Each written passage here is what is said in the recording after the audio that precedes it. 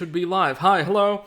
How's everybody doing? I hope you're doing well. Welcome to today's stream, and just as soon as I start, so do the dogs. Nice.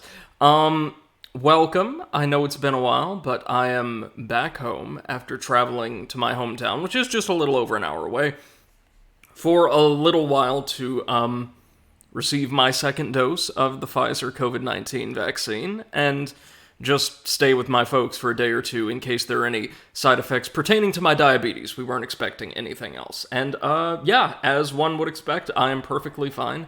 No adverse effects insofar as I could tell whatsoever. Feeling really nice, and I'm home for the day with absolutely no work to do, or no work that I'm going to allow myself to do. Everything for later in the week will be taken care of, or later in the next week will be taken care of in that week. So we're going to relax this evening, myself and anybody out there who wishes to join us, with some more Neon Abyss runs and Blue Fire. Really looking forward to diving a little bit deeper into Blue Fire and seeing what, if anything, they do to maybe diversify combat. Hey, Spanners, how's it going? I saw you're back at university, by the way, so should have a stronger connection. Hope you're doing well, and that you can enjoy today's stream. But first, as we've been doing, we're going to start with a couple of runs of Neon Abyss. One or two runs, depending on how long or how successful they are. I would say I want to get a good run, but that doesn't really apply to roguelikes, such as this, or Binding of Isaac FTL. Some are more luck-based than others, while some roguelikes, the ones I tend to enjoy, like this, seem to place a greater emphasis on... is everything okay? The screen just went a little dark. There we go. A greater emphasis on doing the best you can with whatever the game happens to give you.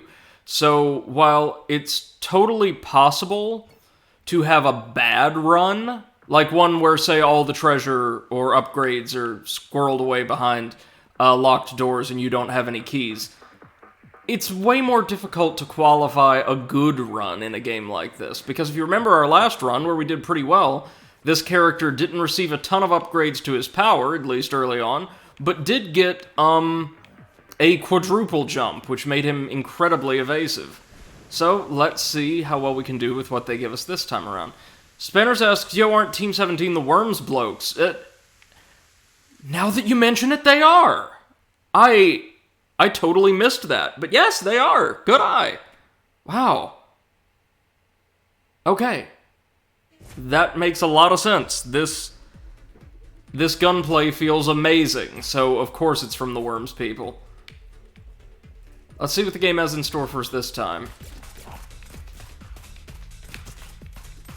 Let's remember, too, this character has that little dodge roll. Not that it's super useful, but it is, I mean, something for us.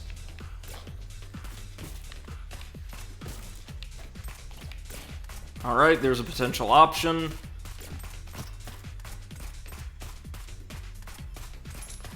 Not entirely sure how these little armored creatures work. Do you have to shoot them right in the eye? No? Just in the torso. Oh, hey, look! It's the key barrel, but it's made of stone, so can't really do anything for it unless we have a grenade. Okay, there we are. And our rewards are yet another egg. Alright, well, we'll take it. Oh, blue enemies pretty early on. I do like that the little melee-based enemies don't deal any damage on contact, but only rather if they manage to bite you. That's quite nice. Let's try to avoid pissing off any of the chests, which, yes, is a thing that can happen in this game. Ah, a crystal. Good, good. Ah, 3 crystals, rather. Even better. We're at max for now. Spanner says this does feel very Worms. Yeah, it's like a Worms roguelike. It's good stuff, man. Really good stuff. Let's see. We're going to want to use this, to take out that stone block. Nice. Ah, got some health there in addition to the key.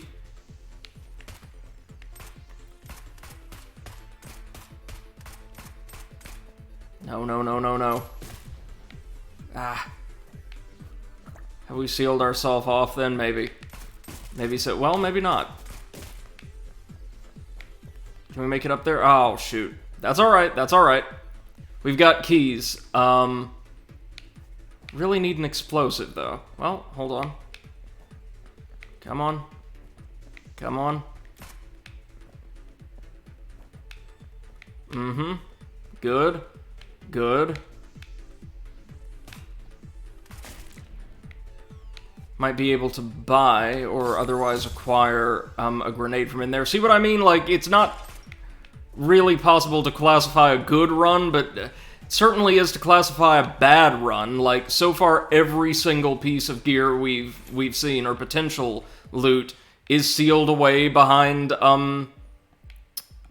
surfaces or obstacles that need to be detonated. So we really need some grenades, and unfortunately we're not playing one of the characters that start out with them. I want to say this character starts out with absolutely nothing, just his little dodge roll. Which, I mean, that is something. Let's try exploring the other path from the lobby.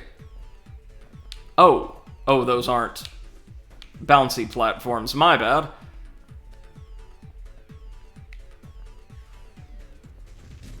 As roguelikes go, though, this is very, very good and very, very fair. I really enjoy my time with it. And if I weren't playing it on stream exclusively, I feel like I could lose a couple of evenings entirely to a game like this.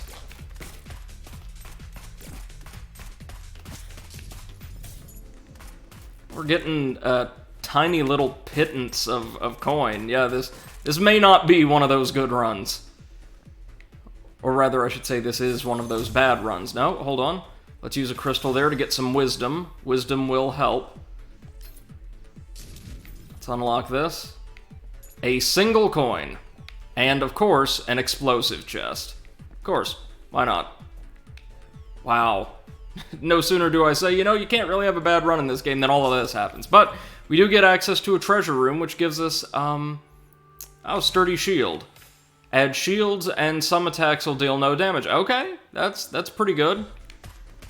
And there's a hidden room, but guess what we need to get in there? Of course, explosives. Which the game does not want to give us, but it does give us a free gun, the Soulbringer. This weapon deals melee damage and be invincible for a short time when we activate it. Okay. Okay, I like this gun. I like lasers. I'm a laser fan. Huh? Well, that could have gone a lot better. Let's see, what else do we have? What's in here?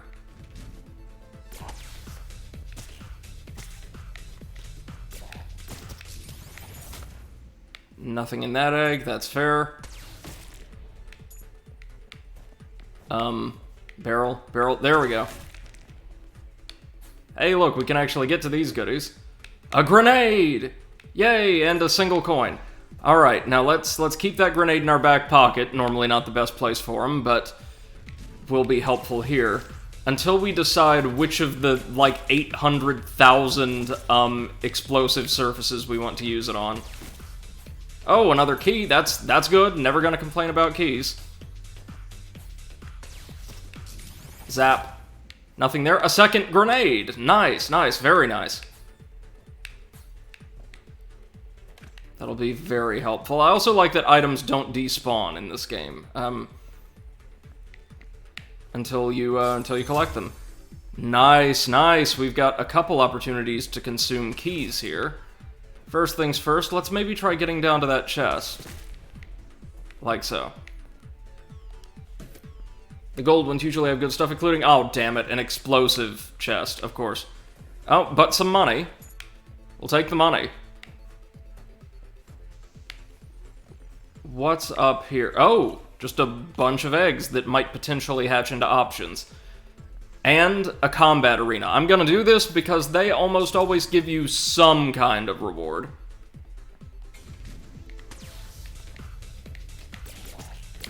So we're going to be up against the tans first, then the blues, then the reds. The blues are actually the most dangerous in these early combat arenas, I find. As long as you don't let those eggs hatch, these guys aren't too difficult. Blue brick. This little brick blocks enemies' bullets, and on death you have a chance for it to, like, respawn. Okay. And a key and a grenade. That's... it's not unique gear, but that's good. I'm not gonna complain. Now, let's see. What do we want to use those grenades on? Well...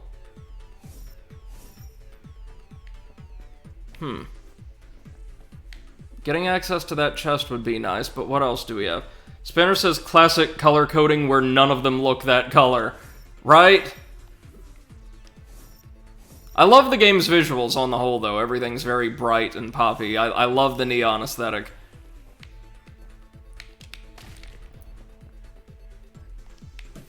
What's in here? Oh, a couple crystals and a few coins. Alright.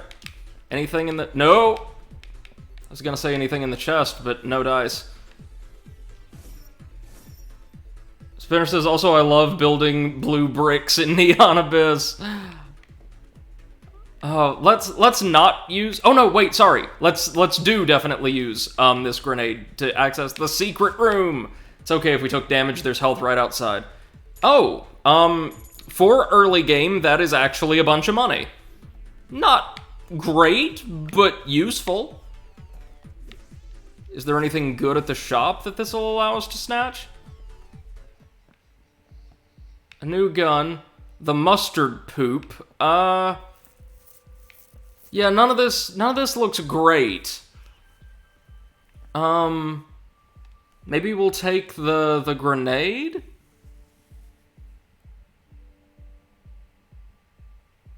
That'll still give us a slight profit from the secret room. Yeah, let's go ahead and do that, and then challenge our boss. Which god will this be? Please be fast food god again. No, it's Nick, the god of racing. This one's new.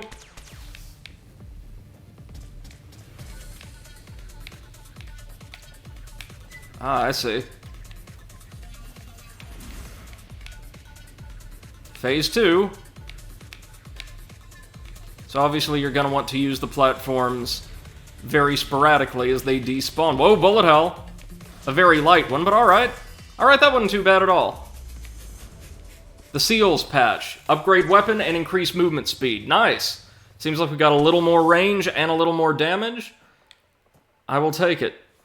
Spinner says God of Wheel copy ability. Yeah, no, it reminded me very, very strongly of Wheelie from the Kirby games, which I think is intentional. A lot of these gods are references not only to modern phenomena, but like certain figures from pop culture.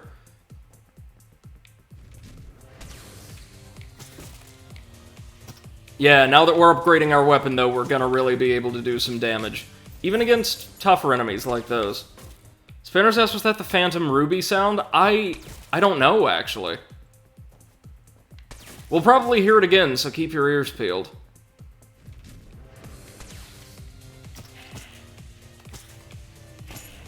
Also, keep your ears peeled for the revival of Overanalyzing Creepypasta sometime in the next couple of weeks, hopefully, as my schedule slowly decides to straighten itself out for the next year, finally. The laser weapons are great. I think they're relatively... no, they are absolutely incomparable.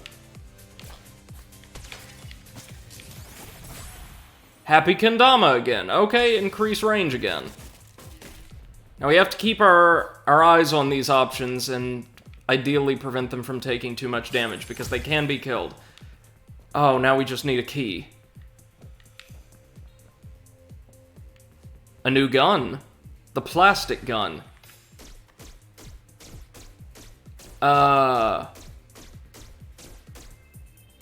That's not great. Let's take the Soulbringer back. I do like the teleport functionality, like what you were given in Enter the Gungeon. That's very, very nice.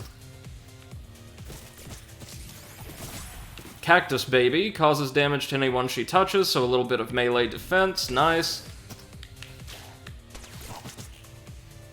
Come on, just need a key, guys. Just need a key.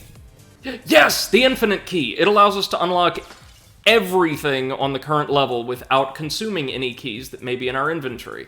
Excellent, excellent, excellent. That'll allow us to enter the treasure room, which is always where the best stuff is hidden. Or rather, guaranteed equipment, not necessarily the best stuff. What is this? The electric sheep. Do androids dream when you have shields, you can make an extra jump? Okay, situational, but nice. Can we unlock the roulette room? No dice. I'm not gonna waste a bunch of money. Spanners asked, just overanalyzing or is overacting coming back too? I don't know that I ever did a show focused on overacting. Somebody else from the old network may have done, but I don't know that I did.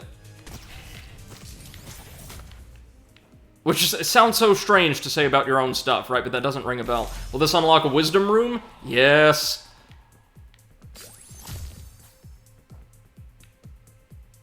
Hey, MC, good evening. Hope you're doing well. Hope you've had a good day. Thank you so much for joining us, sir.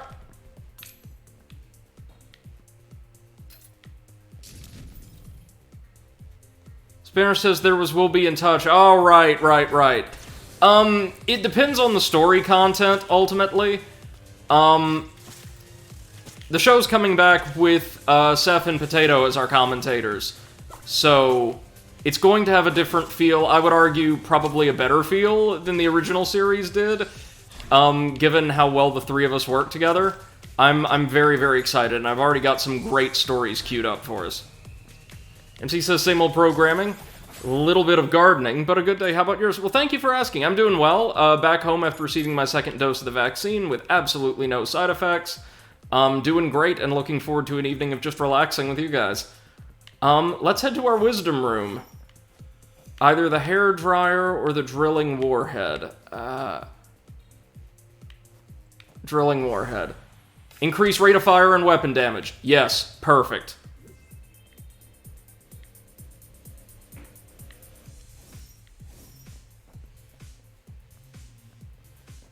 This game's soundtrack is amazing. Let me know if I need to turn it up a little. But it is some good stuff. Ah, perfect. An opportunity to use crystals and therefore accrue more wisdom.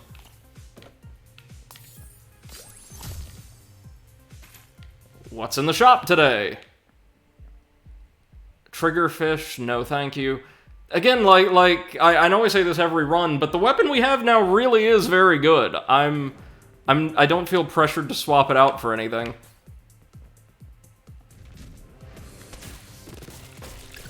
Just general observation for life, friends. It's really difficult to beat lasers.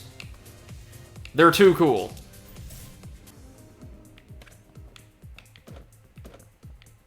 Key and an egg, nice. MC says, here in Europe, Johnson & Johnson have asked the EU to suspend the contract for the vaccine deliveries due to issues, but the EU Health Organization approved it regardless.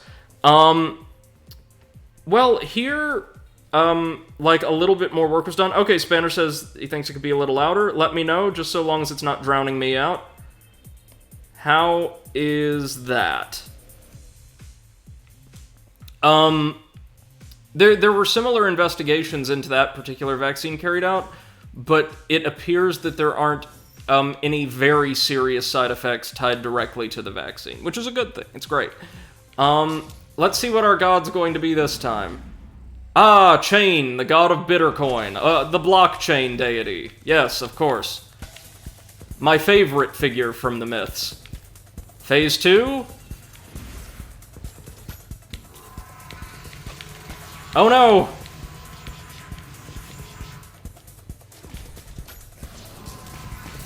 It's, I was trying to come up with a clever Bitcoin joke, but I know nothing about those currencies. Sorry, a slingshot? Add extra bullets per shot and increase the weapon's range. Yeah, baby, there we go. Hey, Invader Dre, welcome to the stream. Hope you're doing well, man. They say it's why lightsabers are so cool. Yes, yes. Love me a good laser. Spanner says lightsabers are terrible against ballistics. If you're not a Force user with, like, extremely finely honed senses, that is canonically true. MC says, I still prefer Ukulele the Impossible Lair and their paywall. I mean, having the chance to kill, like, a personification of Bitcoin and cryptocurrency is still really nice, I think. Vader Dre says, mixing lasers and swords together. Yeah, it's really hard to top. Cactus Baby 3. I do like that certain options upgrade, provided you're able to keep them alive long enough. Ah, damn. We're taking more hits than I'd care to here. Oh, and Blue Block, or Blue Brick, gave its life to protect us. Rest in peace. Spanner says, don't cross the streams. They only cross at the point of origin. After that, they're each doing their own thing.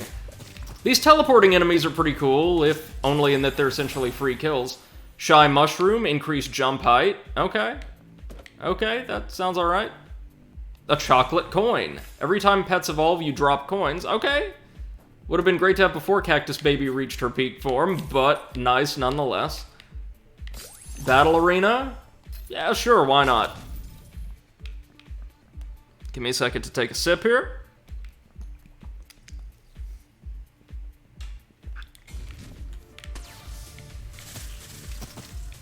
Tans first, then blues, then reds. Usually. Well, blues and then these pale enemies that I think occupy a similar stratum in the hierarchy of enemy complexity in this game. How's the audio now, by the way? I'm not too loud, the game isn't too loud. Golden Apple. Increase movement speed and upgrade your weapon. Nice. Relic of the First Civilization. Oh, it's okay. It's okay, Neon Abyss. You're a great game, so I'll forgive you for the Assassin's Creed reference. Specifically the reference to Assassin's Creed's absolutely bonkers metaplot that it seems to believe people care way, way more about than they actually do. Like, when's the last time you played or got heavily invested in an Assassin's Creed game, provided you have in your life, because of, like, the plot surrounding the first civilization and all of that, instead of just, you know, the kind of interesting historical figures and narratives. Okay, so there's a barrel full of key if we need it. Fortunately, we don't yet. Spanner says audio's good, and assumed the golden apple was, an MC reference, to be honest. And MCS, Assassin's Creed has a plot? According to some, yes. MC says maybe I should play it. Like if we're being honest and not just joking, Assassin's Creed 4 Black Flag is great. The second game is great. The first one's actually really interesting from a design standpoint. The first game's quite simple, but does a lot of things I really like. And then a side game called Assassin's Creed Rogue was fantastic. Hello, hello, how we doing? You? I'm doing okay, thank you. How was your week, son? You have the wrong game thingy. It says you're playing Blue Fire. That shouldn't be. I entered Neon Abyss into Streamlabs. It doesn't matter, we'll be playing that in a minute. Well, okay. It's all the same. Yeah. How was your week, though? Pretty exhausting. I had that team event thingy that ended up being basically just a team workshop kind of thing where we worked for 12 hours and then we had wine tasting later so they could call it a team event, you know, and we would not book overtime. In other words, they lied to you and tricked you into training without telling you. Exactly. Now, just to help me out to make sure I don't misinform the audience, or we don't misinform the audience, is there any term, like in German professional lingo, that can ambiguously mean like any type of company event, including like a training seminar or a party, that they used? Or was this explicitly like, oh, we're just going to have a social event, and that social event turns out to be a bunch of additional training? They called it off-site team event. That is, it's in English, basically. I mean, it was called in English, because our team speaks mainly English. Ah, I see. Welcome, Blade of Fate. Hope you're doing well, man. Hi, Blade!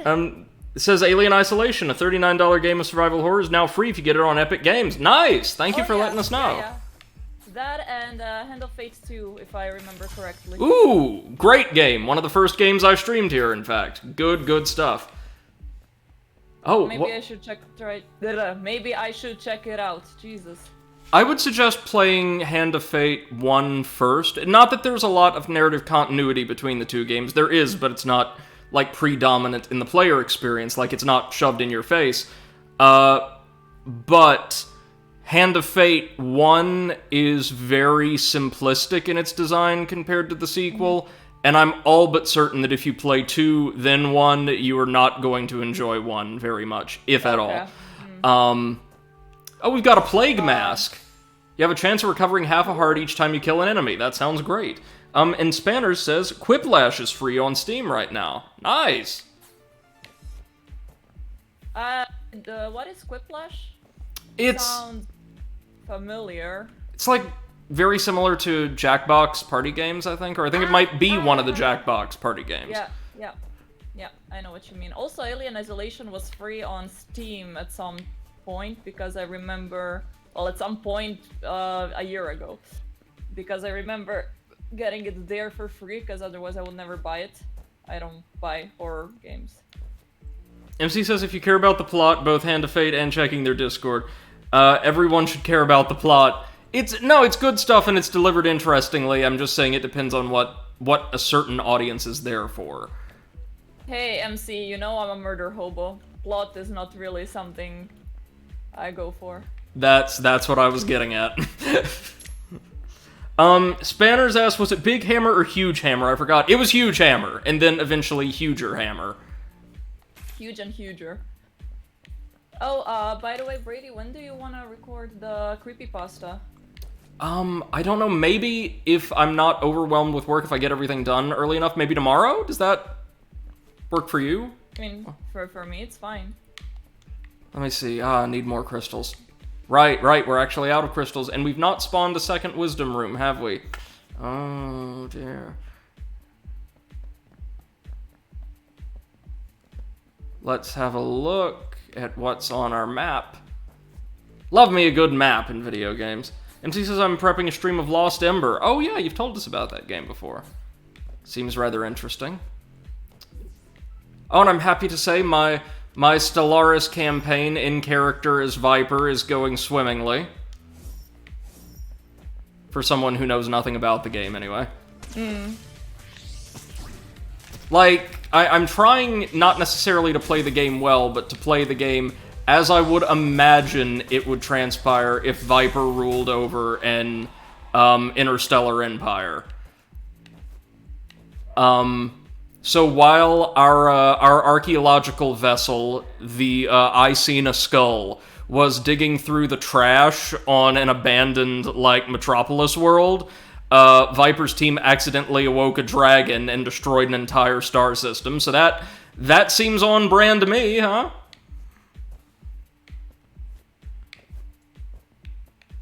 As he says, still need to find a slot in my extreme planning. Pro tip, just never plan for anything. Just wing it. Constantly. As he says, that sounds like Mondays. Every day's a Monday in Viper's Empire. We did spawn a wisdom room. Okay, Seth, it's time. Do we want the Forbidden Mask or we want divinity, right? Like, give me godhood. Your soul swells and you feel your feet lift off the ground. Increase movement speed and we can fly! We can friggin' fly! Yes! As he says, I was planning to wake up later.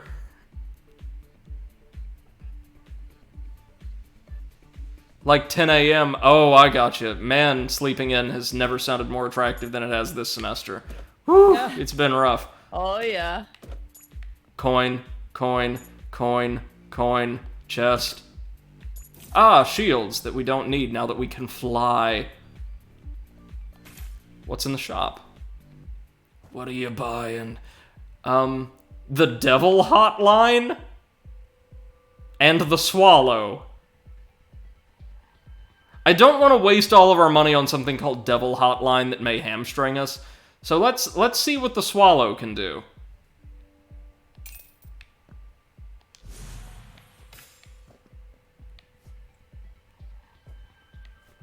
Waking earlier this morning, that ended up being 1 p.m. Ooh. Invader Dre says, I've been planning on playing Divinity 2 again. Oh, it's a good game. From what I've heard. And Spanner says, so now it's just a bullet hell. Well, I would think so, but I can't fly anymore. Divinity, what have you done? What is it? Huh?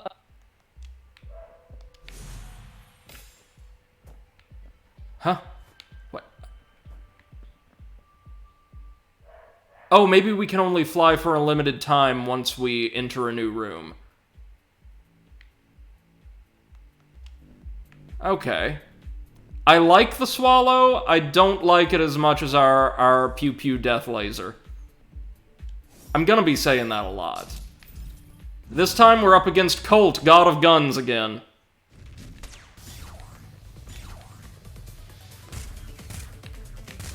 Oh, right. This is the one with the rebounding rounds. Oh, yikes. Got him. Alien Baby, right on. And we got a go board that adds extra bullets per shot, so now we fire a tri-beam laser and increased movement speed. Sick! Now wait, hold on. Let me see something about the Swallow, because it fires bullets that split into multiple projectiles and ricochet upon making contact with other surfaces, right? So let's see this madness. Oh my god. If I didn't have a tri-laser, I would love that. Vader Dre says that's Divinity Dragon Knight Saga. Nice. One of the classics, then. So, Seth, I saw, at least by my time zone, pretty early you were streaming Mario Sunshine. Yes. That's why I was streaming it so early. I didn't want anyone to see it. You were ashamed. I was ashamed. Let's be real, jokes and memes aside, Mario Sunshine's a pretty damn fun game. Yeah, it's really cute. I liked playing it, but I was like, I don't know what's happening. Okay, we just took all of... And then I got back into Monster Hunter. Oh, sorry to interrupt. Oh, no worries. That sounds like a pretty typical experience with it. We took all of those grenades straight to the face, and oh god, it looks like the grenades are going to be the primary enemies here. No. Okay, thank you. Key. Yes, good. Wish we got some items that would increase our max health. That'd be nice. Can I fly over the spikes? Or I can. Ho-ho.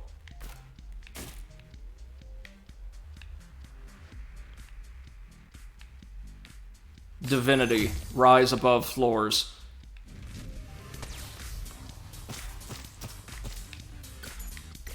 So, Seth, did you see that the previously unreleased Great Ace Attorney titles are being westernized finally? What? No! What? Yeah. What? As a single release this July on Switch, mobile, and I want to say PC, DGS, Daigyakukan Saiban, or the two Ace Attorney games previously unreleased in the West that take place in, like, Victorian London and Japan, are being released as a single title, as part of it's a collection. Oh my god. Yeah, no. I'm so excited. One of my closest friends sent me, like, the link, or a link to the announcement video a couple days ago. She was like, okay, look, I'm going to respond to your last message, but first, I just have to send you this because I'm freaking out at work right now. And I started freaking out at home. I've played a little bit of one of those titles through, like, a fan translation, and my god, they're so good! Play them due to the, no translation. And I generally don't like fan translations, so, yeah. We've got to stream that, though. Mm-hmm. I'm sorry, is this my chain gun again? Oh, baby. Damn. Oh, yeah. You remember this. Yeah.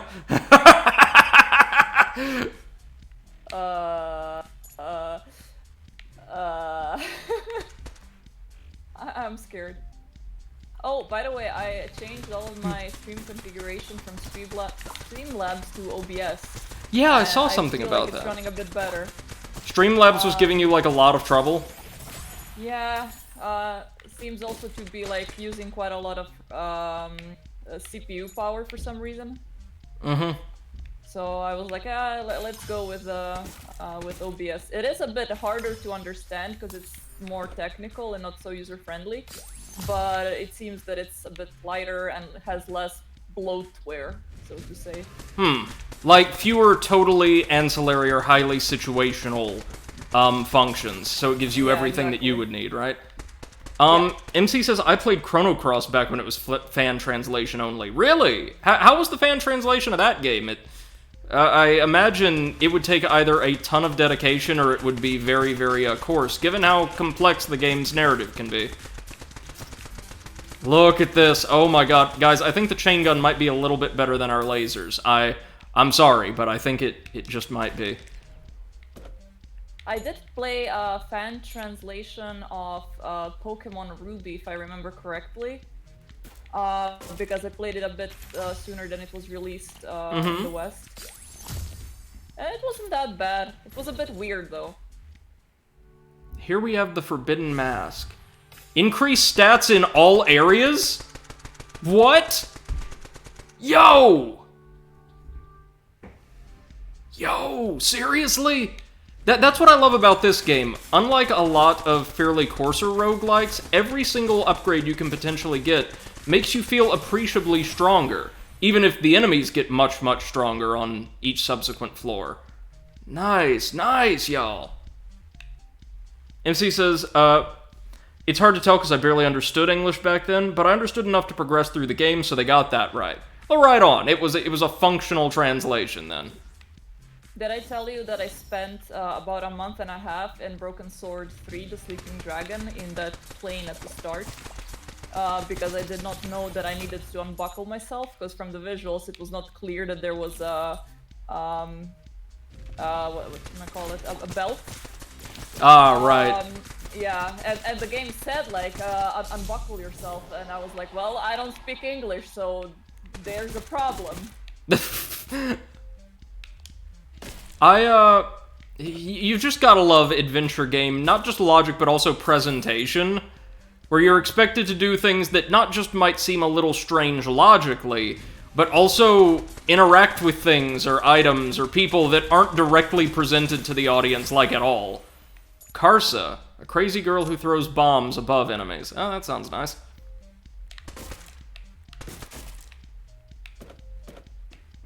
Look at this little carnival of terror I'm leading around. Oh wait, we've got another wisdom room, you know what that means. Alright, Seth, what do we want? The esports headset or the blue protocol? Of course, esports headset. Increase rate of fire movement speed, get good. Never. Never. I will be content to just stay here and be bad, thank you, sir. What's in here? Oh, there's that death ray again, but also the clay doll? Like for skeet shooting? Yeah, we'll buy this, why not? There's a chance that killing an enemy will release an explosion from you. Sure. Fine. And another battle arena.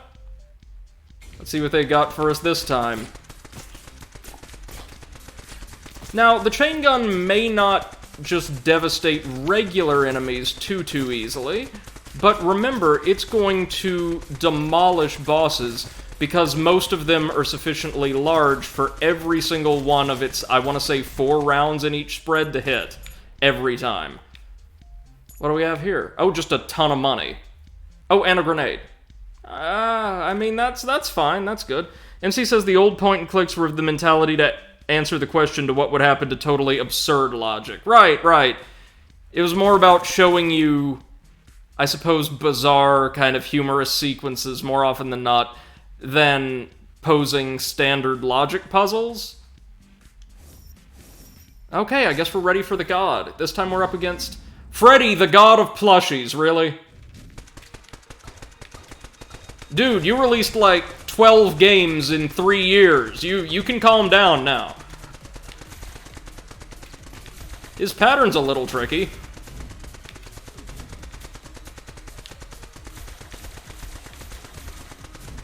We have bullet hell right now. Yeah, we're taking damage. We're taking damage. So as good as that is, Medal of Honor, increased movement speed and weapon damage. I think, can't believe I'm gonna say this. I think I'm going to go back to the laser gun if we can. If we've not already moved a floor down, we may have. I've forgotten that quickly. As he says, the longest journey is a little bit of nonsense, but otherwise one of the best. Really? Oh my god, I love the longest journey. I played Dreamfall though first, and then I went back to the longest journey, and I was so happy when they managed to kickstart the third game. I've never really played adventure games, believe it or not. Dreamfall, not Dreamfall, the longest journey was a point and click. Mm-hmm. Dreamfall was an adventure title. And then, yeah, the third one was also an adventure title, but like an episodic game. MC says the Dreamfall chapters were really nice. I guess those were like episodic little add-ons or successor pieces. That was the third game, yeah.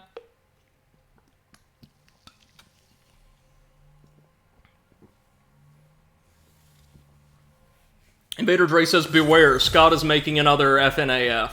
Well, hey, look, like, again, memes and pop culture aside, I will say, for a passion project driven entirely or almost entirely by one man, the Five Nights at Freddy's games are really quite impressive accomplishments. Like, they're not my thing, but I respect them and their creator to just the utmost degree. Like, can you imagine what it's like having never made a game of that type, and then totally on your own making so many of them so quickly? I mean, I know he's got other people working with him anymore, but still just crazy, right? Invader Dre says, I actually do enjoy the games, and Spinner says Scott is always making more FNAFs. That's true. That's true. And there's at least one YouTube channel that stays alive purely on the fumes of the Five Nights at Freddy's franchise. What is this? The Sentinel.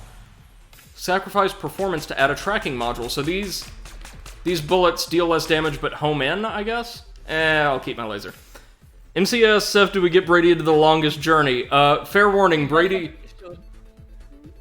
likes, well, the closest I've come to really enjoying adventure games would probably be the Ace Attorney series, which are very, very different than conventional adventure games. They're more like, I want to say, logic puzzle games that use an adventure or a visual novel format for delivery. And are also just so good. Oh my god, they're so good. We need a new game, though. We really do. Was the last one the one with, Spirit of Justice. The one with Prosecutor Sidmati. Ah, okay. I thought that the last one was the one with Professor Layton. No, I want to say that preceded Spirit of Justice's translation, anyway. Mm-hmm. As he says, I know you'll love Longest Journey for the story and visuals. No doubt. Oh, yeah. Oh, and with the moderators, you could get tips to progress without frustrations. Fair enough. Yeah. I'll put it on my list for, like, summer projects, then. Because I've got quite a few things planned for this channel in the summer. Oh, yes.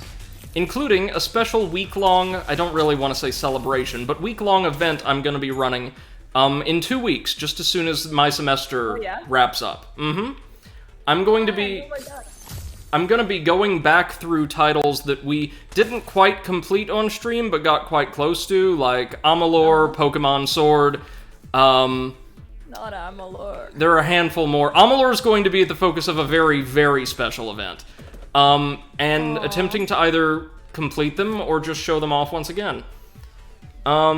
Invader Dre says, plus the new game Security Breach is looking really cool. Lots of different things being brought in, at least from what is being revealed. Yeah, like, Sister Location, with a bunch of divergent gameplay styles, right? I do like that. Another infinite key, baby! Oh, yeah! Honestly, I was never into Five Nights at Freddy's franchise. Let's say franchise, because I just firstly don't like jump scares, and that's basically Nor do I. the entire game. just jump scares. I'm more like, if I'm gonna play a horror game, I want it to be atmospherically like a psychological horror, yeah. Yeah, kind of like Alien Isolation was actually pretty good because you don't see the alien that much, but you like hear him in the tunnels or not in the vents, and sometimes he like jumps down, but it's not a jump scare. Like he doesn't like jumps in front of you and screams in your face. You just see him like in the distance, and then you have to plan your movements according to that. And, also, he's not an animatronic, so automatically just better. Yeah. Exactly. Let's see. Spinner says, is ONAF yet? Is ONAF 3 out yet? I've not been keeping up with Jonachrome. I have no idea. And, oh good, I can yell more about Pikachus. Yeah, man, you're always welcome to join us on commentary if you'd like. At least for regulars, or regular, I guess, contributors to the channel or community, commentary is pretty accessible. I want to say, Seth, we've had just about all of our regulars on at one time or another, haven't we?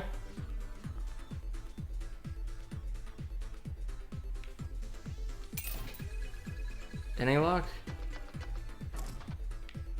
Just like at the casinos. Rigged.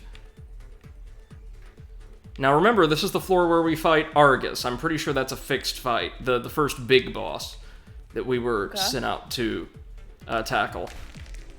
Oh, by the way, you know what the result of the wine tasting was? Me having 5 open bottles of wine, because we took like 1 sip from each of them, and now I have a bunch of opened wine in my apartment. Which is a problem. Because we all know that I'm gonna drink all of them. I mean, trust me, from what it sounds like, after that event, it took remarkable self-control to not knock back all 5 at once. It was really great the day after that. Everyone was, of course, talking about, like, oh, they did this, they did that, but we were all hungover. So... The locksmith? Cool. We can, like, phone a locksmith. If you don't have a key, you can use coins instead. That's kind of handy. Spinner says, no, Big Boss is Metal Gear. Specifically, Metal Gear 3. 4, in a fashion, I want to say. And 5, right? Oh, and the original Metal Gear 2. Oh, right, we need another grenade to get in there. Welp. Potato finished and 100% completed Psychonauts yesterday. My god, he must have been mainlining it then. Oh yeah, I mean, he finished it and then completed it about an hour after he finished the stream. Jesus because Christ. He really wanted to have it 100%. And now he's looking for something different to... Well, I missed so much of it due to the past few days, but I'm glad he enjoyed it. I'm glad you guys both enjoyed it. Oh yeah, it was really fun. Did you get your second shot? I did. Absolutely no side effects, at least as far as I can tell. I'm right as rain. Like I got it yesterday and I'm already back home, so. That's great, yeah. Because last week a bunch of people here in Munich got Pfizer. And all of them got corona almost immediately, but they don't have as hard side effects anymore, so at least that's good. Did they all also happen to, like, go out and hit the nightlife or, like, big group work events almost immediately after? They took an airplane. Took an airplane. They flew somewhere. Yep, that'll do it. Yeah.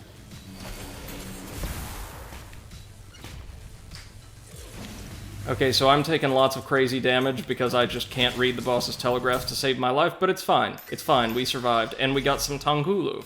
A stick of candied hawthorn. That sounds delightful. I can English. I can English very good. Yeah. Bigly. Bigly. I have the most bigly vocabulary. Aww. Did I tell you that Beppo is a big boy now? He managed to raise his ears halfway, so now his head looks like an airplane. Ah, a big plane boy. Yeah. He's a big boy now. I saw the photos you posted of him interacting with people in the park. Those are just adorable. Oh my god, like, those children were so crazy about him. They were like, "Oh my God, it's a pup!" And I was like in my best English possible. Actually, I had a pretty good German because my German is the children's level German. I told them like to go slowly because he will get too excited and start jumping, and they went like slowly and asked me if he was blind, and I was like, no, he just has different eyes. That's always the first question, like, is he blind? I'm like, no, he's just cute. No, he's just like that. Yeah, he just likes walking into walls. Invader Dre says, foggy. I got the Pfizer shot and got a headache after both times. I'm sorry to hear that, but Aww. at the very least, that is, you know, relatively minor. Thank God. Oh no, we don't want to fight the boss yet. No. I heard like the worst side effects were the Johnson & Johnsons, right? From the people that I know who have received it, yeah. Granted, none of them were worse than like a day of fever and feeling just a little rough, right? Like you have a sinus infection or something. Then they were all right as rain. But yeah, Johnson & Johnson seems to be affecting more people negatively than the other vaccines. So did you hear that apparently the guy that started saying that AstraZeneca was at fault for all the blood clot deaths was taking money from Pfizer for 5 years? Yeah. Ooh, grenades. Vader Dre says it probably doesn't help that I'm already prone to headaches and migraines. Yeah, definitely. Yeah. That's the thing, like if you already have a condition, it might amplify it because the body's kinda putting the immunity system to work against the vaccine. So yeah, that's quite normal. But as long as it's nothing worse than a headache, you're peachy. Right, absolutely. Look at us. I'm not gonna get my shot probably before June. Maybe July, because I'm in group 4 and first group 1 and 2 are gonna start vaccinating by the end of the month. Okay. So, yeah. Ooh, the Kendo mask. Chance you'll block melee damage. Well, that's something, I guess. We're wearing like 8 different hats at once. This makes us a better person. Sorry, did my laser beam just destroy those enemy projectiles? Sometimes the best defense is just an overwhelming offense. Spanner says hat stack. Yes, sir, yes, sir. Love me a good hat stack.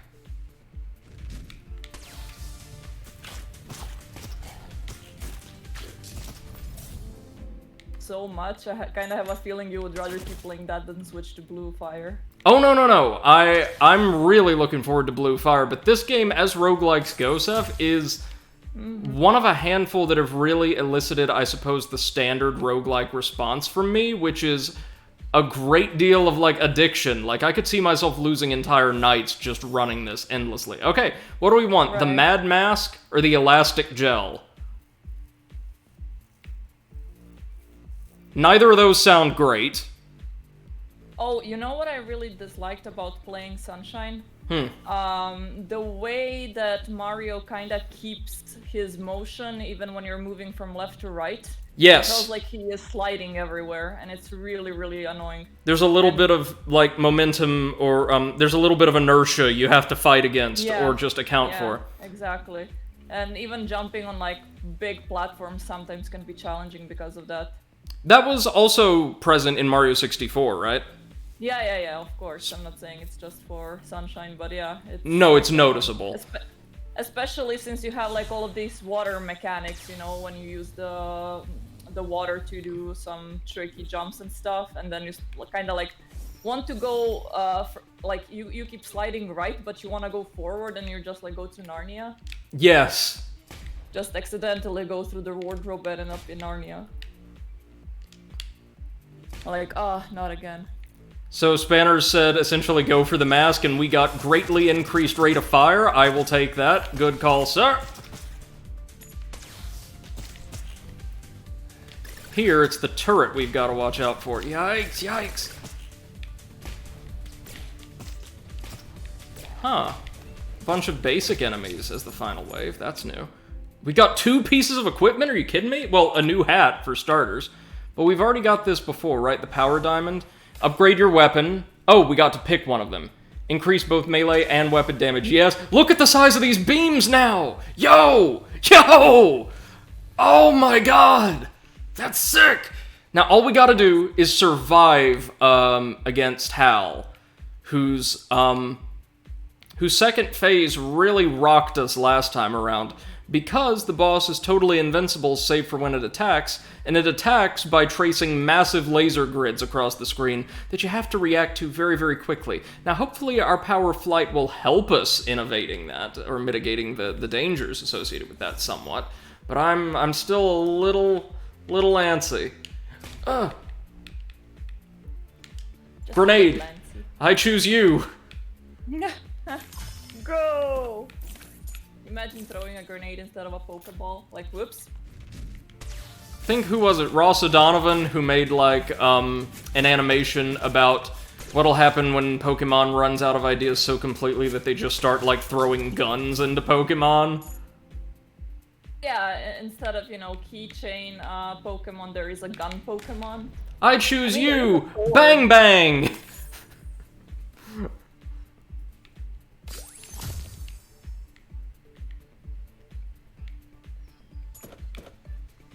Spinner says, Christ, that's literally throwing a Voltorb. Yeah. Isn't there some kind of explosive plant Pokemon, too? I'm sorry, we can... Pinecone Pokemon that explodes. Spineco, I think, yeah. Or Pineco. Pineco. Pineco, yeah. Of course. Pineco.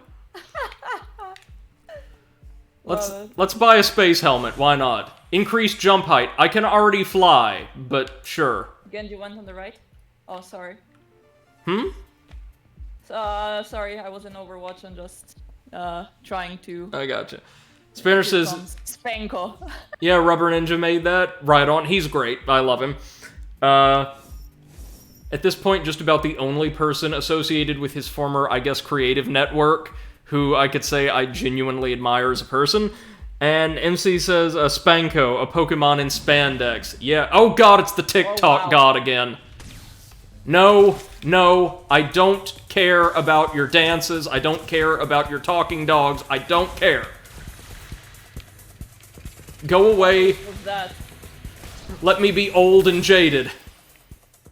If only it was just dances, I would be fine, but when they start deep frying water, that's when I have a problem. You seen them make mashed potatoes out of potato chips? Yeah. Oh, God. And also a bunch of those TikToks that were trying to prove that snow in Texas is fake. Of course, that originated on TikTok as well. Of course it did.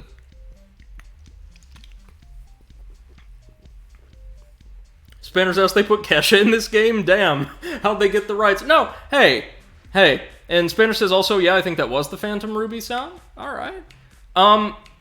In all seriousness... Oh, man, we can fly back up the shaft or not. In all seriousness, I kinda like Kesha. I like Kesha too. I don't like the forceful autotune, but other than that, I'm okay with that. She seems like a pretty sweet person and is actually running her own podcast right now. I think everyone is. Yeah, that's true. Louis Theroux's got his own. MC says, I never visited TikTok and I'm good. And I showed stuff about VTubers. Oh, yeah, that's an interesting phenomenon. He blew my mind, honestly.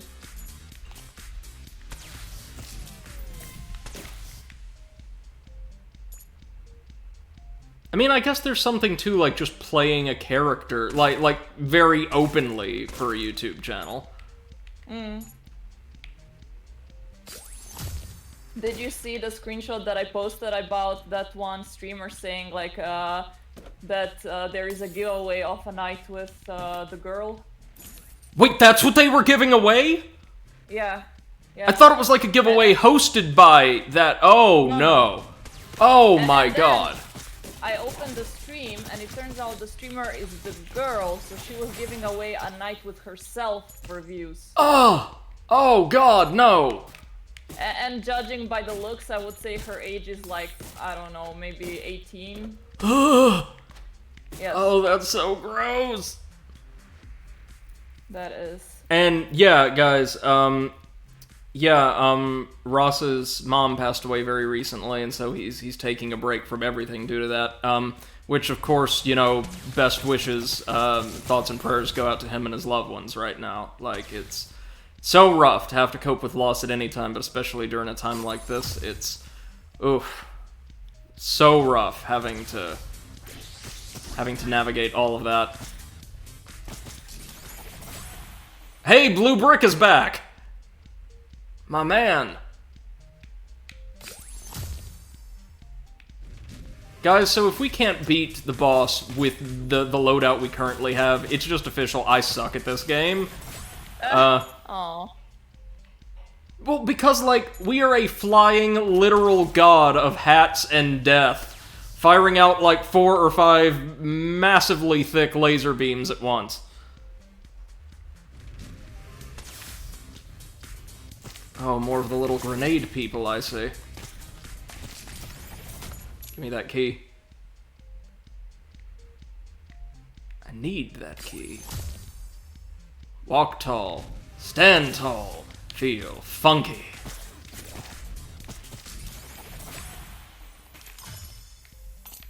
More keys, nice.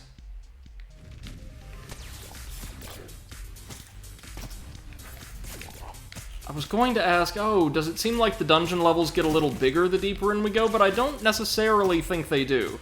I think the floors that have the big bosses are a little bit longer, but that's it. Mm-hmm. Yeah. You know, after playing Monster Hunter for about 20 hours, I found out there was another quest giver that is giving me a quest that were not shared with the first quest giver where I was getting the quest from. And now I feel like I was missing out on like half of the game, and I'm not even close to halfway. Like, I don't even know what the story is about. I don't think there is a story. I'm just going around with a gigantic sword and in a bikini suit with my cat and dog and killing stuff. Well, no, the story is basically, hey, there's dinosaurs here. There shouldn't be. Or no, look at all these fantastical beasts present in the world. Wouldn't it be cool if they weren't? Like, those monsters are so cute. They are. They really, really are. Invader Dre says he's trying to make a Megalovania of his own. At the moment, he's researching different games to get inspiration. You mean, a Metroidvania-like game? That sounds really tight. MC says Monster Hunter story is... Nice. There's a huger monster. Go kill it. I'm sorry, there's a horn weapon we can buy? Hold on, let's buy... if I remember the wizard sword isn't great. Let's try out the horn. Most important thing in life is to be happy. Well, and to be kind to others, yeah. Oh my god. Look at this.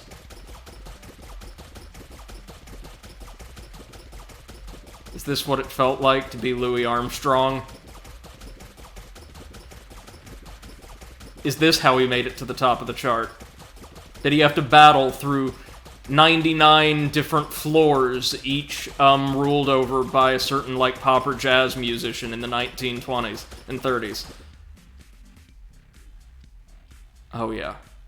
Again, man, if we didn't have Big Laser, I would definitely go for that. I mainly opened the shop just to get a little bit more wisdom. Vader Dre says, yep, he's playing Hollow Knight at the moment. And Spanish says, that is clearly a trumpet, not a horn. And Fantastical Beasts, how do I find them? Well, you could watch some pretty decent movies that everybody else seems to hate for some reason. I like the Fantastic Beasts films, I do. I mean, they're not, like, you know, world-changing or anything, but they're nicely written and presented, obviously with phenomenal production values across the board. So one. The second one was really good. Yeah, I think I just saw the first one. Second one featured Johnny Depp as Grindelwald. Oh, okay. And as one would expect, he did a great job. Didn't they, like, replace him for the third one? Because of all the... Yes. Thingy? I think so. Yeah. Which is the right call to make, I think, but... Yeah, honestly, you don't want to have someone dragged in that kind of allegations work on a basically children's fantasy story. For children and Would you immature say adults he like gave myself. some depth? Death. Johnny Depp gave some depth. Come on, MC, you're better than that. Vader Dre says he's playing Hollow Knight at the moment. Right on. I actually got a physical edition of Hollow Knight in the mail not long ago, and I'm going to be playing it, even though I've had a digital edition I played for like an hour and a half. I'm going to be playing that on stream for all of you guys pretty soon as well, so that we can actually explore the game. I know just about everything in the game and everything that happens or you can encounter, but I want to experience it for myself. MC says, I am better than that, but respect the classics. Right on. Okay, we've got one more combat arena. That shouldn't screw us over entirely. Let's go ahead and use these keys. We've got nothing to lose. Whoa. What's up with this place?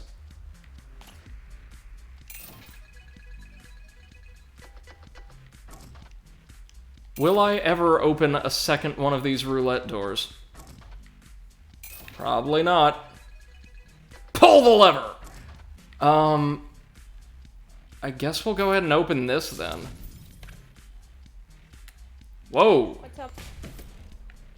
It's a massive treasure chamber. At least they're giving us all the keys we need. Or most of the keys we need. Let's just go ahead and crack this for now. Oh, more crystals. Well, that will increase our damage output against the boss. What's in the combat arena?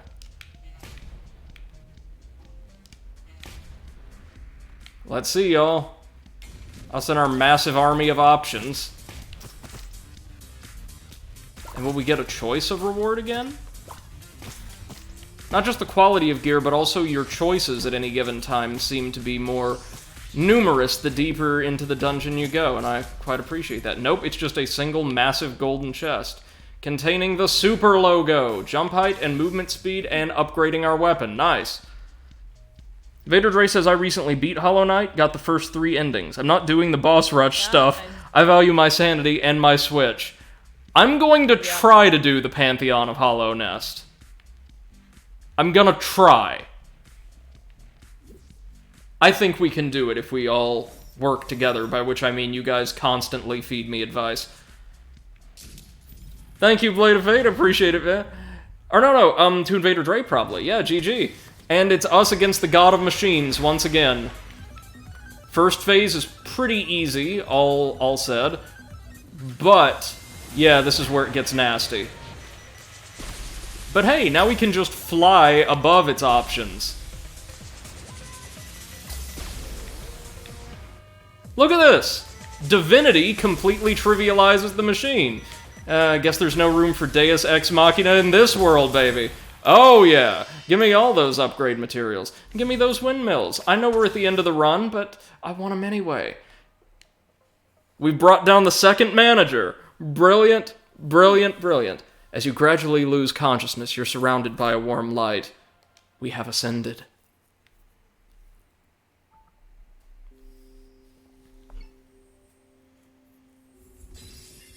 Who's next?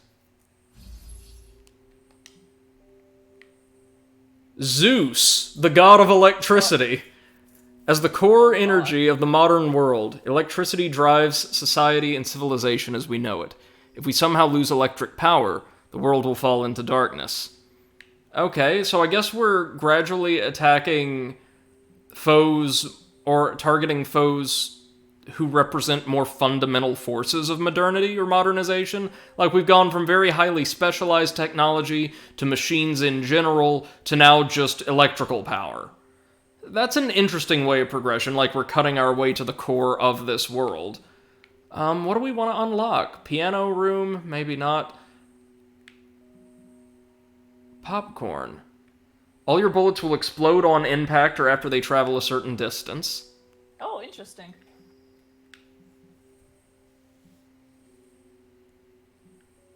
A barrel filled with grenades will appear in the dungeon.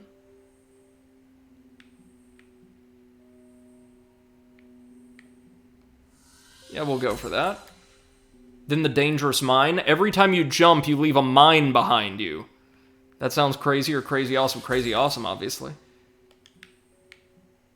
And the safe switch. If you haven't been hurt on this level, you may find this switch. Pull it, and it'll take you somewhere special. Okay. And notice up here in the upgrade panel, there's this, number 1. I assume this means that we'll unlock more pages of upgrades as we complete each tree. If he says you have reached godhood, for $5 only, you could get a second follower. Oh no, the TikTok god is down for the count, so I don't know how possible that'll be.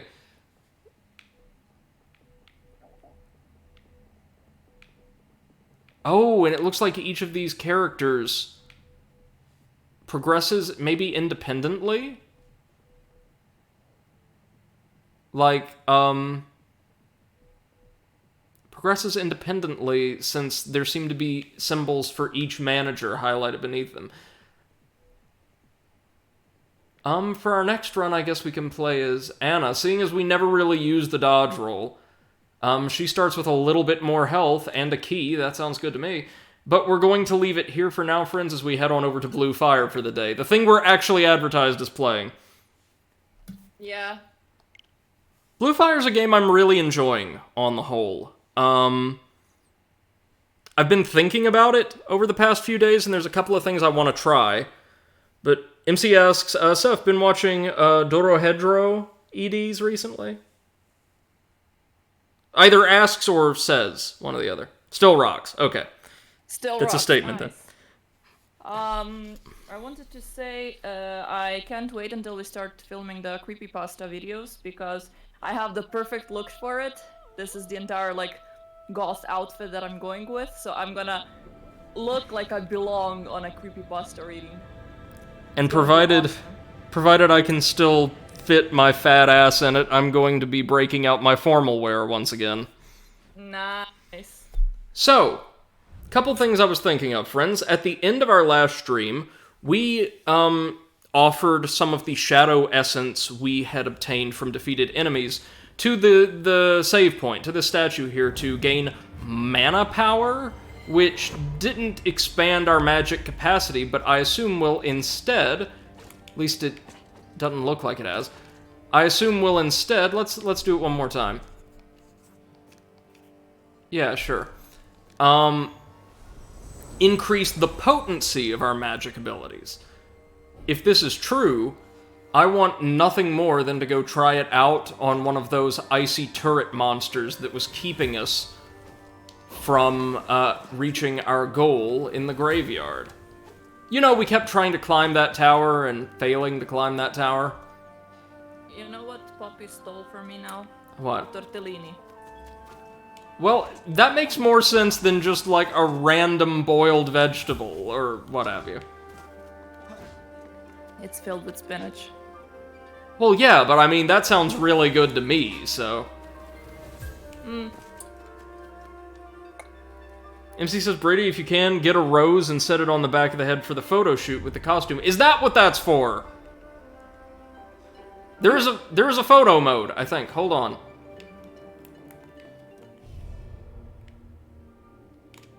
No? We've got a rose. We've got a rose. It's a key item we can't do anything with at the moment, though. So dig this. If our fireball is, like, way more powerful due to that upgrade now, we should be able to make it to the top of the graveyard tower. Oh, but also, I've been wondering about how we're going to get our hands on enough money to buy all of those spirits and other upgrades that have been peddled to us, right? There's a lot of them. Well, friends. Well, no. Let's have a look-see. You notice that throughout the game we've been collecting all of these ores, right? Now notice it says highly valuable and rare, precious. Oh yeah, we also got a dead rat. Oh, MC says, I was talking for the creepypasta, for the look you carry and the bit of insanity. Oh, yeah, if I didn't live in the middle of, like, an apartment community that is also built more or less on, like, disused wasteland, I definitely would. And Potato will have to put a potato on his face, just because. So I was thinking, though, seriously, hear me out now. It doesn't look like there's any way, or in fact, any real purpose to upgrade weapons in this game, because we have 5 different sets of swords, and aside from simply dealing more damage, they all function completely identically. The game's combat is at its core very, very simple. So, I was wondering, if we can't upgrade our weapons, or there's no real point to, and there doesn't seem to be any way to upgrade tunics, they just... Wait a minute, do I... Oh! It saved before we dropped the books off and got that special cloak. Oh well. We can do it when next we head back. Is it possible that we're meant to sell those ores rather than use them to upgrade? And use the, oh, what is it called? Use the Void Souls... No, not Void Souls.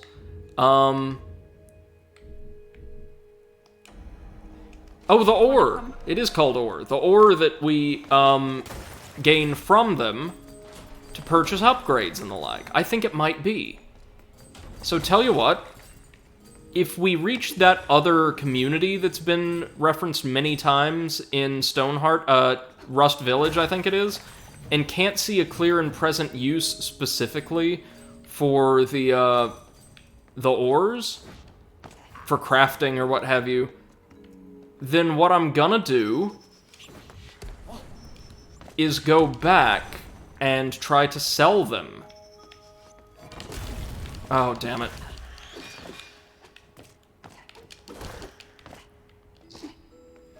Wait, you know that Bep also started chewing on my ears like Poppy?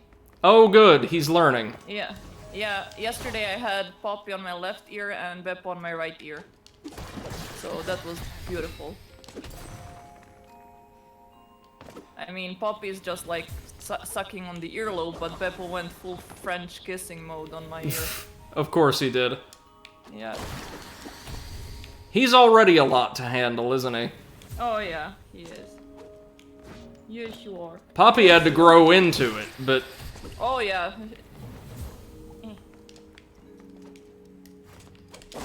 I find it the funniest one, like he starts barking for no reason, then I turn around and realize he's barking at his foot or something like that. Oh yeah. Okay.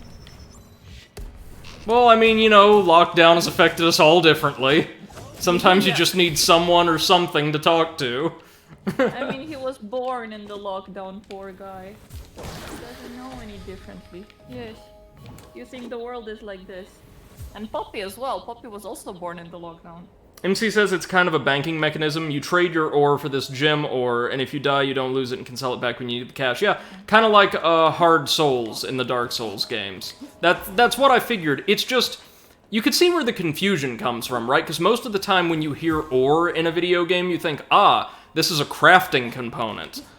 But then I thought, well, no, the game's combat is so simple, I don't really see a purpose for crafting here beyond, like, cosmetics. So... And keep in mind, this is not where we need to go to progress, it's just we can climb this tower, and I was shot down like 500 times the last time we attempted this, and I am really petty. So I insist on climbing this tower and climbing it now.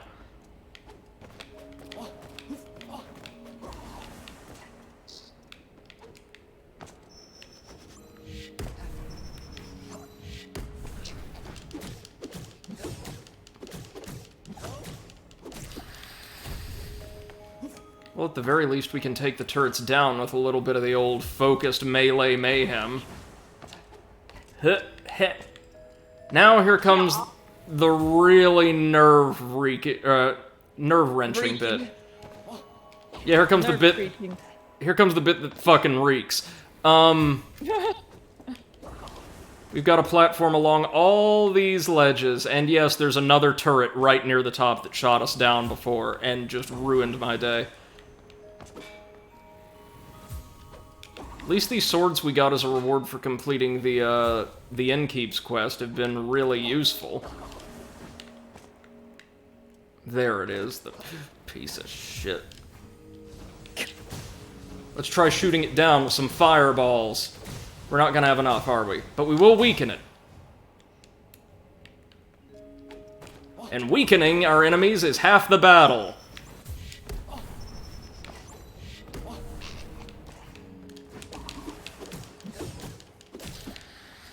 No, yikes, yikes, yikes. Nope, whoop, oh, we screwed. Fortunately, you only take 2 hearts of falling damage max, so we're good. We're good, and we can climb. Hey, guys, we did it.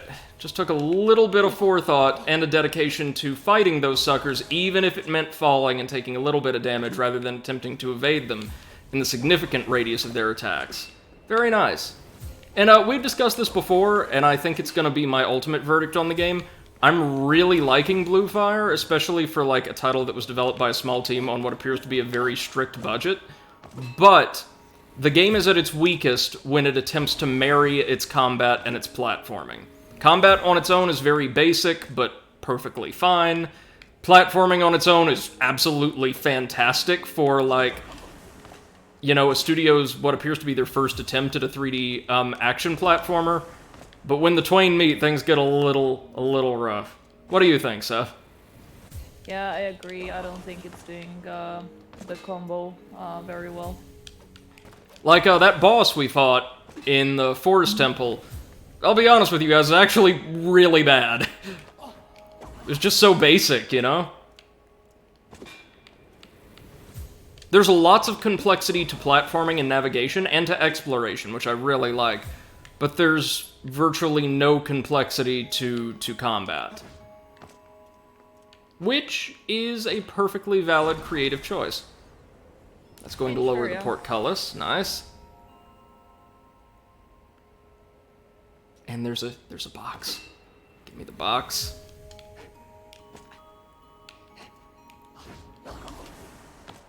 Oh, and the music is so gorgeous, if you guys can hear. What do we have here? The Ice Destroyers? Yo! What a name! Frozen sabers made by a secret tribe of ice onops. And they're a little bit stronger than the swords we've already got. We'll take them. We will gladly take them. Let's climb ever higher, though. We're not done here yet.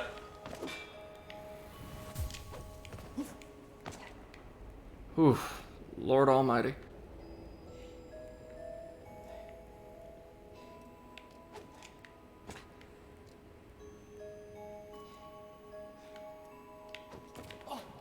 Oh, whoa, whoa, whoa. When you wall jump, you get launched. Not always a bad You get yeeted. thing. Hi.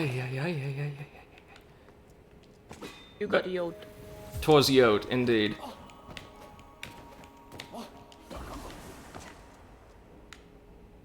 This is honestly a really well-designed platforming segment, though. Oh, look at all of the little sparkles in the air. I wonder what those are for. Mourning our imminent death?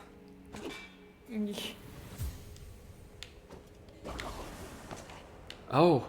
Oh no. It's the Snake Eater ladder from hell. Oh no. I give my life, not for honor, but for you. Snake Eater. What is this? This is so cool, though. I feel like we've really discovered something together. Very close by, on the top of the tower, there lies the first pedestal. Oh, we definitely ain't supposed to be here. Rough. That is indeed a pedestal, though.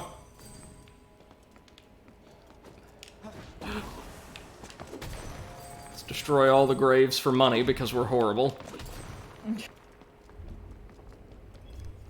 Where the fire falls, near the House of Steam, there lies the third pedestal. House of Steam? Valve HQ, or what?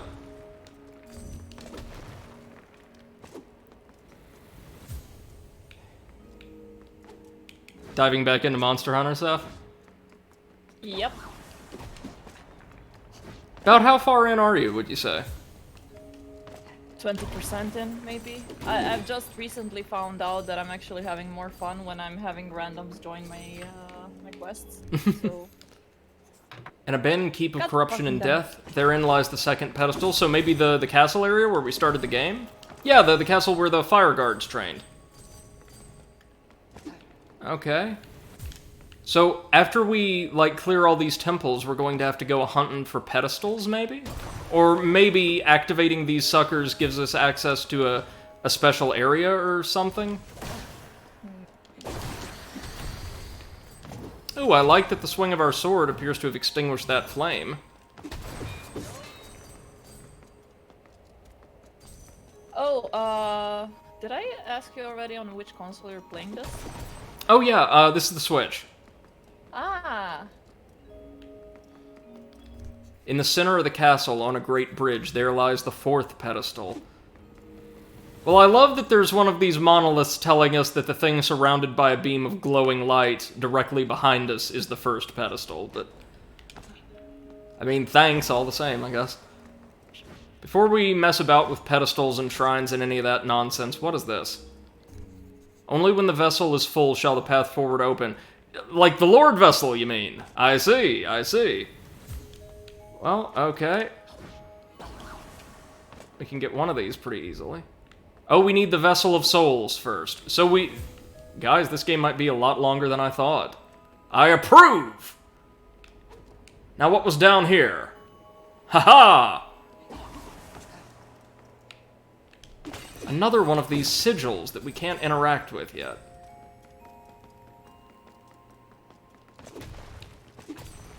Oh! Oh, it's a checkpoint. Very nice. Greetings, traveler. Pay 1750 ore? Yeah, sure. I will always take checkpoints when I get them, especially since I have a feeling that these will eventually serve as fast travel points. Oh, do you think our blades extinguish the flames because they're made of ice? Like, these swords specifically have this functionality? That would be cool. By the way, chat, I know we're not in the Neon Abyss any longer, but I hope you guys are enjoying this game as well. I've really been enjoying playing around with it. But of course, feel free to always let me know what your preferences for content are. I don't want to show you something that you're particularly uninterested in. Now let's see if we can't make it down to that shrine we saw earlier. I need to start figuring out what to do with my stream because I don't know. I'm not so much enjoying playing Overwatch on stream because I mean I am enjoying playing Overwatch, but I'm a bit too stressed out when I'm streaming it. Mm-hmm. And also Too much it's to not watch at bringing once. Yeah, and also it's not bringing any views. So Overwatch is a really saturated market. Yeah. So, let's think. Well, you enjoy Monster Hunter, you could try streaming that. Yeah. Or, if you like, especially since I'm going to be around way more frequently and more accessibly, starting in about a week, we could start streaming Little Souls-likes and indie games more frequently. Oh, that sounds exciting, actually. Invader Dre asks, don't you need to emote on those sigils? Oh my god, you do? I had no idea. Thank you for telling me. I'll be sure to give that a try next time we come across one. Is that why the friggin' emote statues kept telling me, oh ho ho, traveler, you'll need these? I thought it was a joke. I thought it was like an in-joke. Or yeah, like a community little fun gag about how frequently emotes were used in, like, the original Dark Souls games. Oh my god, I'm an idiot. You think this game is joking? Yes? Let's explore the water temple in an attempt to, like, cleanse the stream of my shame. Ay, ay, ay.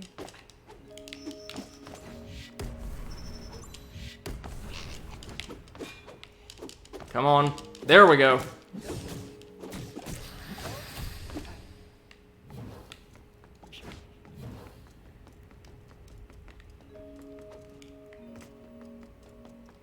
You. Oh yeah, again, the foot. When facing It's evil, again do yelling at not the foot. underestimate the power of emoting. Sure, I'll learn a new emote. The aggressive emote. Invader Dre says, yeah, when it first came out, that's what I heard. You would need the emotes to solve stuff. Oh, damn it.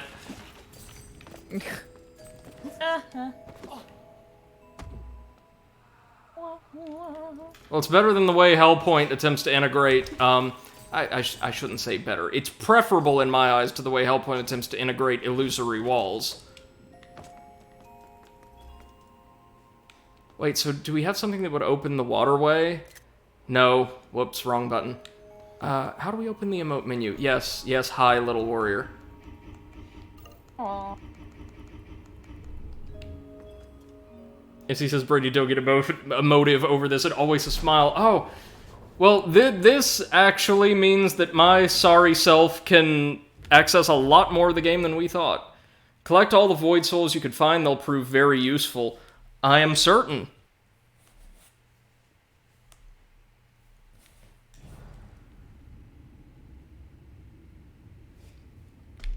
Welcome to the Uthas Temple, aka the Water Temple. Now, Sev, I thought the design of the Forest Shrine was actually really good for a game of this, like, scope and scale, right? Yeah. Let's see what they have in store. Yeah, it's the Water Temple. I mean, you can't do much worse than Nintendo already did on that one. So this is a weaker version of the little ice turret enemy from outside. It's already dead. Nice. We've been side questing. We've been, like, side questing and doing our thing, so... Emerald ore, nice. I can't wait to sell these and buy, like, 500 new spirits. What's over here? Old key. Nice, nice. You know what, Seth? The design and atmosphere of this game's temples feels like a hybrid between a very conventional Zelda dungeon and, like, Breath of the Wild shrines. Yeah, a little bit. For instance... I'm sorry, I can possess this statue? I mean, alright, fine. Look at this. See, when... Kids, quick tutorial. When you're in the club, right, and you're trying to, like, impress the crowds, you just gotta whip out those moves like this. Just go in the middle of the dance floor and be like, From my experience in the clubs, there is absolutely no space to dance. Mostly it's people grinding on each other because literally you cannot move. Well, yeah, that's why you keep your arms tucked in close across your chest, like this, see? Of course. You make the most of the space you have. MC says, I prefer Conquer in the nightclub, and Dre says you'll need a specific emote for each sigil. Like in Fable with the statues. Yeah, I've got you. Thank you, man. Normally, I would say, you know, oh, these are no backseating streams, but I never would have figured that out, so thank you. Oh, man. Question, do we think the boss of this temple will be any more impressive? I hope so. I really, really like bosses most of the time. So. I hope so.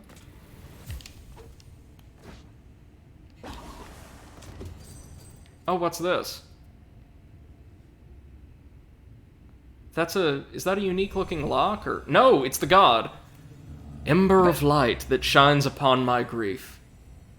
Please, help me. Long ago, my siblings and I forged this land. Our purpose, to escape a tragic fate, which eventually became inevitable. Now I'm trapped inside my own temple, obscured in shadows and corruption. Yeah, man, that's rough and all, but can I collect that ore just real quick and then get back to you? No? Okay. Please, abolish the creature feeding from my soul. Abolish? I mean... Abolish. Destroy the Uthas's corruption. Starting to see what you meant about the translation stuff. It's fine for the most part, but once in a while there's serious hiccups. MC says Uthas is the bad guy. Anyone want to bet? No. We actually got this lore earlier on in the game, MC. There were 5 gods that, like, created the world jointly, each of them, like, resting within one of these temples. And the queen of the land was possessed and corrupted by some kind of shadow demon that created most of the enemies we're fighting, and also this kind of malice-looking tar that's everywhere. And so she sent her generals out to kill each of the gods in their temples while they slept, and take their power for themselves. So at the end of the Forest Temple, for instance, we fought the first general who was transformed into like a Manhandla from Zelda, but worse. And so I think that the Queen and the Shadow are enemies. Oh, Invader Dre, don't worry about it, man. Like I said, that's something I never would have figured out, so you were totally good. By no backseating for the most part, what I mean is... this is not an issue I've had with my community, but I've seen some people have with theirs, like, just... I do enjoy solving puzzles and the like myself. Sorry, Seth, you're an experienced streamer. You know maybe how to explain what I'm getting at more articulately? Yeah, basically don't tell him, okay, now go left, then keep going right, and then hug the wall, but just, if he's stuck, you can help. Especially if I solicit it, yeah. But also, since I play a lot of Souls-likes, that's just to preemptively stave off people saying, why aren't you playing it like this? God, that boss only took me 2 or 3 tries. What are you doing? Come on. It's like, yeah, I'm not those streamers. I'm not good at the games I play. Not those streamers. Hear the God of Waters. What was that, Seth? I said, Father. May his grief forever live in our rivers. Wait, so were these gods like bug people? Look at the adorable little antennae. MC says, I want that kind of audience. I don't get to use my band powers often enough. Man, MC, wait till we play Elden Ring at launch in like 10 years. We will see some stuff, no doubt. I like the soundtrack. I really like the soundtrack, kind of simple as it is. It's atmospheric, I dig it.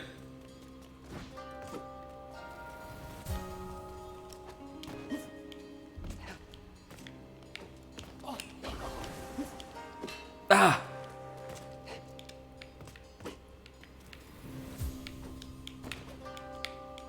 Wait a moment. Can we pull this off? I think we can. It's gotta be exact, though. MC says, but imagine me saying, look, I got good, and then ban!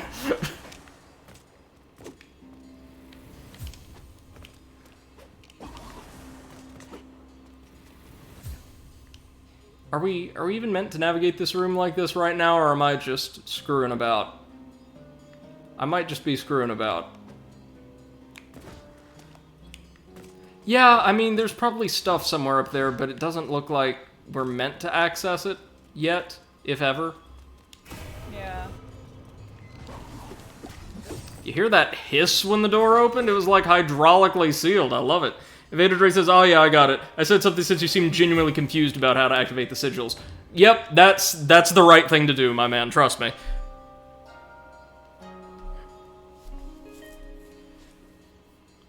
So the only enemies here seem to be those adorable little water molecules that are just weaker versions of those nasties outside. We did good then by exploring the graveyard first. Do you think we did good or we did well? I'm never sure. Colloquially you can say either, but grammatically we did well would be, more proper.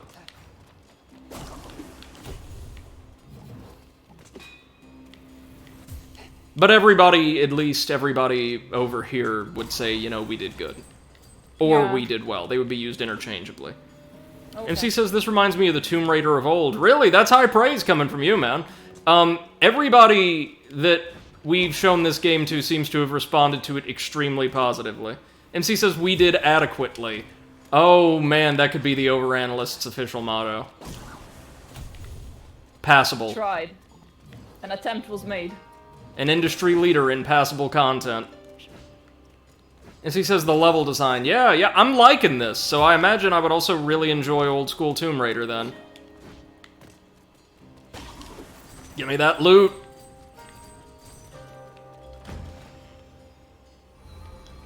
Yeah, we've got to use these as currency. They've got to be the game's equivalent of solid souls. Yikes, that thing deals damage. Oh. Holy Moses. Well, this is how we access the higher levels. Oh, there's a lot to this room. Oh my god, there's a lot to this room. Sorry, did we damage ourselves? We did not damage ourselves with our own... Yes, we did. Well, I couldn't tell what was going on, but yeah, we damaged ourselves with our own fireball somehow. Let's go ahead and use a healing item. Wow, we just got unloaded on. MC says the only trouble you'd have with old school Tomb Raider would be tank controls. Yep. Yep, I've never handled tank controls super well. They didn't bother me in, like, survival horror games, when, like, really fine control wasn't a major issue, but...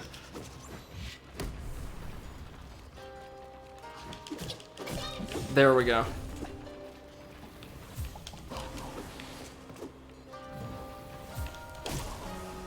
That's the way. Yeah, that slash attack, or the spin attack, is actually quite useful. Because, see, if you don't use it, you run the risk of an enemy just always tanking your hit, as they seem to do. Enemies... I shouldn't say they don't flinch in this game, they just very rarely flinch, and will just power through your attacks to counter immediately.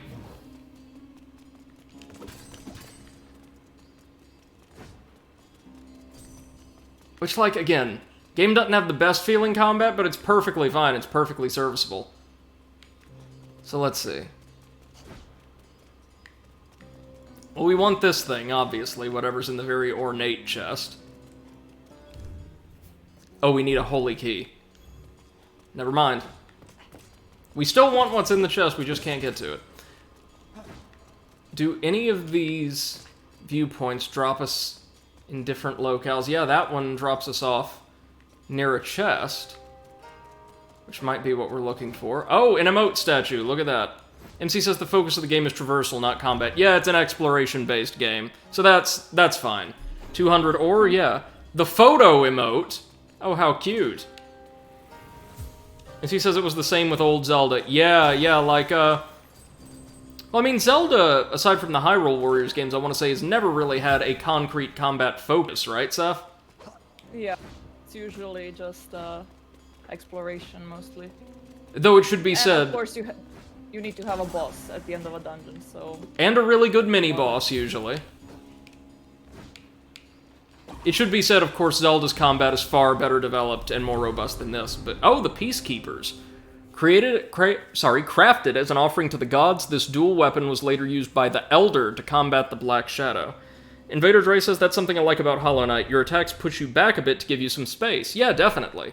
Oh, and look, they're slightly worse. Meaning we did do the proper thing by going and, exploring first. Well, thanks, but no thanks, Peacekeepers. I'm good. Y'all, keep the peace, on the bench, alright? Thanks. Great. Definitely want all of this Shadow Essence, because it gives us a little bit more mana. Old key, nice, we can use that up above. But first, what is this? Let's,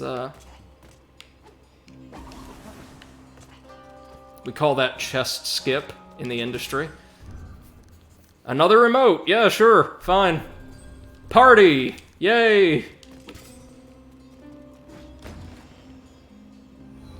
Emerald. Okay, so it looks like there's gonna be a ton of side rooms branching off of this one central chamber. Anything in here? No, this is just a collapsed passage. So I think we should use that old key here and worry about unlocking the second floor door later.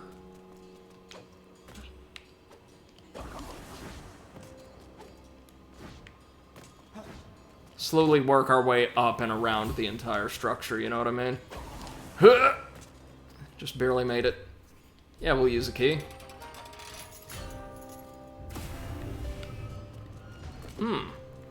Oh my.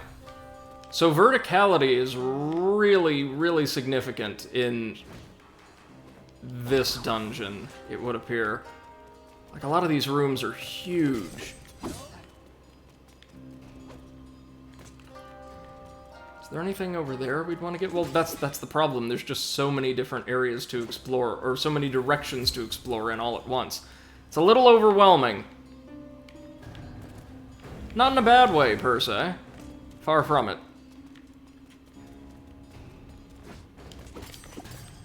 So down here at the bottom, what is there for us? Well, I see platforms rising out of and lowering into the drink. That's not really gonna help us. Oh, but there's a door here we need to open. If we can find a lever somewhere, we should be able to crack that sucker. Climb, climb, climb, climb, climb.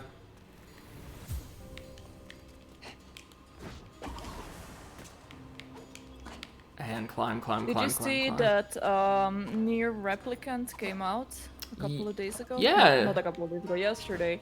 I went to check it out, but I don't know. Doesn't really look like your thing. Yeah, I mean, everything is gray and... I don't know.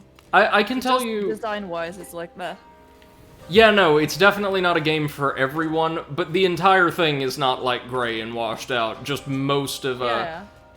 a couple of the game's areas. Some later areas are actually very, very interestingly designed, but you're right, it, unlike, say, Automata, which is just an excellent game all around, it is certainly not for everybody. How the hell do we get in there?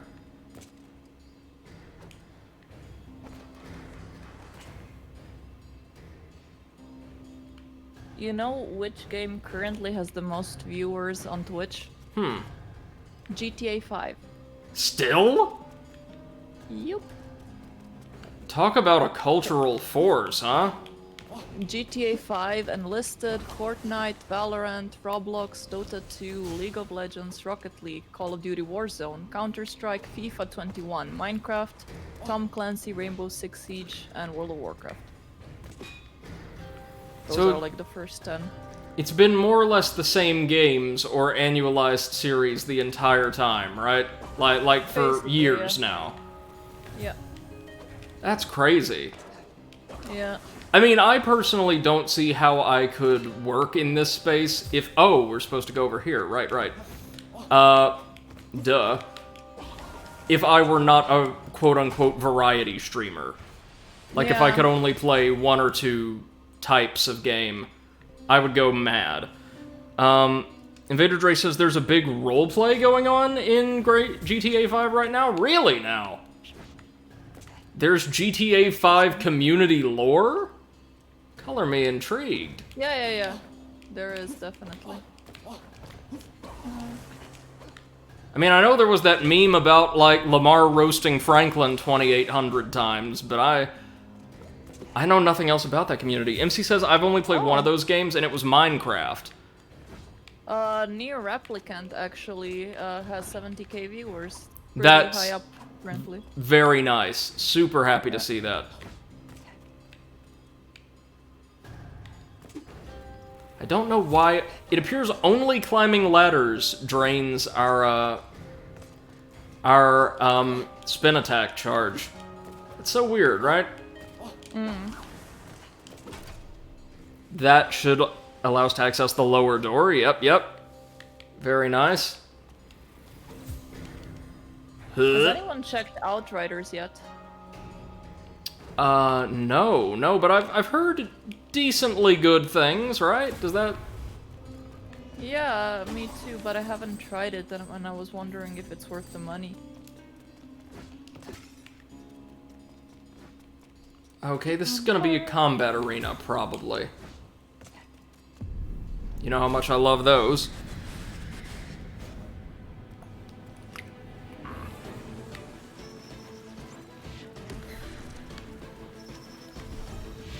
So we've got ice slugs leaving ice trails, doing big icy things.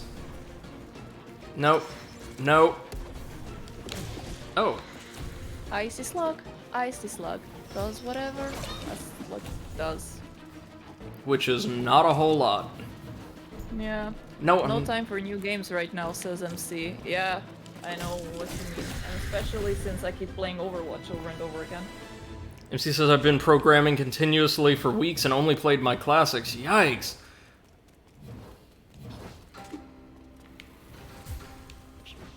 Credit to both of you guys for your remarkable dedication, though. Like, having to work on my, well, remote, terribly unfulfilling projects right now has been driving me mad, so I love seeing that there's people way more disciplined than I who are hanging in there.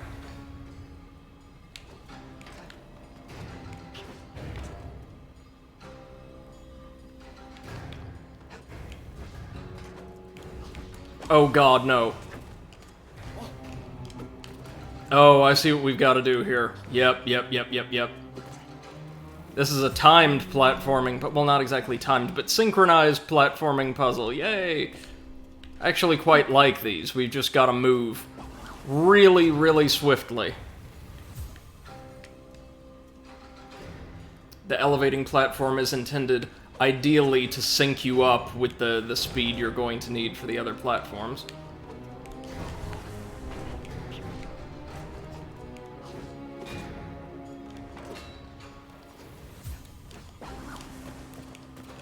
Oh, what? Oh no. Alright, well, we'll get this one. It's just a little tricky. Oh, what's this? Oh! I see. It's timed, isn't it? Ay, yay.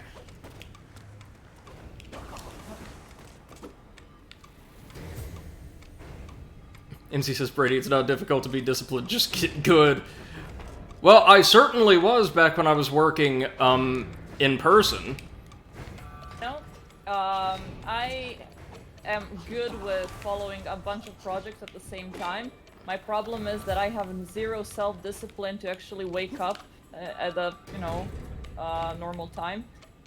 But I was talking to my therapist and she was like, well, why do you have to, like, wake up at the normal time that's considered normal by the others? Like, you can start your work whenever you want. Like, during the weekend, that is true. You can wake up whenever you want, it doesn't matter.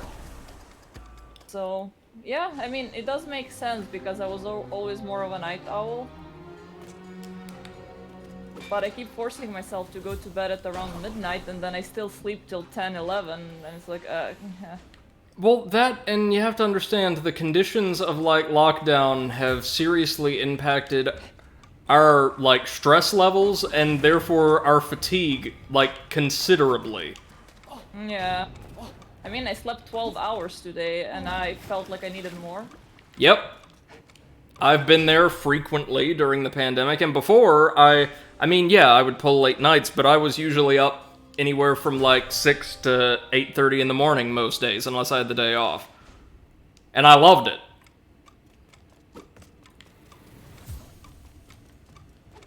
This one, friends, might just take us a little while. The timing here is going to be exceedingly tight.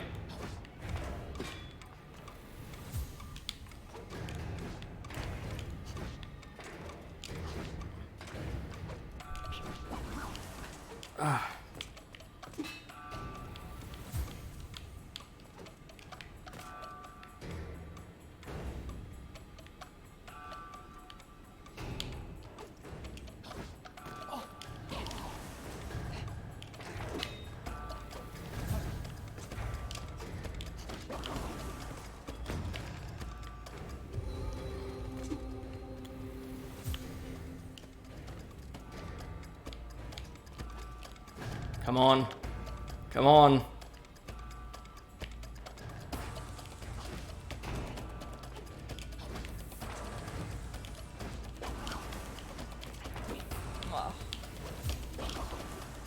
Made it! Me. And our reward is, an alternate path back in the main hall. And a key, Also, we got a key. Everyone's been telling me like, oh, now that you have a dog, you're gonna have to wake up at 6 a.m. to take him for a walk. That's not true. Like, after a couple of days, he got used to my schedule, so now his first walk is around 11. Oh yeah. And that's when he poops, so... Thank you, MC, I appreciate it. MC also says, I feel exhausted doing 2 to 3 a.m. coding sessions and waking up around 9, and the lack of sleep is due to pure enjoyment. Well, as long as you're enjoying yourself, man, then there's nothing wrong with it. You are enjoying the work, or you're enjoying the lack of sleep? I'm kind of confused here. Or both. Or both. So this will allow us to access the holy key chest again, right? Haha. Nice. And he says the work. Well, right on. I love that you're enjoying what you're doing. That is so, so important in life. Especially right now. Maybe our holy key is in here? MC says the lack of sleep I know like.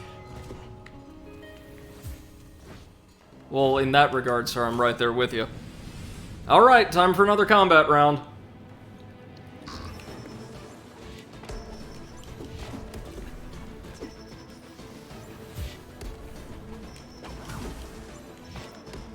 I really need one of those alarm clocks that that is kind of like a cactus. Yeah? So whenever you want to snooze it, it just stabs you. Those can't be actual things, right? Oh no, they are. See, I'm of the mind that if you need to torture yourself in order to not get more rest, you probably need the additional rest.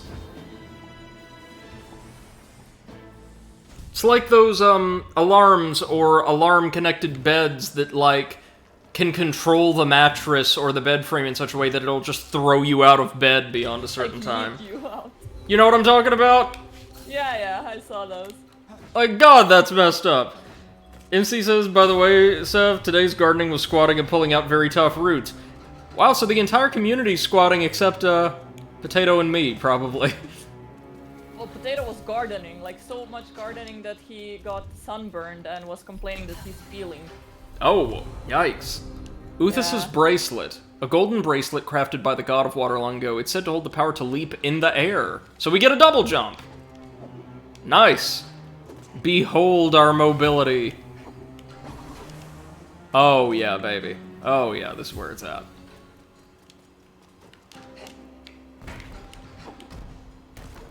Haha. Now we're so powerful. I dig it. We don't have the key for this door though yet, do we? Nope. As he says, so no more complaining about 10 squats.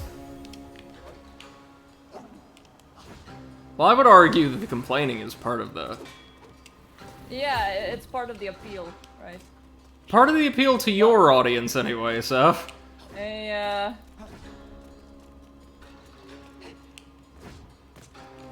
Oh, yesterday I went working out with my trainer, and what we did was we played badminton for quite a while. I loved nice. it. I never played badminton before, and he was like, "Oh, you're a natural. You're like your angles are absolutely amazing." And I was like, "I know. I had an A from trigonometry." Well, good for you. I don't think that's what he meant, but You'll take what you can get. yeah, exactly.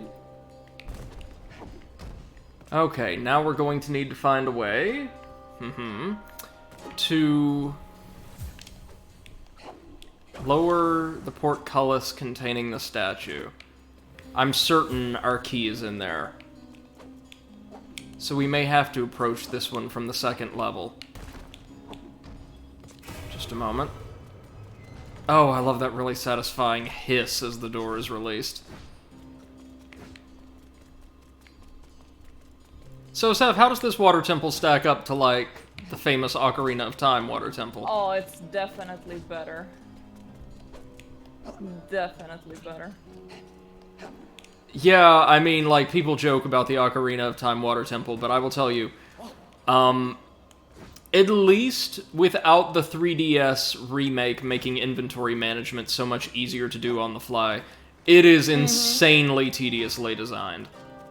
Oh, by the way, do you have Vermintide 2 for the PC, maybe? I have neither Vermintide game. I've played a little bit of one of the Left 4 Dead titles, which I've heard are very similar, and I really enjoyed it, so could get it sometime soon. Yeah, but Vermintide is, of course, in, like, the Warhammer universe. Warhammer. Yeah, you're fighting rats. The Skaven, yes, I love Warhammer. Absolutely adore it. of course, I was always. Um,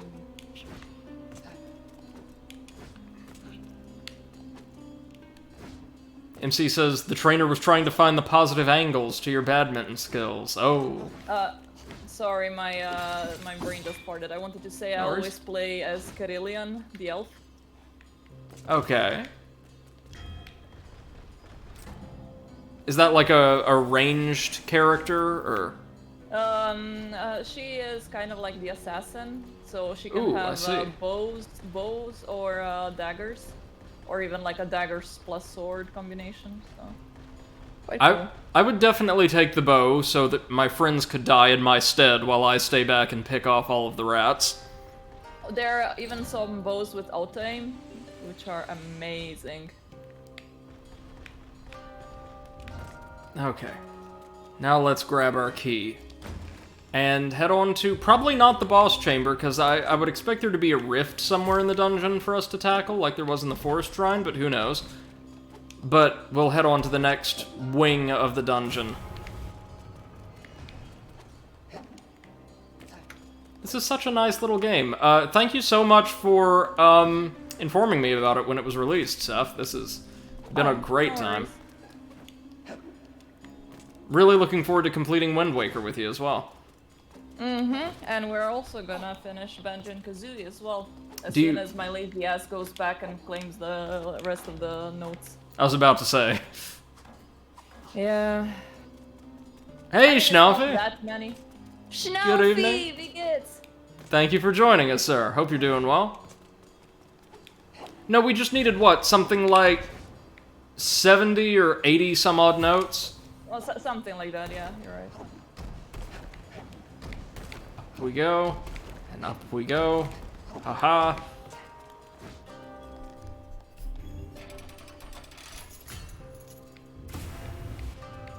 Oh, this room isn't massive. I actually quite like that after the last few. This is less stressful. Oh, wow, those things are so weak that one fireball will take them out. I approve. I approve of those things which give my flimsy ego the appearance of strength and competence.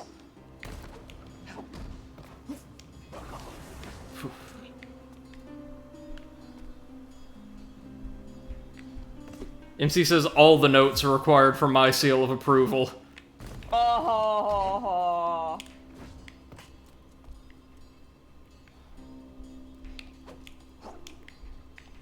Oh, that's right. Those platforms are completely impermeable until they have completely reformed themselves. Yikes. Okay, we're going to need to do a little magic here.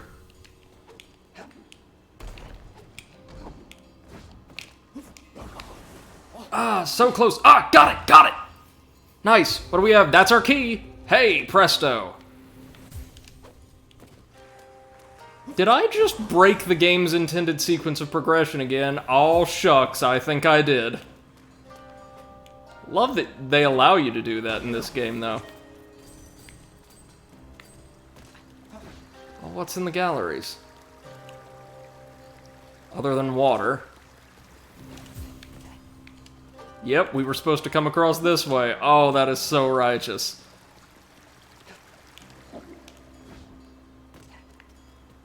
Before we progress any deeper, can we... Yeah, there's another chest. Oh, go ahead. A friend informed me that it's actually possible to get the key, the ice key thingy, but with, of course, glitches. Ah, yes, of course. MC says I 100%ed Banjo-Kazooie 2 to 3 times. Hey, right on. It's a really good game, so I can see oneself getting lost in a playthrough pretty easily. Especially, like, once you've collected all the notes in a stage in a given run, you've got a pretty easy time. Nuos, God of Wisdom, and Water, apparently. The two are often... Or no, sorry. Oh, these are all the gods. We can finally be introduced to them properly. So there's the God of Wisdom. That's the one from the Forest Shrine. The God of Water. Wait, they said there were 5 gods, but I see 6 statues here. Shenanigans. Oh no. Dina, the goddess of land. Duran, god of fire. Of course, we're doing like the elemental thing. Tolan, god of wind. So it's gonna be a basic set of elementally themed dungeons. And one that is completely unnamed. I assume that became the Primordial Shadow or what have you. And so they've kind of been subjected to Damnatio Memoriae and removed from history. So what? Damnatio Memoriae, it refers to an old, it literally means like the damnation of the memory. An old Roman practice where disgraced public figures or otherwise people held in high esteem who were deemed like, not exactly just disgraced, but absolutely vilified. People who were undeserving of legacies would have all mentions of their names stricken from the public record. That includes, like, statues to them being defaced or destroyed, their names scratched out of memorials and things like that. Okay. MC says, in myth, the god of creation is often obscured. Yes, that's true, but we know there are 5 gods who are active in this world, and there's this being called the Primordial, or like the First Shadow, who's responsible for, like, all of the nastiness we see around us. So I assume, given that this game has a very competent but kind of standard plot, we're going to be seeing the 6th one as the Shadow. MC says, for creation must never be known. That's certainly the case in one of the D&D campaign settings, where I think, like, the god of creation specifically dislikes worship, and was known to punish mortals or other living creatures that attempt to worship him over any of the other more present deities. Okay, I think it's boss time. There wasn't a shrine here, which I'm not super upset about. There's plenty of them outside. Let's use the Holy Key and see what our boss this time is. Will it be better than the first? It's gotta be, right?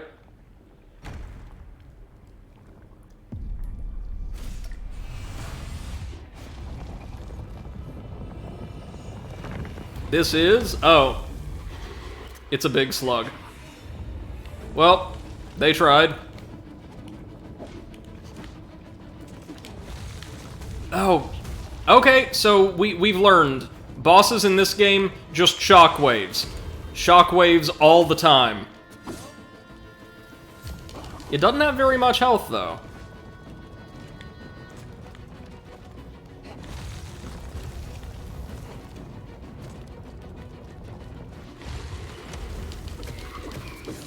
Oh, but once it breaches the second time, we can just unload on it. That's nice. Okay. Certainly doing a better job here than we did against the first one. Oh no, phase 2? Is it going to breach twice successively? No, it's just going to spawn in some ads. Oh. Ads are dead. Could be worse. Oh yeah, wait, where's the boss? Where's the boss? There we go. MC says, imagine, the god of get good. Do you mean, #1 greatest Dark Souls, competitive Dark Souls player, insert name here, that got... Also, wow, we're 0 for 2. That boss fight was terrible. Oh. It wasn't as bad as the first one. It was just very basic. Definitely, boss fights are not the strength point of this game. Nah. Nah. MC says, nah, that top player is small price. Yeah, not. MC says, because he's only good at one game. Right, no, we need the video game polymath in here. Light in the darkness. Polymath? Savior of the gods. Yeah, somebody who is skilled in many different fields or disciplines. Ah, okay. You have my eternal gratitude. The path ahead of you is long and uncertain, young one. Let me shed some light in your path. Listen to the tale of the 6 gods. Fair enough. Oh, are we getting a cinematic? In the beginning, there were 6 gods. 6 gods were the initial creation. Uthas, god of water. filled with sadness and sorrow. Please tell me that he personally cried the oceans into existence. That would be amazing. Yes! His tears filled the land with oceans, seas, rivers, and rain. Oh, poor guy. Aww.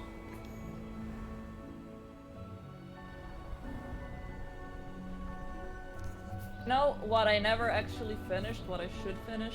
Breath of the Wild.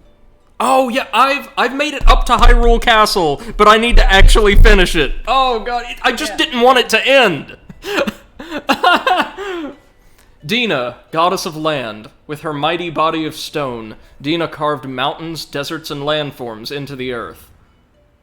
Furore, goddess of courage. Nuos, god of knowledge. With his wisdom and leadership, he aided all living creatures into prosperity, and was apparently really friendly.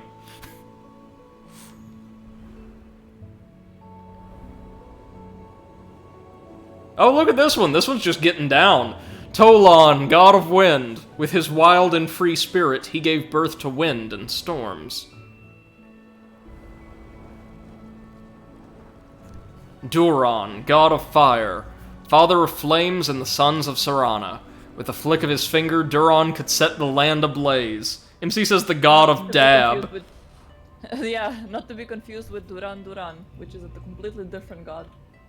Much better god as well. And then, the sixth god, he who we do not name. It is said that the sixth god was in fact the creator of life itself in the beginning. Well, we're both right then. MC said he's the creator god. Well, the creator of life. The others created, like, natural objects and permanence. To maintain the peace, the six gods had created a sacred bond, the Oath of Sarana. Together they shared their knowledge and lived in unison, bringing prosperity to the land of Sarana.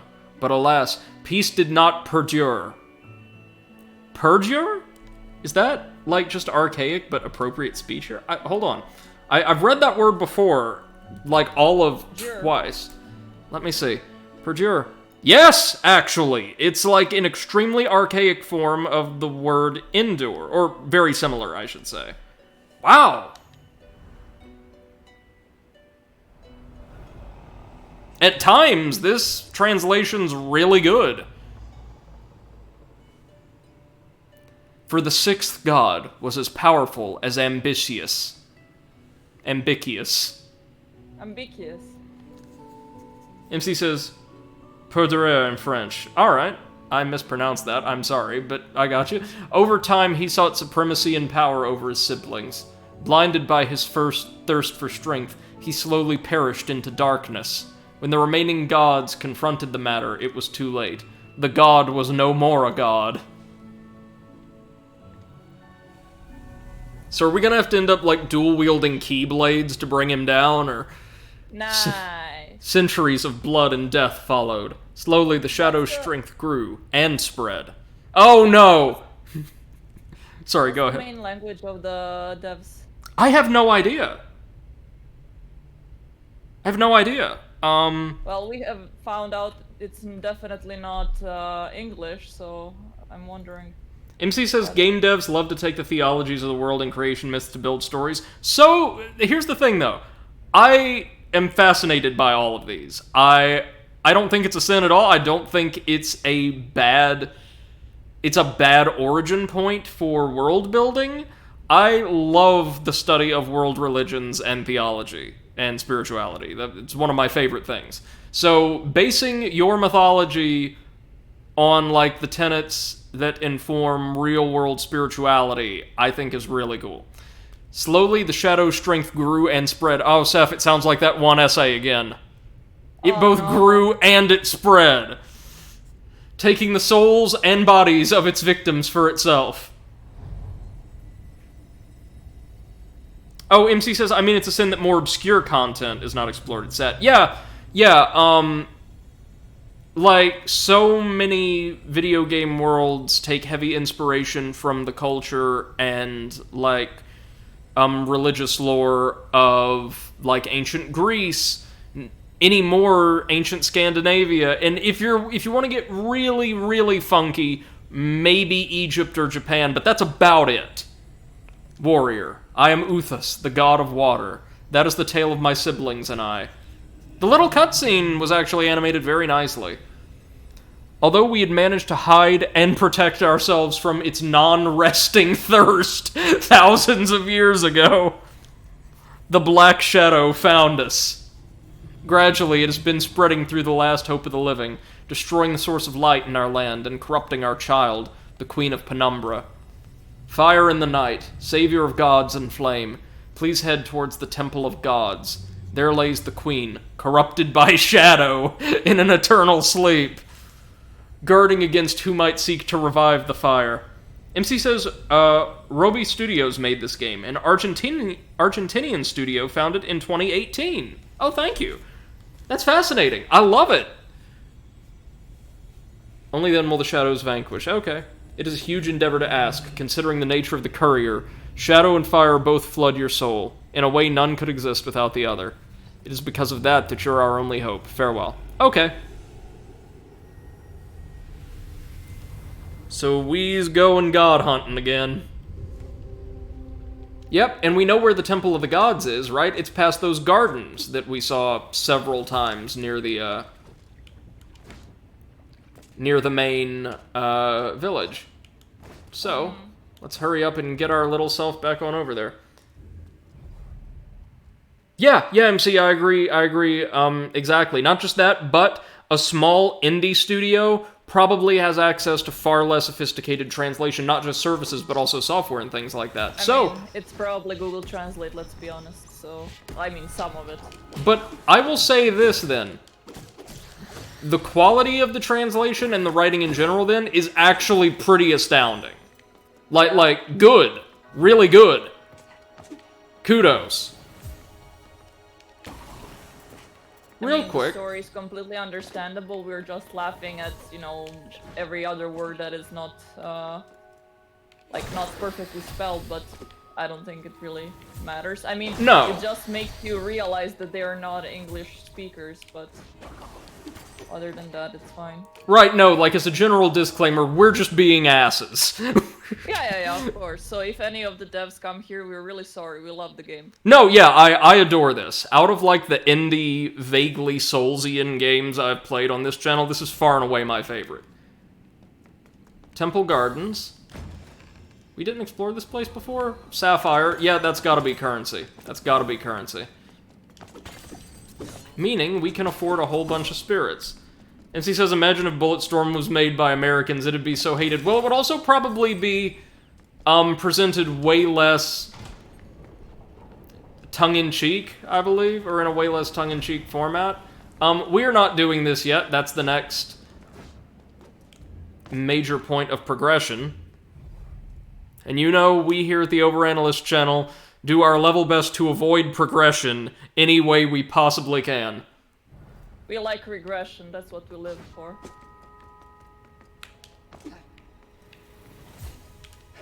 I do like that every dungeon gives you a brand new traversal move, even further increasing your character's mobility.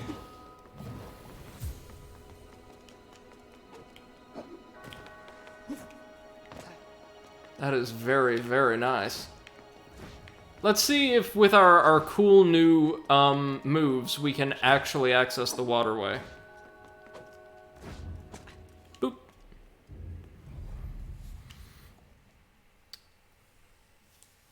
As he says, it's true that the presentation is regressing. You're doing a very efficient job! Oh! Yikes. I felt that one. So, Seth, you know, a few days ago, I think on our last stream, I was talking about how desperately hungry I was for some barbecue. Oh, yeah. Didn't you order some? I did. And? Unlike the last time I ordered from that restaurant, it was sadly not very good. I got like a 3-meat combo plate, because why would you not? And it came with like turkey, pulled barbecued pork, and beef brisket. Beef brisket was amazing. Beef brisket was amazing. It's really hard to mess up a good brisket, I think. The pulled pork was cold, somehow, like ice cold, even though the other meats weren't. And the turkey, which was prepared perfectly fine, was just, you know, kind of sliced roast turkey. It was, meh. But, I will say, the sides, amazing. That restaurant sends along with every order these adorable little cornbread muffins that have bits of, like, a sharp cheddar cheese baked in. They were great. Okay, hold on. Can't activate. Well, not yet. But what if we...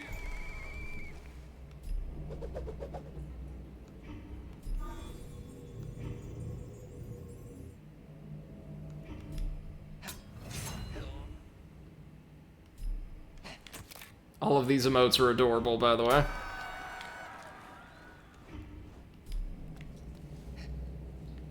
Okay, so none of these. We'll probably need the Vessel of Souls or what have you to activate that, I would imagine.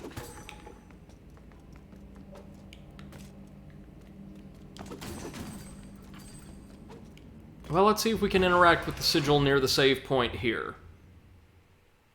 Which, yes, means climbing the tower again, but we're also very, very nimble now. Oh, looks like Viper released a new song while we were streaming. Simply titled Grindin' Them Hips. I'm sure it's amazing.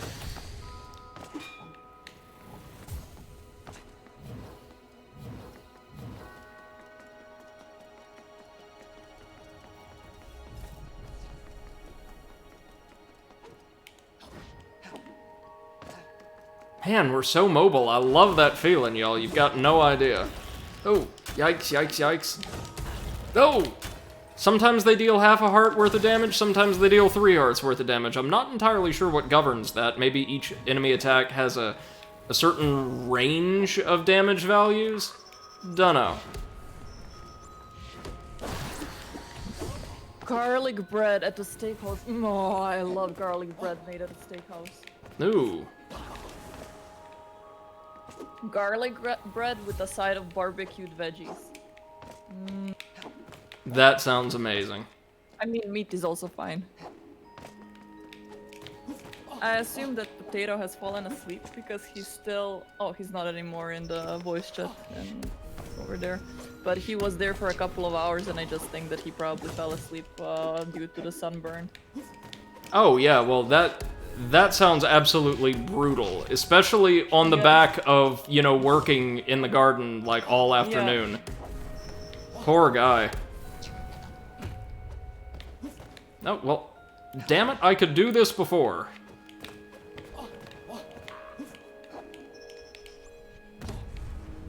And we are taking fall damage like mad.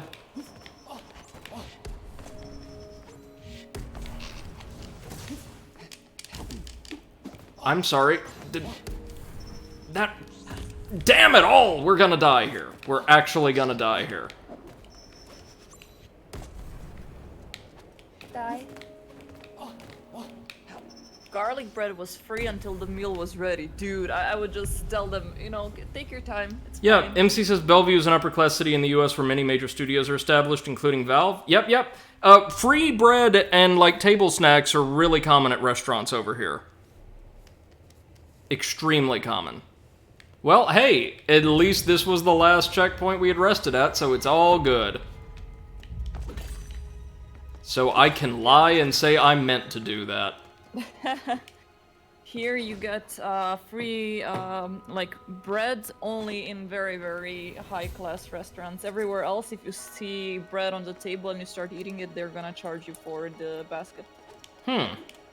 That's interesting. I don't know how they know how many bread pieces you ate, but, yeah. They've got informants scattered throughout the restaurant. Also, if you go to a beer house, and there is always a basket of pretzels on the table. If you eat it, like if you eat a single pretzel, you have to pay for the entire basket, and they're like €5. So absolutely no reason not to just, like, munch through the entire basket, then. If you take one, you better take all.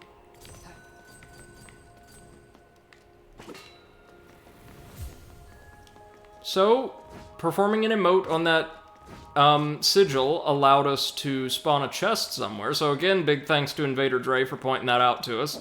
I'm looking forward to seeing... what exactly that gives us. MC says, yeah, it's a bit of a scam. Right, like, over here we will just cram you full of unhealthy food whenever you like. Totally for free. Yeah, you wanna just eat like 2 loaves of garlic bread? Go for it, you crazy diamond.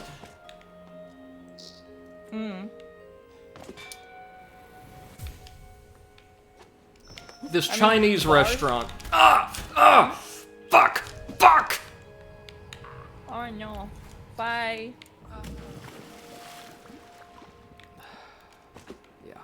Yeah, I was going to say, Nope. whew, easy. MC says Europe has a few restaurant scams running around, really. There's this great Chinese restaurant. It was my favorite restaurant, period, that unfortunately shut down due to financial difficulties a few years ago. Run by just the loveliest folks.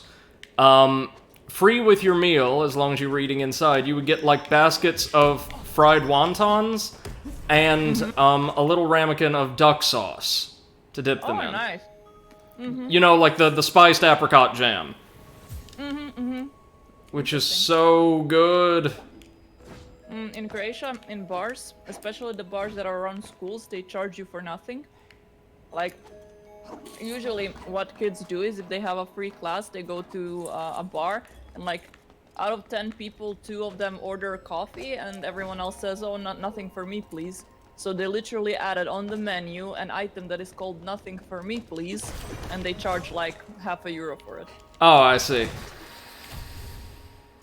Well, I mean, if you've got that many people just coming to the restaurant to hang out, I guess I'm not saying it's like a good thing, but I could see why you would choose to do that. Yeah, exactly.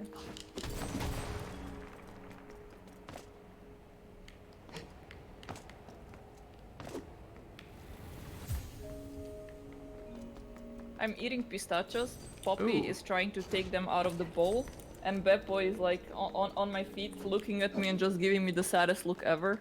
Like, share, please. Do either of them actually enjoy pistachios, or? Well, Poppy likes playing with them, just like taking them out of the bowl and then like tossing it around, and then tossing it to Beppo, who then chews on it. Ah, so the answer is kind of. Yeah. It's more like a plaything for them. Is that a person over there? Are you a person? No, I'm a cat. I am not a cat. You're alive and I'm not a cat. Oh yeah, it's the flute player. Oh, hi there. I wasn't expecting any audience. What brings you to this abandoned place? My name is Beck, the flute player. I've recently taken to traveling the castle. A while back ago, I met this crazy person called Orip. He invited me for tea in his house in Stoneheart. He's a really weird guy, so I decided not to go. The joke is there's like 4 of these NPCs all playing woodwinds, and they all hate each other. Yes, I've heard about spirits. Uh-huh. Are they all called Beck? No, one of them is named Orip, and we met, I want to say, either a third one? It's either a third one, or they're the same person, like in different guises. Right, I thought that they were gonna be called Beck and Mopart and, what we have, oh my god. Didaldi, you know, just the best. The best imitation, like, great classical composer's money could buy. Oh, and of course, Skrillex. Ah, He gets yes. his name straight out. He's the imitation of himself, so...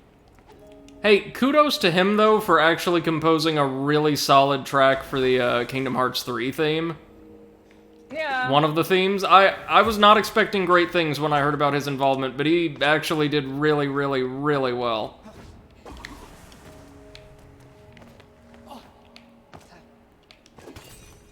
Oh, we got a new robe. The holy... or the sacred robe. Oh, look at this.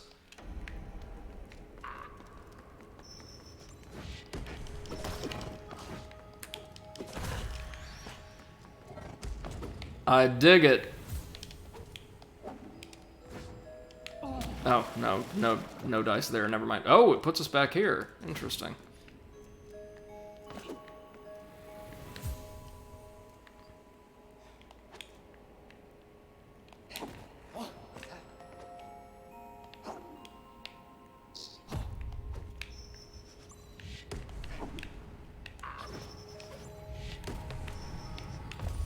There we go, we got all of our juice back. All of that Hollow Knight juice. Yeah. Okay, okay, now our chest is over there, I want to say. The one that the switch spawned. Or no? No, over here. My bad. And what does it have for us? Seagull soup! Uh-huh. What you do? What is? Okay, well, we've got seagull soup. That is a thing. What happened? And now we can, get the hell out.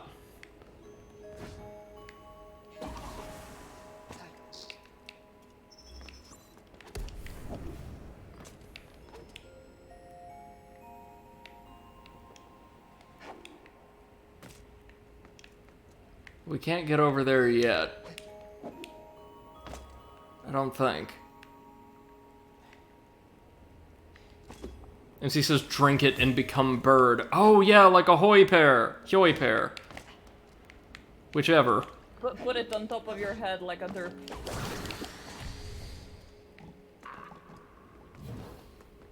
I actually kind of like that mechanic. I wasn't expecting myself to going into the Wind Waker playthrough, but it's cute.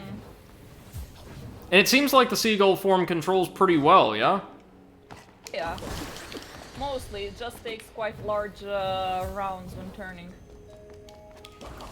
Oh yeah, that's right, the turn radius. Oh, yeah.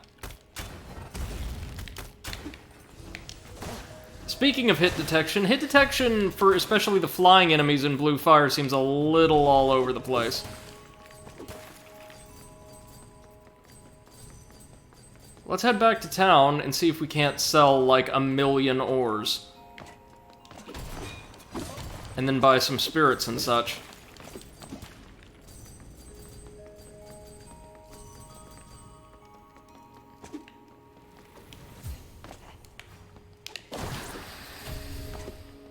At the very least, our spin attack can take care of just about anything we run into. Pretty easily at that.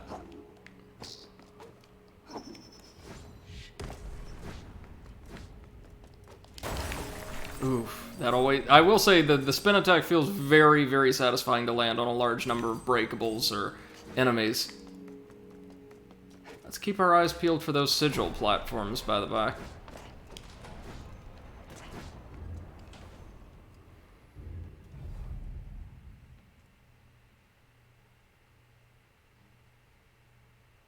And then let's buy all of the upgrades in the friggin' world.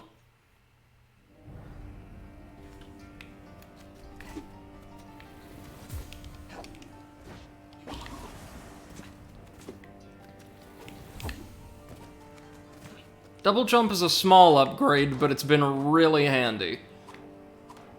Because combined with our jump attack, or our spin attack, that effectively gives us a full-on triple jump, which I wholeheartedly approve of. Let's rest here and maybe get more... yeah, a little more mana, why not? I don't see any other use for this stuff so far. And we'll save. Actually, maybe we should get a little bit more mana. Yeah, go ahead, take it. Nice.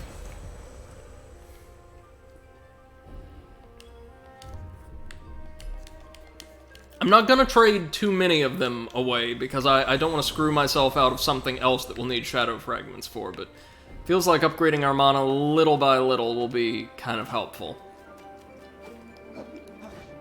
Now let's stop off and trade in those books for the cloak we got last time around and the game just didn't save our progress on. What to say? Now, this hallway I've noticed is an area where the game's like production values really kind of show their weakness. A lot of these assets look very simple and very cheap, textures especially. Most of the game looks quite gorgeous because they've done a lot with simple texturing and shapes. But here, yeah, you can kind of start to see some some tears in the curtain, which is perfectly fine. Most of the game, as I said, looks great. Yep, we'll give him the books, and he'll give us the robe. Yep, this is where we sell either shadow fragments or the ore, and yep, as I would have expected, Nice. friends, the ore is worth a butt-ton of ore. Or, sorry, like, Done. these ores are worth a ton of the actual consumable ore. And MC says, oh yeah, the stairs are not aligned to the character. Right. I'll sell 1 sapphire ore for now.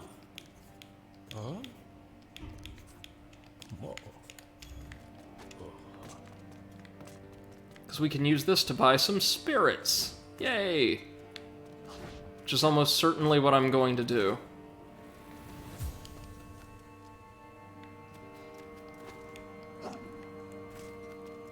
Wasn't there a quick and easy shortcut back to the spirit cellar somewhere around here?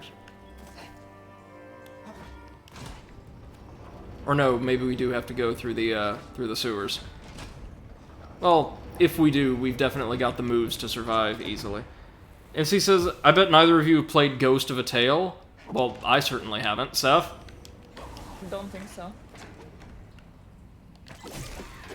Hello, little sewer gremlin. Goodbye, little sewer gremlin. NC says it's a hidden gem, that one. Oh, nice. Is it another adventure game, or...?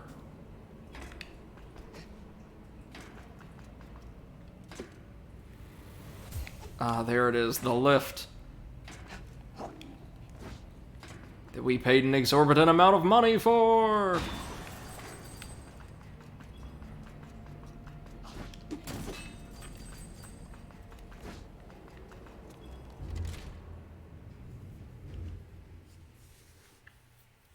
Vertical attacks keep you in the air, they certainly do.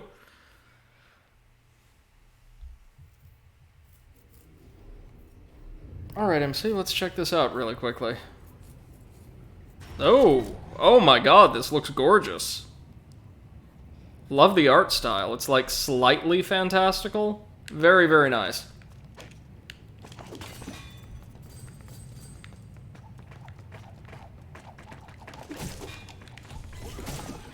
Oh, little sewer gremlins, we've come so far.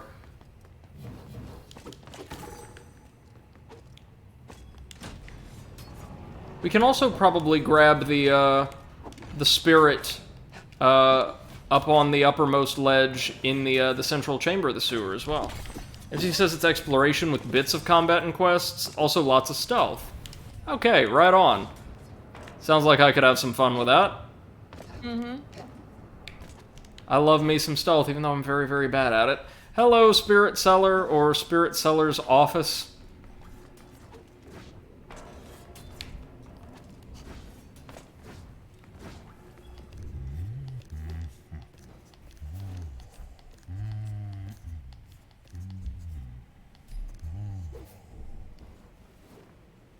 We're almost to the point where we can unlock Blood Phantom, Frozen Soul, or Shadow Gruch.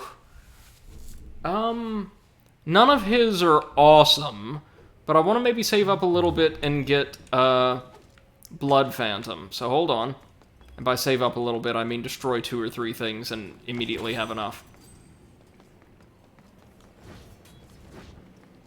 MC says, I got it down in 20 hours or so. The game is cute and the story endearing. Nice.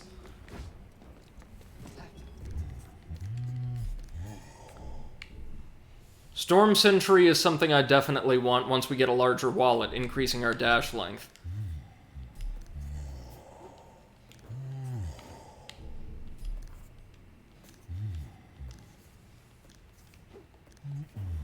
Okay, so if we get 60 Void Souls and 800 ore, he'll give us a new Spirit slot, which sounds super handy.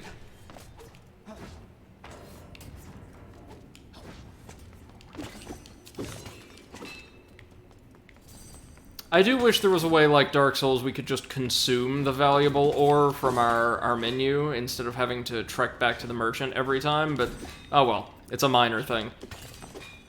How many spirits do we have, by the way? We have all of 2 of the game's spirits. The townspeople had a couple really good ones, I want to say. One of the townspeople, I can't recall which, though. That's where a chest will spawn. Wait, can we also access this place now? I bet we... Ow. I was about to say, I bet we... What? I jumped. Ah. We can make it. We can make it across this. Oh, or not. Oh, yikes.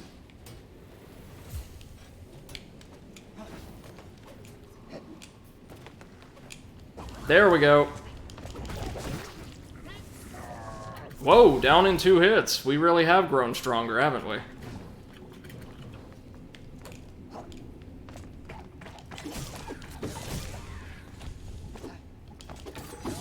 Oh, hello. We are the young Arcane Brothers. You may stay at our shrine anytime. Okay, so they've got a free shrine, or... Do we maybe emote in front of them?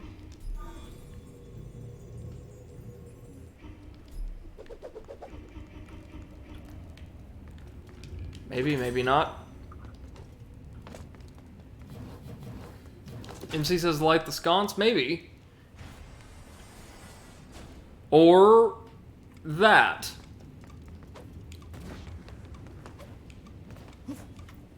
Oh! Didn't have quite enough stamina. That's okay. I don't think we can light the sconce. No. No, we can't.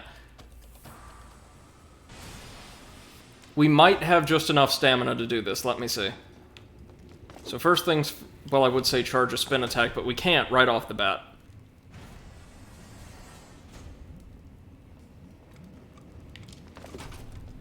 No, no, don't immediately attack the thing. Oh, yikes. I would like to do this with my charge attack ready.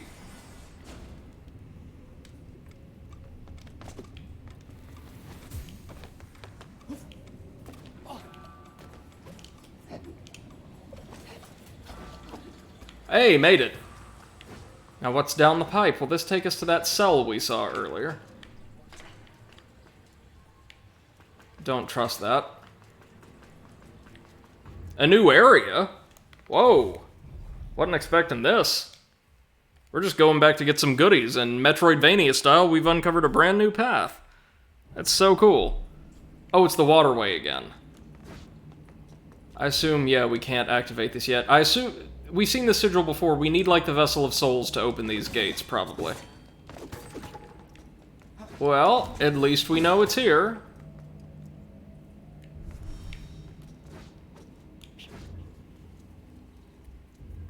Maybe if we drop down the pipe, we'll end up in that little cloistered cell with the closed chest we saw from the shrine earlier, but couldn't, you know, actually access. That would be my thought.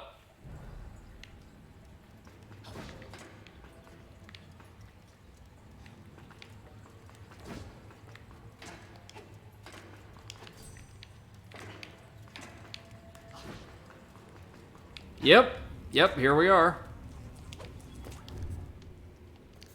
I finally escaped from the cell she was holding me in. I've made my way through the tunnels, but I'm afraid I've met a dead end.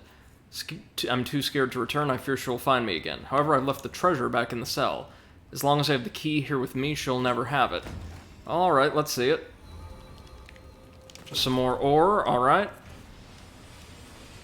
And now let's go collect that spirit that was hovering around the cistern. Oh, and a new emote, of course. Sure. Windmill! Nice! And no doubt adorable.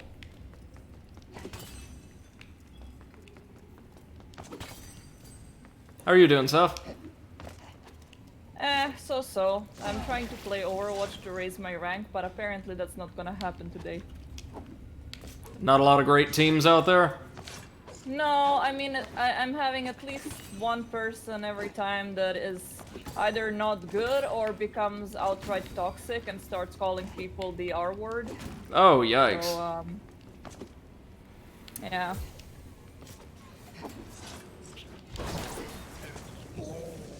Yeah, that sounds like online competitive gaming to me. Yeah. And also, Beppo just pooped, so I have bullshit everywhere. I see, I see.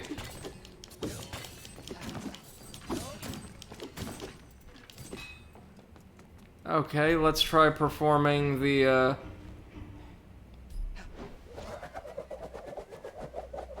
No, it's not the windmill they're looking for.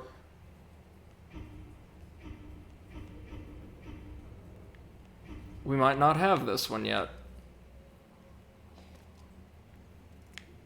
No, we don't. We'll have to come back for it later.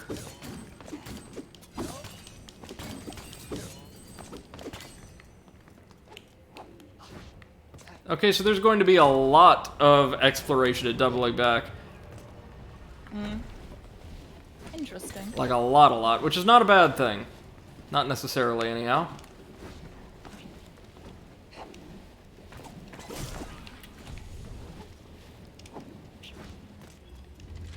Alright, up to floor 2, and from here we can get our spirit. All but certainly.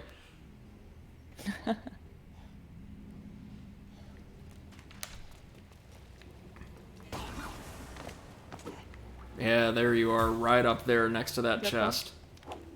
I saw that you pooped, and it smells. Don't look at me like that. You're still cute, but you pooped, and it smells. Okay. Yes.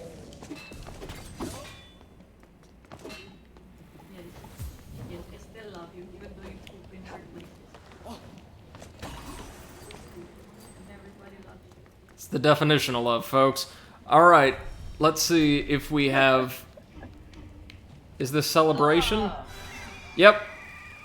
This will spawn a chest down on the ground floor. I love your smelly butt. Yes, I do. Ow, ow, ow, ow. Aerial rat.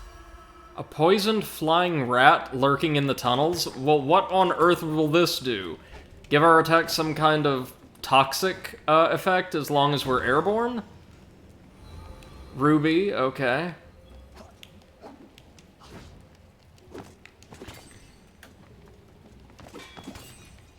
Now we need at least 800 ore for the Spirit Hunter to craft us a new slot. We should be able to get the extra ore from these pots. Lots of rare metals in these sewers, and indeed around this world, apparently. Well, not exactly rare, but valuable. Useful. What's in here? Ah, rice. A simple rice meal. That is not a rice meal, that is a bowl of rice. You gotta get creative with that if you want to make a rice meal. Trust me. You ever eat just a bowl of rice, like plain, totally unseasoned rice? Oof. That is like a really sad country album just waiting to be written.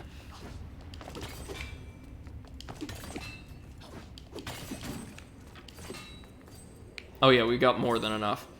Also gonna use some of those void souls that we've been collecting. How many void souls do we have, by the way?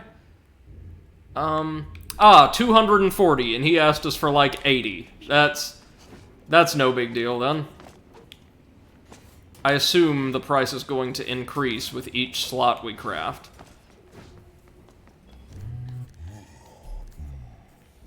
No spirits, thank you, but a new slot. MC says, Marimashita Irumakun, Season 2, Episode 2 is out today. One bean is lunch in that episode. Oh, yikes. We can also get more healing item charges from the Innkeeper's daughter back in Stoneheart. Now for the really fun stuff, though, folks. Time to get back out of the sewers. Hopefully we won't have to come back to see him too often, then. MC says it's one of the best anime. Happy fun. Oh, nice. Nice. Glad you're enjoying it, then.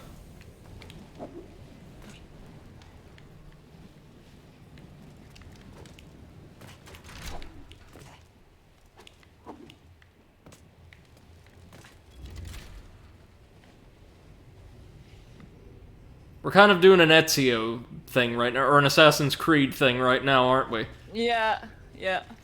Was gonna say, it really looks like that. Except this game's content is diverse and fun, so...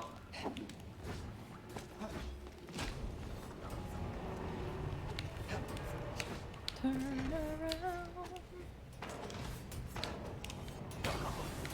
So, D&D was cancelled this week, right? Yeah, because Potato had to do the gardening stuff. Oof. Yeah, I know.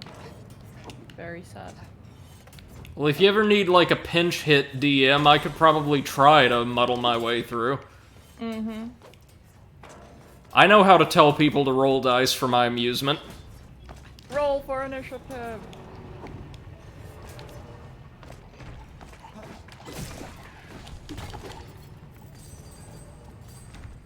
I'm going to try to minimize, like, just random dice rolling in my campaign, and instead present as many situations to players as I can as puzzles.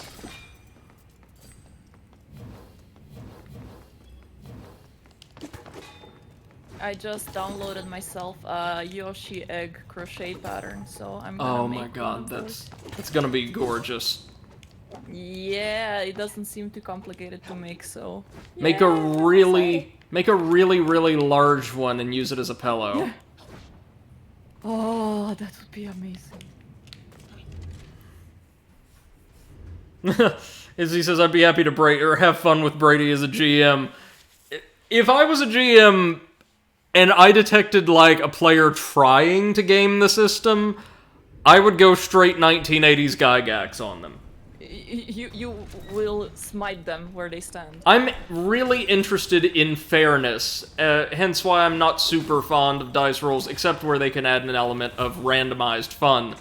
But if I had somebody deliberately trying to break the system would fight back. Oh yeah. Boop, boop, boop.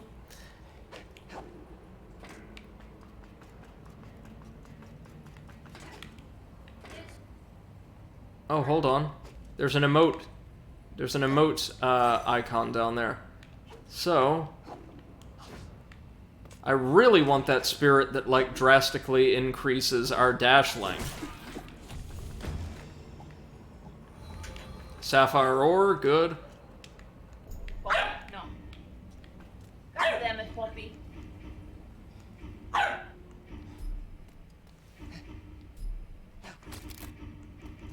As he says, oh, don't worry, I never do it on purpose, I break things on accident. We're united in that, then. I do it all the time. Like, think how many times have we accidentally broken the intended path of progression in this game? Which is awesome, by the way. I love games that allow for sequence breaking, especially inadvertent sequence breaking.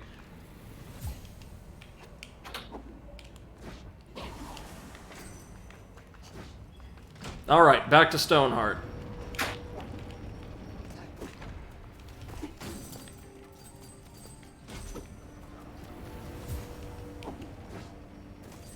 And she says, like, it's Spooky's campaign. Oh, yeah.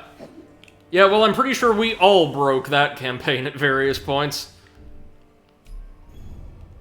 So what other spirits do we want? I'll go ahead and equip... Increases sword damage while attacking in air. Nice.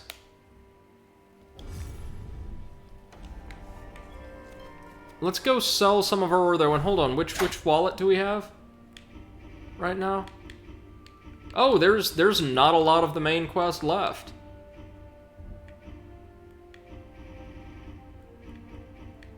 There's a ton of side quests, though. And as far as voids go, we've gotten about half of them. Or exactly half, I think. I was going to say, which wallet do we have? Oh, up to just under 6k. Okay. And he says, I'm pretty sure I killed the person we should have saved. Here's the thing, though. We both did. Or we would have. And I'm fairly certain that morally we made absolutely the correct choice. Sure. Hey, I played as a hero. A very unconventional hero, but a hero nonetheless.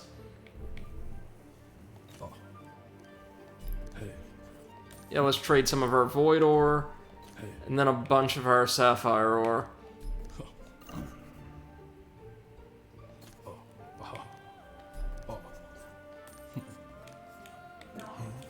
And with that, we should be able to buy a larger wallet. Spend money to hold money, and then make money, you see. It's a system that we've got.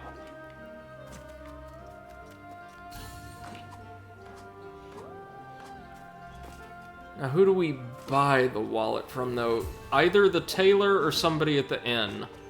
One or the other.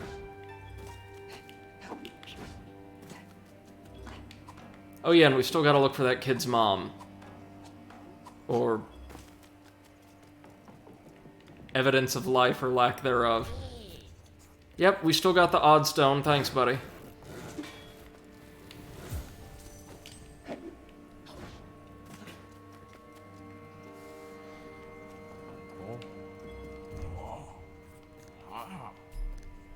Do you sell the wallet? Or no? No, no, no. Queen be with you as well, Taylor. Queen bee with. Sure.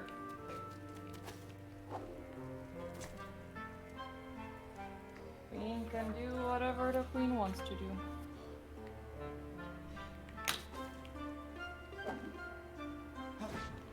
MC says, here I just play as a person who will uphold the function of society over his own wishes. In stark contrast to our last campaign's band of delightful, charming, like, chaos-aligned rogues.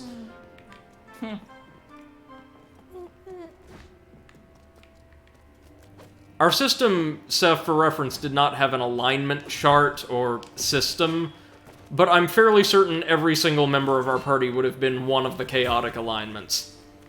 Yeah. Sounds like it.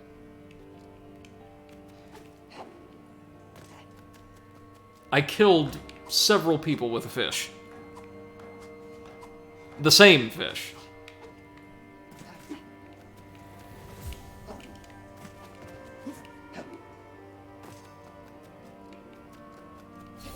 Climb, climb, climb. Why is the bar the most inconvenient place to access in the entire city? That's not normally the way those work.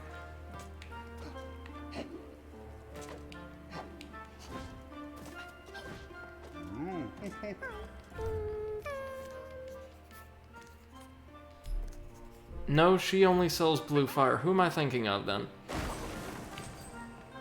It wasn't The Witcher has a confirmed release date. The Witcher? Uh-huh. The first one, or? The second season of the show. Oh, I see. With, So apparently July. How was the first season of The Witcher? Actually pretty good. I liked it. I didn't like the choice of most of the actors. I felt like they weren't representing the characters well enough, but the story itself was actually good. And Henry Cavill is actually a pretty good Geralt. Really glad to hear that. Yeah. Well, I was skeptical at first, but he did a good job. let me And see. since he's the fan of the show, he was, you know, very happy to portray Geralt as best as he could. Where on earth is the NPC we could have bought the wallet from? Like the next grade of wallet. Oh dear.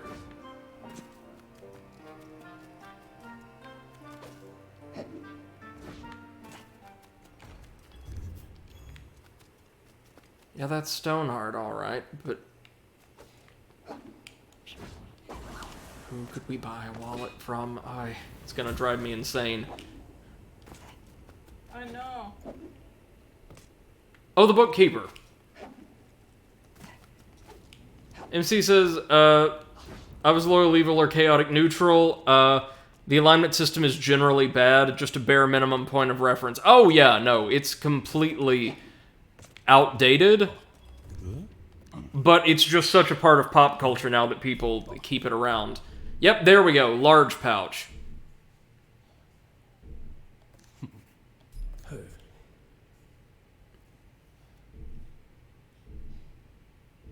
Golden Lust, Lifesteal, all of these sound great.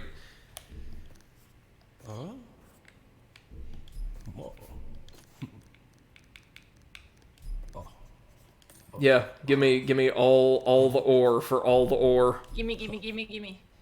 We can buy a couple of these now. I'll take Golden Lust to collect double the ore, and maybe Possessed Book for spin attack after a dash. And this Rare Snow, whatever it's used for. I mean, I'll go ahead and grab Lifesteal while we're here, because why not? Wait. I mean, I doubt it'll have that kind of impact. It probably only affects ore collected in the world. But let's head to a save point and equip the Gold Lust ore, or the Gold Lust Spirit, before trading in the ore to see if it'll give us double the credit. Probably doesn't, but I'll try. I'm curious. And as you know, always eager to break games in half. Apparently, yeah.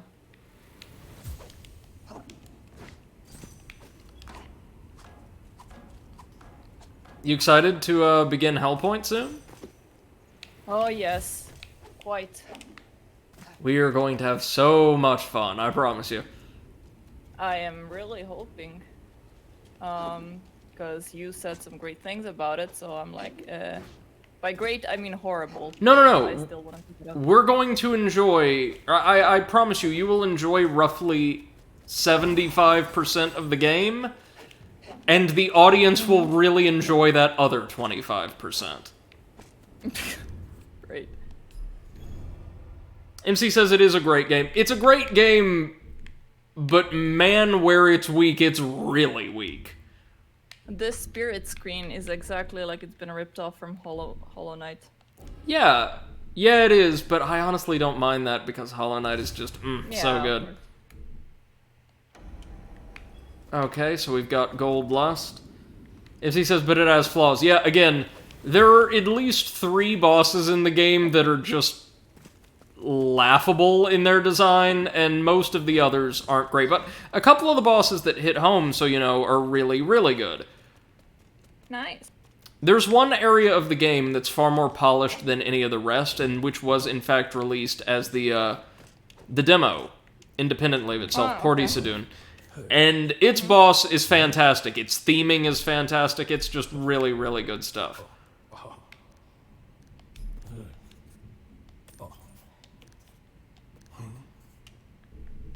Now let's go ahead and buy this Lifesteal Spirit just so we can have it.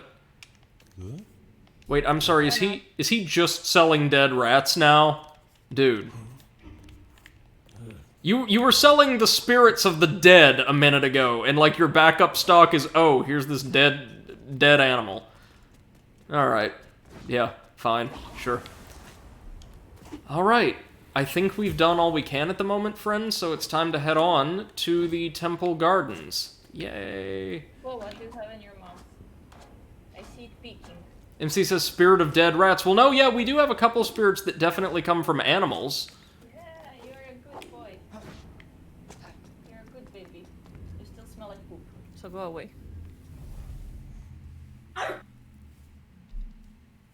You wanna go for a walk? But you already pooped. You pooped here. Oh, wait, no, this is the Forest Shrine again. Well, oh, but man, look at us raking in the ore from these vessels.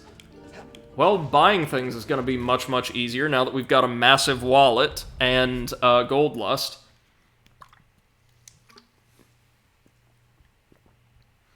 Gold Lust? Question mark? Gold Lust. Let's see its description. A powerful golden brooch said to bring wealth to its owner, and also, since we're using it as a spirit, apparently sentient. Interesting. Oh yeah, this musician is named Wolfgang, so...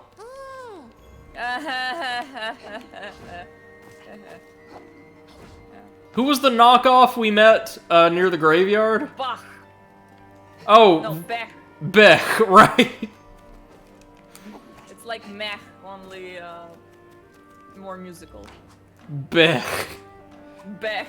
My favorite classical composer. Bech. The worst part is I'm actually gonna start remembering Bech instead of Bach, and yeah, it's gonna. That'll be fine. That'll be fine. It's a better name anyway. Okay, so Temple Gardens. I'm certain we're missing rifts here, there, and everywhere, but that's totally fine. Once we've got most of the stuff from the game, the temples, you know, those things that'll give us additional locomotive capabilities, I think we'll dedicate a stream or two just to running back through the world and collecting everything we may have missed out on. What's this again? This is the Temple Gardens. Yeah. Well, I mean, in a Metroidvania, that's always one of the most enjoyable things to do. Once you've got all of your main gear, just going through and seeing what all you can explore you couldn't before. Yeah. I tend to, whenever I go through an area, have a piece of paper with me and be like, okay, this seems to only be accessible with double jump or something, so I know that in which area Oh my I god. still need to explore. I really need to start doing that, like with a journal or something. MC says, you know what is Especially tiring? Hollow Knight. What? Oh, Hollow Knight, What? yeah. Fortunately, my physical edition of Hollow Knight shipped with, I'll show you guys when we start that stream series, this really cute physical map of Hollow Nest. Oh, nice. Are you gonna put it up as a poster? It's rather small, but otherwise I would. Okay, so You can frame it. these annoying-ass turrets are just a whole thing, ain't they? So we're meant, obviously, to avoid them. Since, Jesus Christ, did you see that? Did you see, MC, that video posted by Potato? Oh, Honest reviews that just tearing Balan Wonderworld a new one. we got an episode of What Happened based around Balan Wonderworld. And man, I will tell you, honestly, that story is very sad. Like Balan Wonderworld. Maybe he should fight the monster of its own creation. Like, according to Yuji Naka, that was his one chance from Square Enix to make a platformer while he was with them. That's not a platformer! I know. But it was supposed to be. You need to have And those great cutscenes that we all really liked, those came from Square Enix's own internal, like, visual arts folks, who had to argue and, like, fight, like, claw and scrape, to get involved with the game at all. Huh. They didn't want one of the best parts of the game in the game. Wow. Cray cray.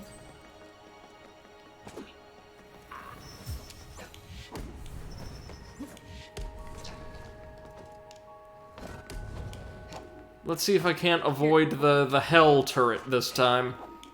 MC says, here's the thing. Okay, MC rant incoming. Wall of tech. Oh, damn it. And he he's gonna says post a sentence he by did sentence. Sonic, never a platformer, but a physics-based speed. Well, here's the thing. Yuji Naka is a programmer. He's not first and foremost a designer. Even though he did serve as like lead designer on the Sonic games, his skill has always been at like technical implementation of ideas, maybe not the generation of those ideas. So mechanically, Balan Wonderworld is an interesting idea. In reality, there just wasn't a whole lot of substance behind it, and that I think was the issue. I think that's basically the best description of Balan Wonderworld. It's okay, but it feels there's something missing.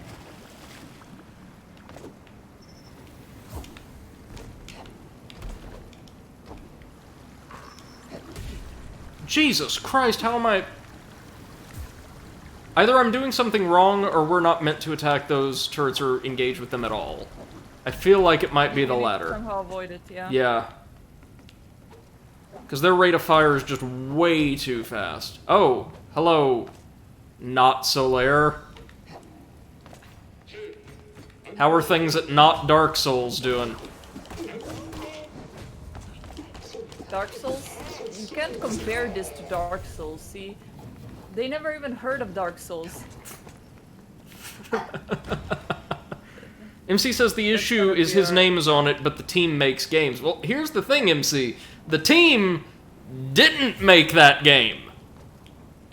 See, Balan Studio, I think they call themselves, adopted a model that had been used, or was quite similar to that used by Concept in the development of Mighty Number 9, where a core team of creatives handles, like, the generation of an idea, like a core formula for the game, but then another studio is hired to actually develop the game and implement those ideas. You can already see where this could be problematic.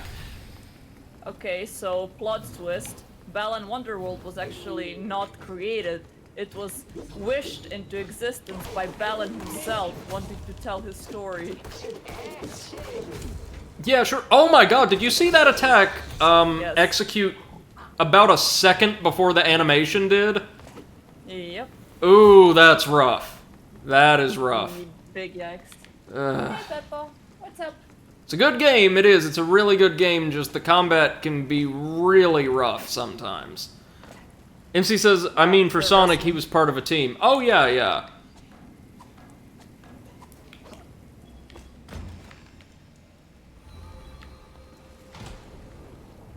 So in Monster Hunter right now, I'm fighting this gigantic dodo-looking monster, and every now and then it like tries to poke at me. I dodge, and he gets his beak stuck in the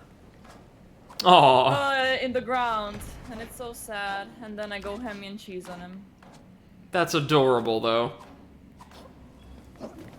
Uluyaku, yes, exactly.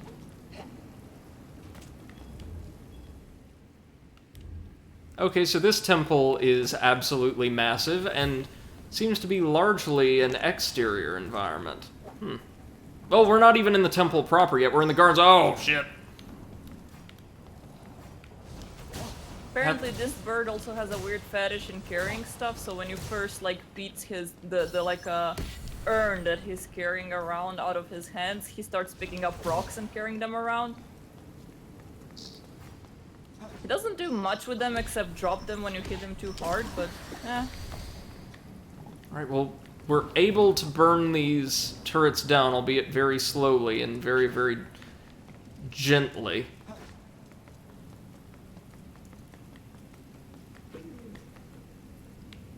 What's at the top of this tower? Dead rat. Okay. Sorry, did that knight just phase? It's a teleporting knight. Alright, I can honestly say I wasn't expecting that. At least I think it was a teleporting knight and not just a glitch. No, yeah, he's... Oh, Ghost Knight. Oh, Ghost Knight with some friggin' range.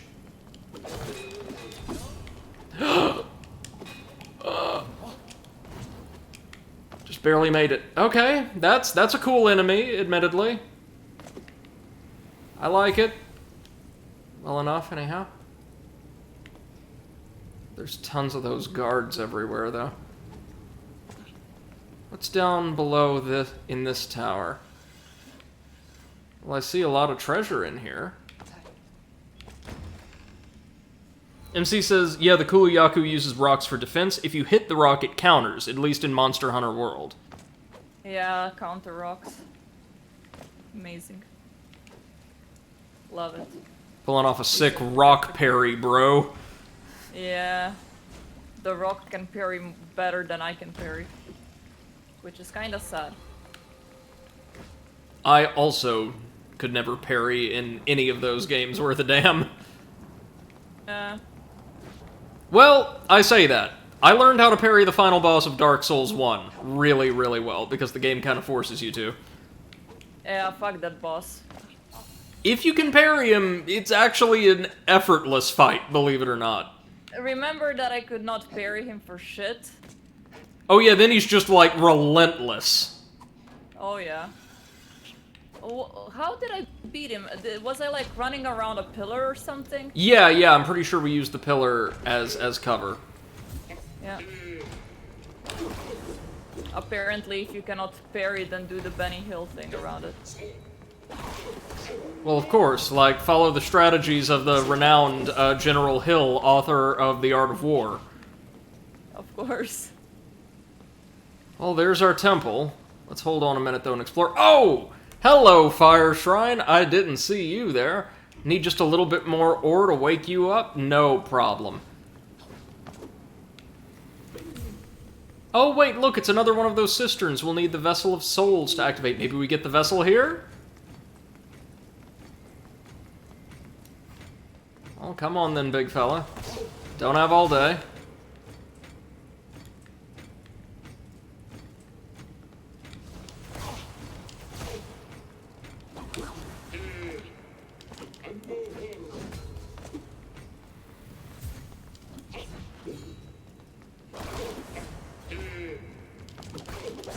I do appreciate that after the thrust, his animation actually has him using that slash defensively and backing up.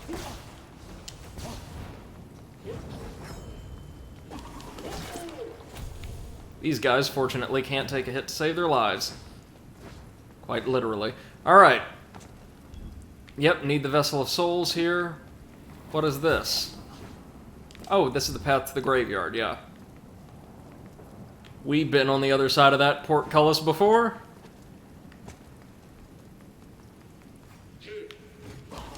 Oh, hey, look, it's the little slug fellas from the first, not exactly first dungeon, but first area.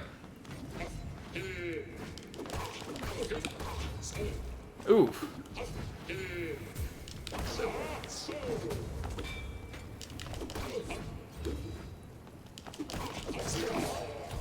Okay, so combat is something you have to play rather defensively, but it's not bad. Oh! A rift. I see. Nice. One thing I like... So adorable. Oh my god, with those two swords on his back, he just looks like Hollow Knight. Oh, doesn't he? He's the best. This is an area we need a golden key to access.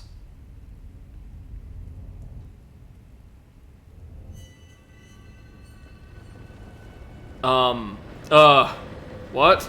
I didn't mean to progress the game!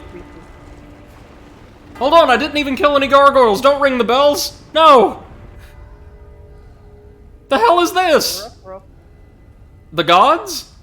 Or no, those are the lords. Oh, so what we fought weren't the gods, or the Queen's generals. They're all being awakened now.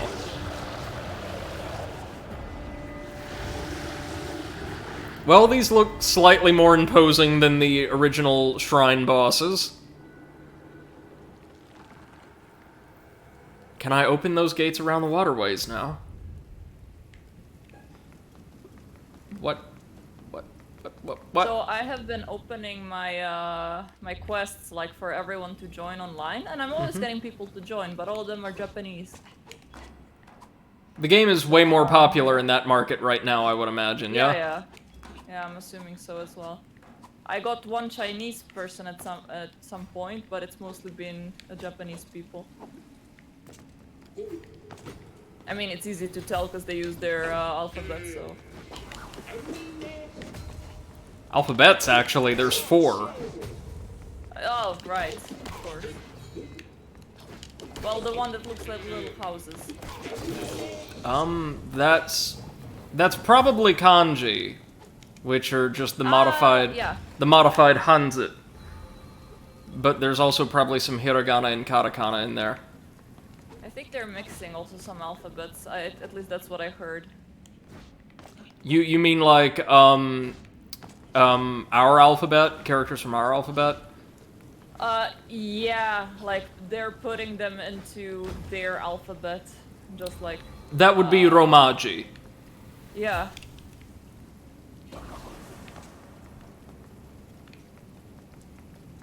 And at the end, you can like give thumbs up to everyone that joined you, and like everyone gives everyone thumbs up. Aww. Yeah, I know, it's cute. It's like the Dark Souls community. There's like this really toxic portion online, but so many of the people you encountered, like in the game, are so sweet and supportive. Exactly. MC says, always makes me think fromaggi, and I want it. Fromaggi. Fromaggi. Something to do with cheese? Yeah, yeah.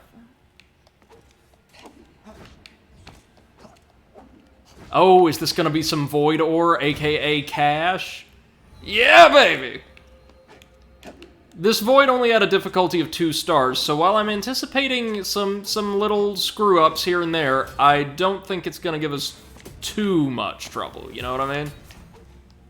Famous last words, but... I was gonna say that, yeah, but I took a sip of my wine, so... Yeah. Oh, by the way, I found out what was causing my computer to, like, be shitty and sometimes disconnect my appliances. It What was was the USB hub that I bought that was supposed to take some electricity, like not from my computer, but from its own like power supply. Uh-huh. And it was not doing that at all. So it was just sucking my computer dry, and then at some point when I would put in too many devices, it would just be like dun dun dun. And he says Monster Hunter is very little bad community, you cannot fight one another. Oh yeah, right, sorry, I should have been more specific. That bit about toxicity applies to Dark Souls and other similar titles like it I've played, where there's, yeah, that portion online, but the community is super supportive on the whole when you actually encounter them, like, in-game. Monster Hunter just seems to be like a small, niche, but insanely kind community.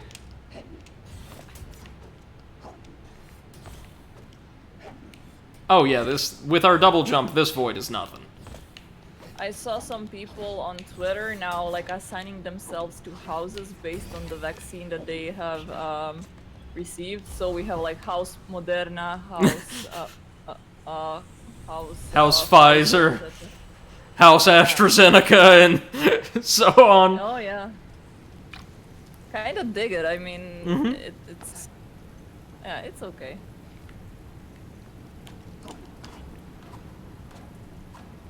I'm reppin' House Pfizer then, I guess. Yeah, I'm gonna be any house. Just please vaccinate me. Yes. I'm gonna sell my alliance to whoever is the first one to offer. What's over here now? Hello, Mr. Door. What are you hiding? Oh, right, that's the path to the shrine. The, forest shrine, whatevs.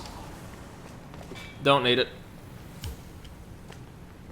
I was trying to figure out what is the point to the Monster Hunter game, but then I realized it's just killing monsters and wearing them.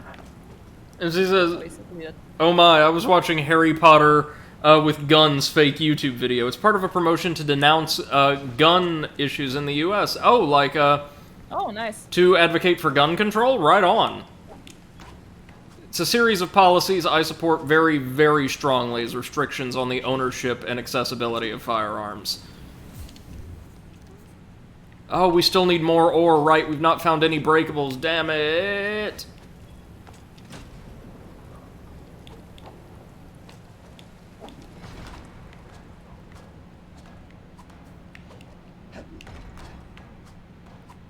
No, damn it. Oops.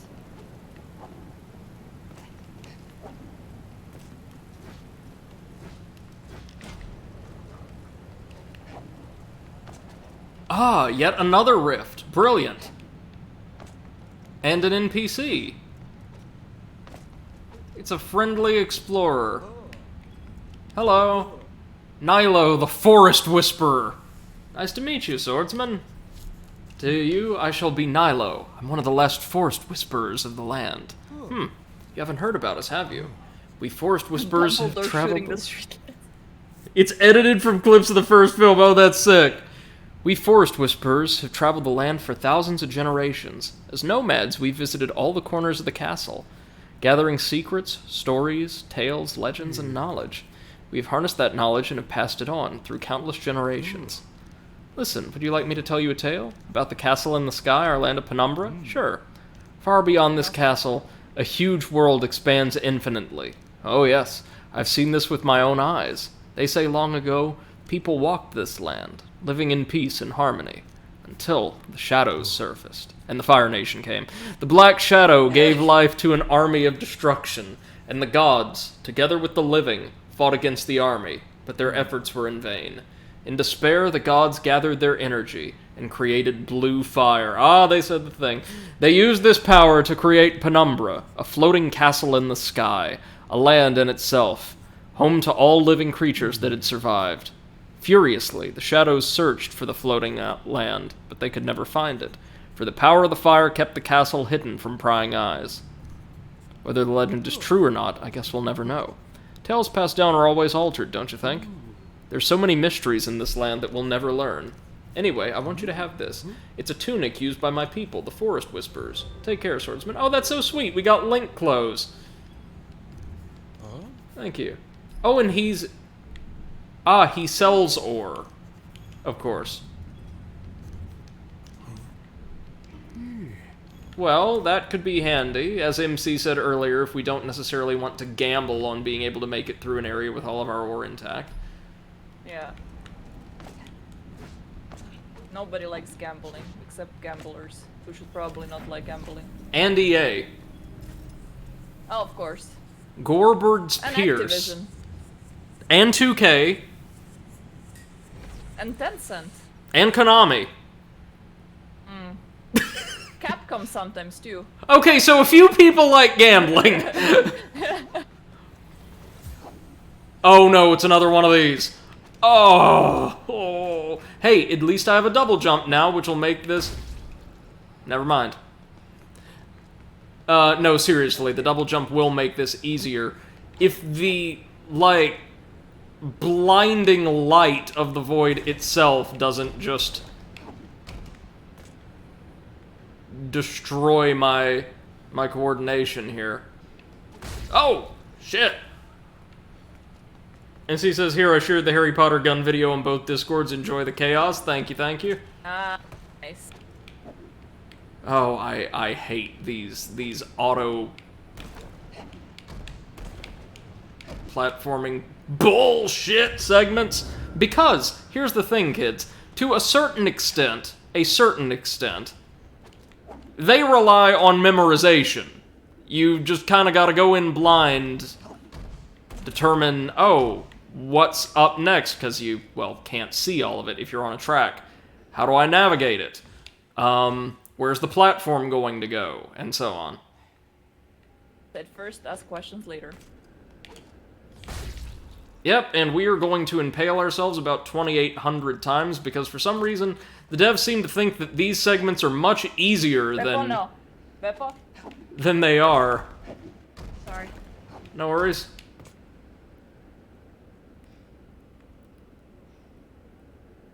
He has become such a smart boy.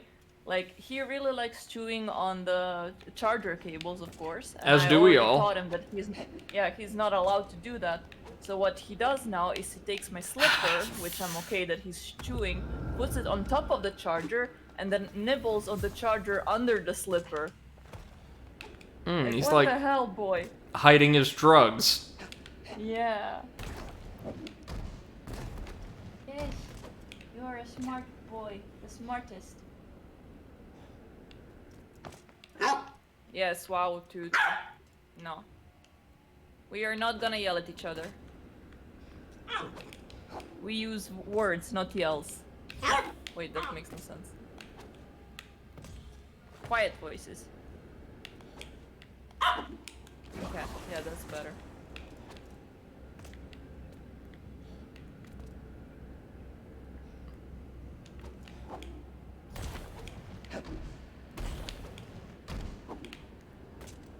These courses... Yeah, I'm still here. These courses are always so damn long, too, like the moving platform puzzles. And I don't know why. And they don't stop coming, and they don't stop coming. Never. Ever.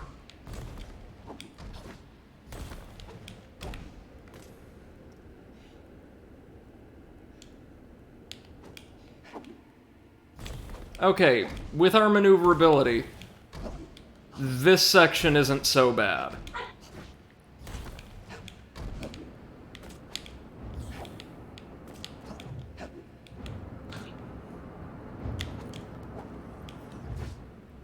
Okay, okay. That's alright. We're alright.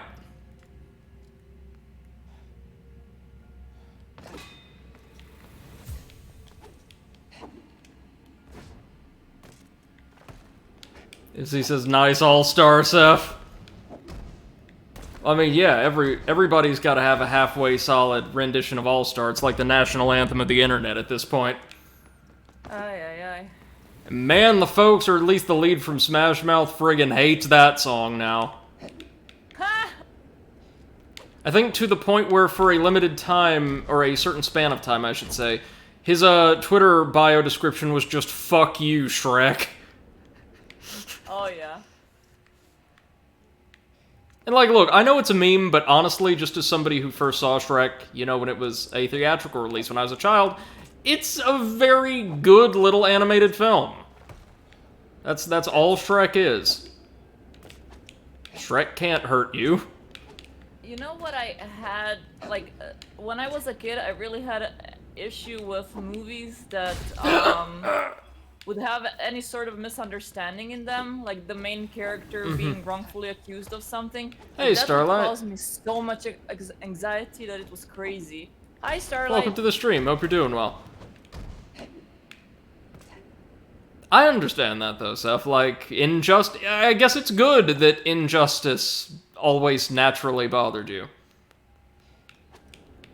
I mean... That's why, like, the second book of Harry Potter, Chamber of Secrets, it was the first one that I read, and I really hated rereading it because of the part where they fly with the car into the Whomping Willow. Yeah, and then they're like, the Professor Snape is like, oh my god, you're being punished, la la la, and they're like, yeah, blah, blah, but... God, fuck. Sorry, carry on. No, that's it. Oh crap, my headsets just died, so I cannot hear shit. Back with you in a moment. No worries. Guys, this is a really good game overall, but I can't tell you how much I hate these rifts. They're not poorly designed or anything. Like, they're perfectly competent insofar as what they're trying to do. It's just that I don't really like this type of platforming challenge, where, like, so much of it boils down to just waiting and progressing along a really tightly defined path with much of your time on that path being controlled by a force outside of yourself. Like, in the previous Rift, I was able to control our movement and our angles of approach for certain obstacles and things like that. No such luck here, however. Jesus Christ. It's all about patience, Brady-san. Wax on, wax off. Like hell. No, it's not about patience. The difficulty here comes from tension and anticipation. Oh, well, release your butt cheeks then? And something I'm not particularly fond of is this game only has 16 rifts, most of which, by the way, I've really enjoyed running through, it must be said.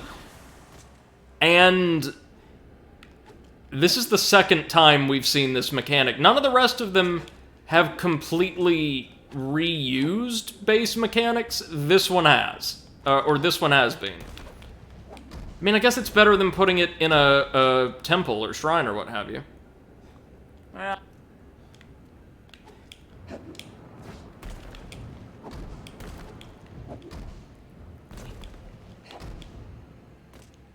Says, you know, I haven't read any of the Harry Potter books, barely watched any of the movies, but yet I played quite a few video games. Ah, and how did you find them? Some of the Harry Potter licensed games were actually not half bad for licensed property or products of their time, honestly.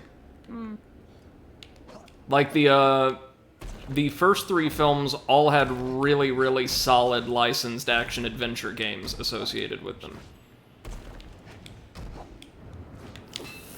Oh, fucking shit!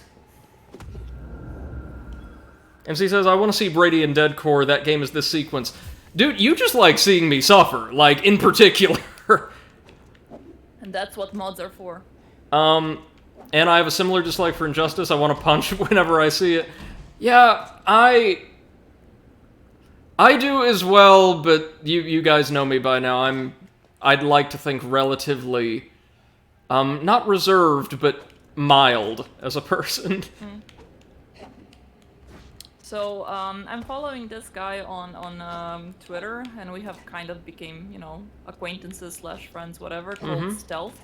And he usually has quite great insight about Nintendo games that are coming out or whatever, because that's basically his entire life. Right. And he wrote just now, according to Square Enix, Neo: The World Ends With You has 30 new songs and 20 plus remixes from the original game. Ooh. Takeharu Ishimoto, who did the music for the first game and for many other Square Enix titles, is back in charge, so you know it's going to be fantastic. Right on. Unfortunately, this game is still not getting the attention I think it should be getting, sort of like the original game. Yeah, that is true. The World Ends With You is a game I never played, but really enjoyed the aesthetics of. Oh, I played it for the Nintendo DS, I think, or 3DS, I'm not sure, and I have it on the Switch as well, but I haven't played it.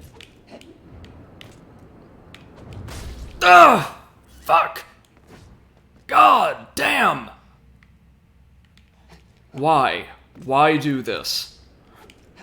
Tell me why. This is what I don't like, too, about the whole, auto-scrolling thing. You make a single mistake, you've got to dedicate another several minutes to just standing fucking still. That's not engaging, nor is it a punishment that I feel is proportionate to making a slight mismanagement of positioning or timing. It's tedious.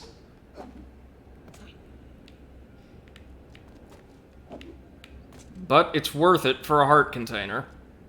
So there have been two mods, very popular, created for Smash Bros. One removes everything Fire Emblem related. I saw The that. other one removes everything but the Fire Emblem stuff, and it's still a pretty good game with just the Fire Emblem things. Was the second mod released kind of in protest of the first one? Yeah, of course. Yeah. I like all the Fire Emblem stuff myself. Now, Yeah, me too, but I know a bunch of Smash fans that really never played Fire Emblem, so they're kind of upset why so many or so much so many. Fire Emblem so many Fire Emblem things being put in the game.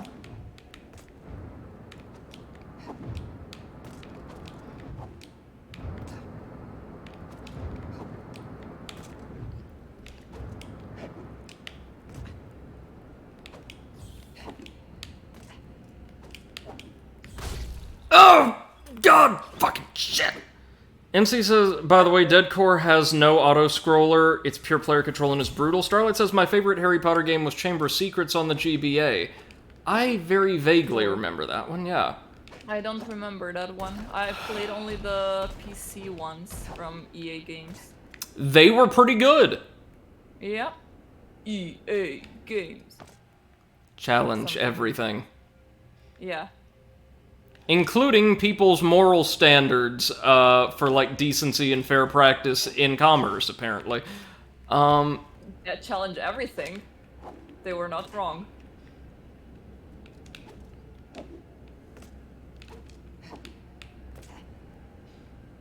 Oh, I totally forgot. Next week we're recording the episode for Bethesda, right?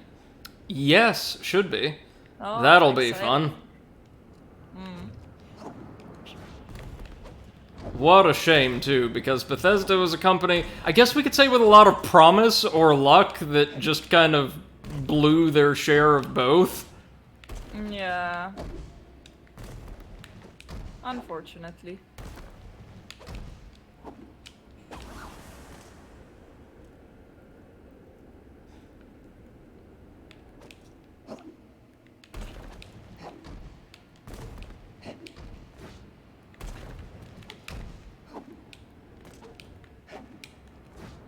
Are you talking about Fallout 76? I personally am talking about all of the Fallouts after New Vegas. Yeah, Fallout 4 was okay, but it was... Fuck! Damn it! There's one we gotta jump through, but precisely. Then one we've gotta precisely double jump through, all while keeping time with the moving platform, mind you. Then, it looks like there's one last obstacle and we're home free. But of course, if we mismanage any of that, thanks to these fucking spikes, we don't just take damage, we get thrown back to the beginning of this 3 or 4 minute little sequence. Every single time. And I'm going to say, for the price of a single heart container, that's not really worth it. Also, we've completed, like, 4 or even, I think, maybe 1 5-star difficulty rift before that weren't this punishing.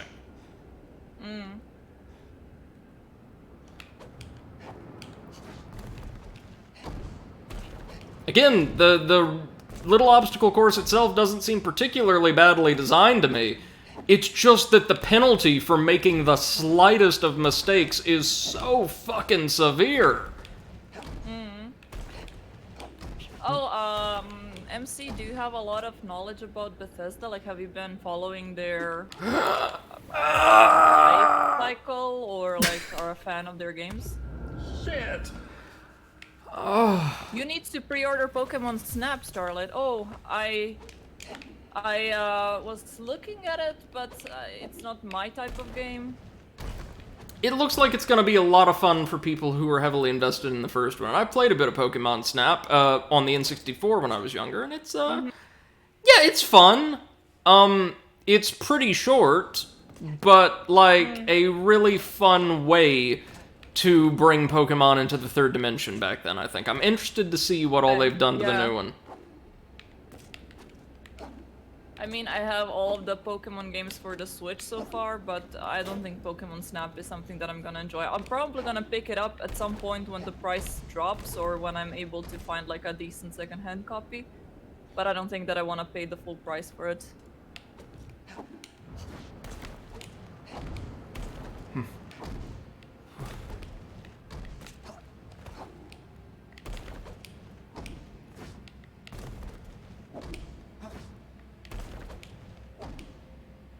MC says, I have played all the Elder Scrolls, but online did Fallout 3, New Vegas, and could not push myself into 4. I did some reading, but it's not quite extensive.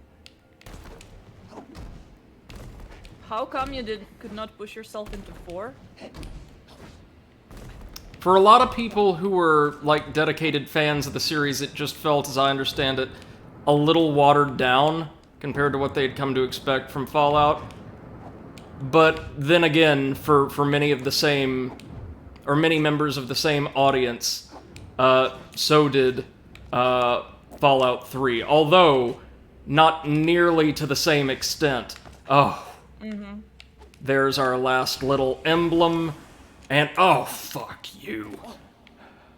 Fuck you, fuck you. Did you see that? If you don't perfectly angle your jump at the end, it doesn't matter. You gotta do it again. Yeah. Oh god, Starlight fuck said, this design. I find the spin-off Pokemon titles more fun than the actual mainline games, or at least more interesting. I completely agree with you. I like the Mystery Dungeon games. And I really liked the Pokemon Ranger titles as a kid. I think they're a great deal of fun. Those, I think. They're simple, but really enjoyable little adventure combat games where you use a device called a capture styler to directly combat and control Pokemon. By drawing loops around them to subdue them while dodging their attacks or other maneuvers. Interesting. Each Pokemon is... Oh, go ahead. Yeah. I'm very excited about Legend Arceus. Oh, yes, me too. Like, Arceus is probably one of the legendaries I care the least about, but I just Same. like the concept of Breath of the Wild, like, game with Pokemon context. I like... think Beppo pooped again. Again? Yeah. He has been putting in overtime today. Oh yeah. Oh yes, he pooped. Okay. Now I have to find the poop.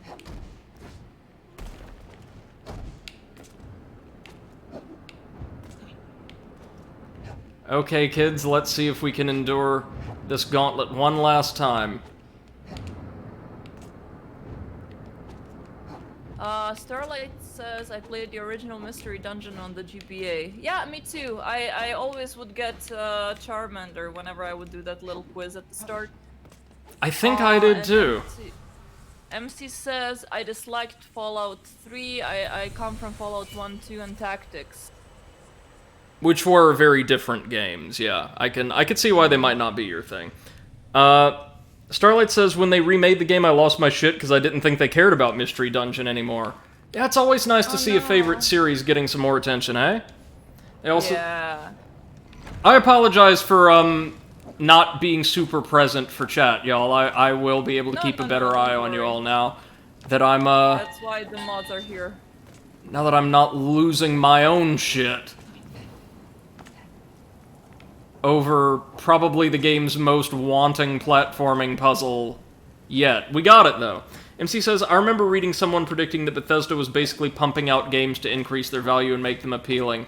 Well, I mean, Bethesda doesn't seem hip to, like, the best business practices in the industry, so I'd believe it. True. I believe it, too.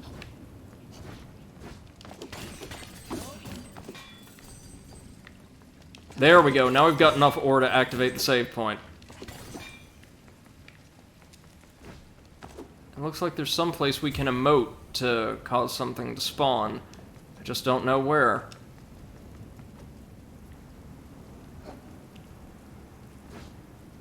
Yay, give thumbs up to everyone. MC says, I would talk about Harry Potter games, but never played any. Seriously, like, the first 3 films had great titles on the PC. Well, at least Philosopher's Stone and Chamber of Secrets had really good PC games. Oh, yeah. And, like, PS2, PlayStation, and then PlayStation 2 titles. Like, Prisoner of Azkaban on PlayStation 2 is actually really good.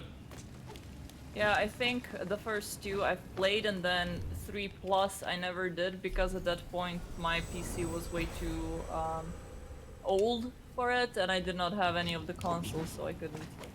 Mm-hmm. So I just know the first 2. I love the first one, and I beat it like, I don't know, 10 plus times. Yeah, that might be the first game I ever beat, in fact. Like, completely.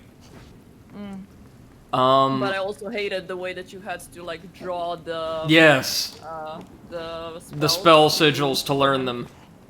Yeah. And he says, I will stick with Harry Potter gun because it's the hottest content forever. Fair dues. Yeah. Whatever tickles your pickle.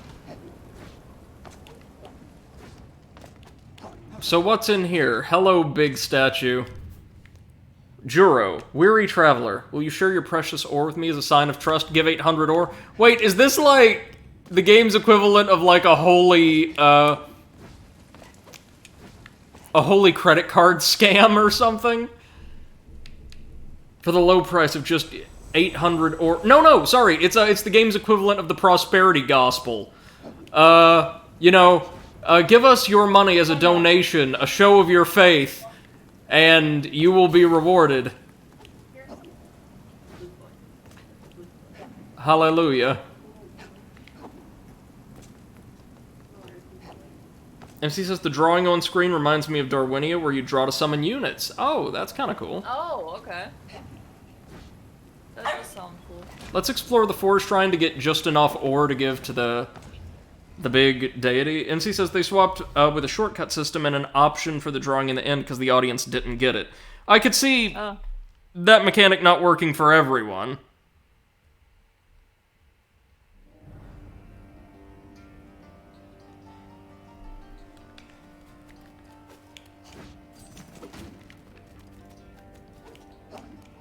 Oh, that's right, this spits us right back out in the city. That's good.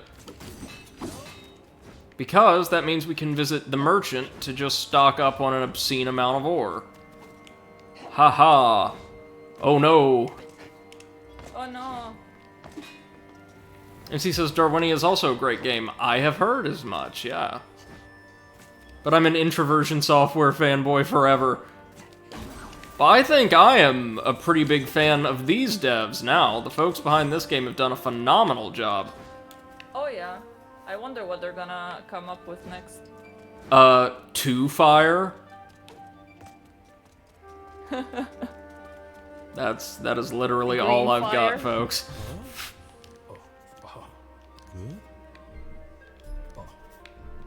Red water drop? Yeah, red fire. No, we're not selling you all 9 of these. We're selling, a couple of our emerald ore, yeah. Yeah, he's doing like the Tommy Wiseau laugh in place of like standard vocal grunts. I did not hit her. I did not. So anyway, warrior of light and shadow, how was your sex life?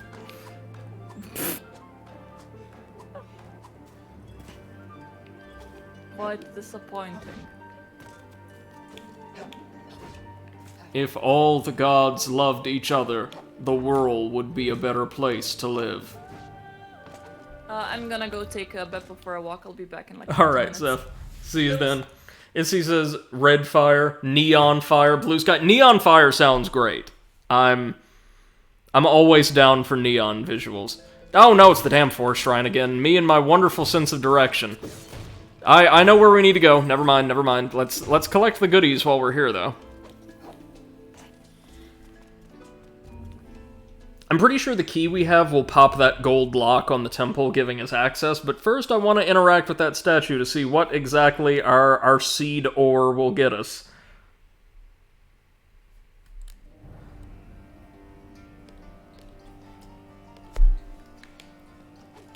Load times are pretty solid, yeah, not too long at all.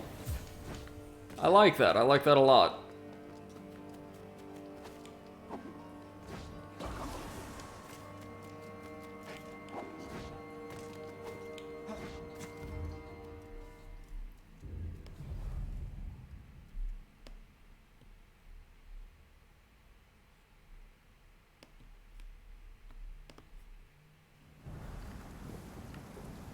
And we're back. But let's try to safely make our way to that chapel once again.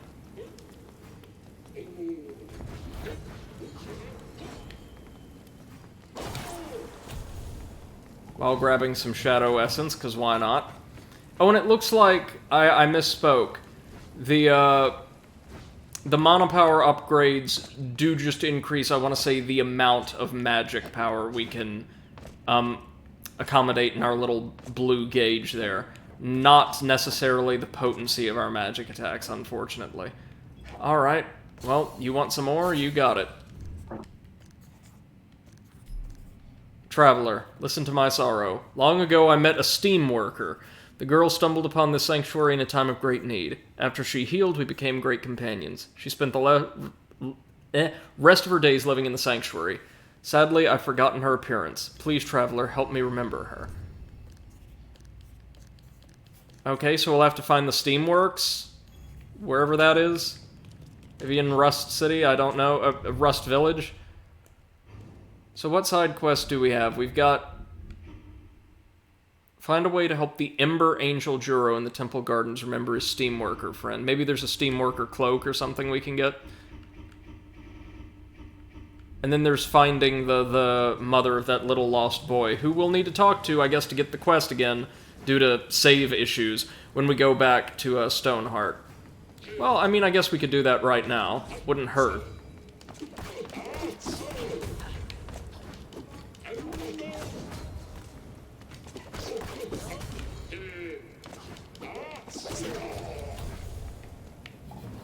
Don't care about the damage there, because we're going to be coming right back.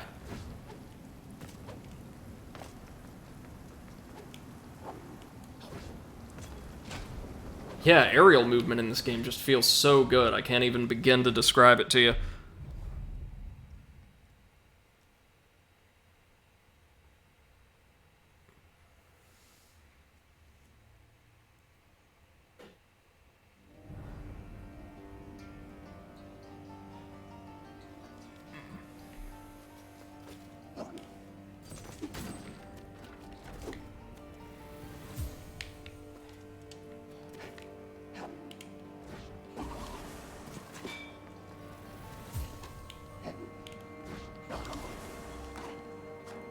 Okay. Kid was in here, I was pretty sure. Yep. We've seen all this before. Now, do we get anything descriptive here? Nope. Looks like we'll just have to keep our eyes peeled for any people and or, unfortunately, remains, given how Souls-like games tend to handle these types of side quests. And back out to the temple once more.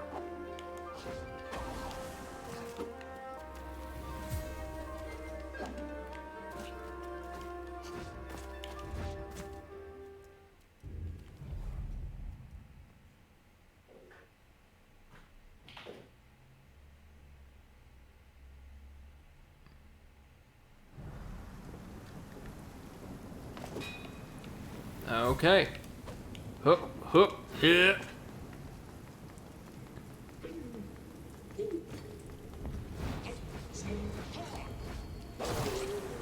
Now let's go rest. Save, yep, there we go. And now we can run across the bridge and crack into the temple proper. And hopefully get that vessel of souls we're angling for. Well, come on. There we go. That was freaky, but we survived.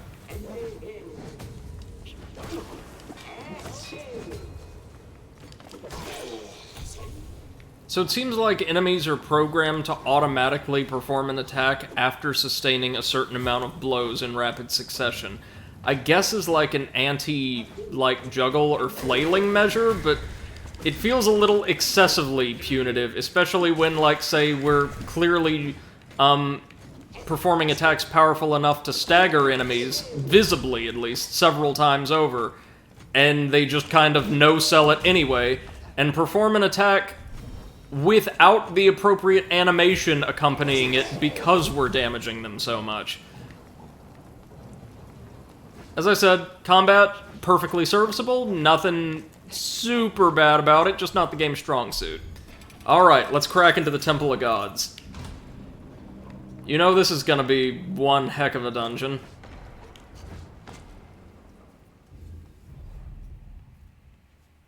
And not one dedicated to any one god, so it's gonna be a little different.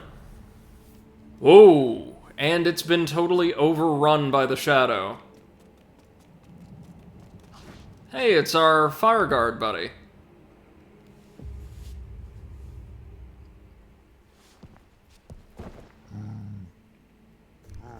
Warrior of Light and Shadow, we meet again. Listen carefully, warrior. Deep inside this temple, the Temple of the Gods, where long ago ruled a spirit of balance, now lies the Queen of Darkness. Upon reaching the temple, it seems she's felt your presence. The presence of the fire returning to the great fountain. The presence of the light. The presence of the gods. In fear, I believe, she has reawakened the Lords of Shadow! What? I mean, I know it's her lords, but as in the Castlevania game? I don't know if you guys are aware of it, but Castlevania Lords of Shadow, a, God of War inspired, kind of action or adventure beat-em-up with involvement from Hideo Kojima's studio and some of the highest production values of any game I ever played on the last console generation. It's an absurdly good and underrated title. 3 demonic beasts that nurture her power and further her cause. The cause of the Black Shadow itself. Warrior, you're our last hope. The secret weapon of the Fire Guards, a hero of both light and shadow. Nevertheless, you cannot face the Queen herself yet. So we gotta take the vessel, yep. And go bring down the lords. Easy peasy. In the 3 temples we've not explored yet, I would assume. That is a sanctuary stone. It's a powerful gem crafted by the gods. You'll require it in what's to come, and it'll also allow you... Yeah, there we go! Travel instantly to any fire shrine we've visited. Fast travel. Yeah, buddy. That's what I'm talking about. Hunt down the 3 lords rising from their sleep. Destroy them. Find the voids created by our ancient masters. Overcome their challenges. Oh, son, we're in the middle of that. Search the shadows dwelling in the land and slay them. Roam the land of the castle and gather the right equipment. Once you've defeated the Shadow Lords, will you be able to face the Shadow Queen? The time has come for you to test your power. Go now and prove your courage. Alright, I'm all about it. A holy gem created by the 5 gods in their last gathering. It's said to hold many powers. So fast travel and destroying the Shadow Lords. Okie dokie, we can do that. We can do that in an afternoon. MC says, my question. Yes.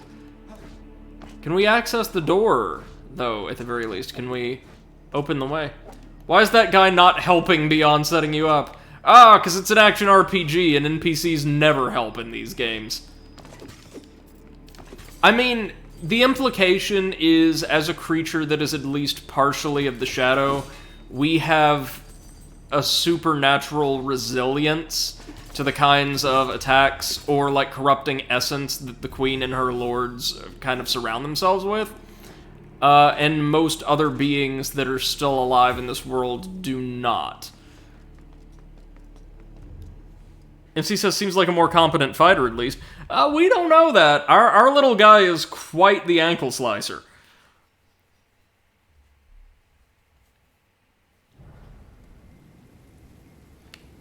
Alright, so with the vessel, or the gem, I guess we can interact with these... Yeah, the sanctuaries, right? Or the little orbs. No? We're opening the path back to the graveyard? Okay. Oh, and a path down there. That's what we want then.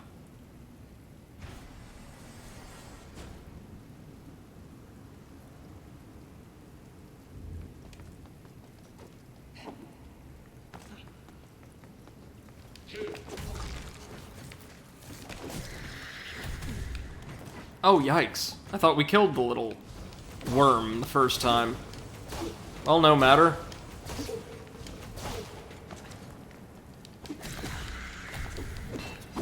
Wait, hold on a minute. That one dealt damage to us after we killed it. It didn't explode or anything either. Its attack just fired after it died.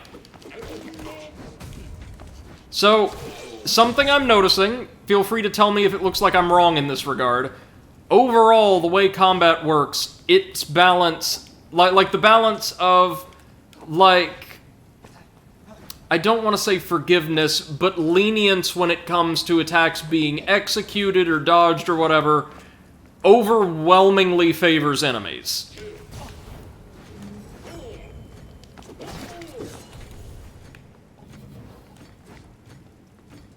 Like, if there's an opportunity for an attack to hit you, no matter what you do or what the enemy does, it will. And I'm not sure how much I like that. Like, it feels like not exactly a cheap attempt at manufacturing difficulty, but very clearly manufactured difficulty all the same.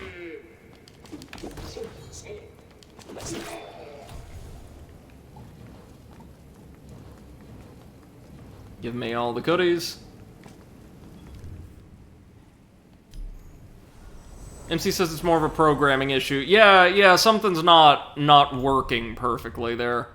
Again, it's not the game's focus, so it's not a huge issue, but yeah, we can warp just about anywhere, right? Nice.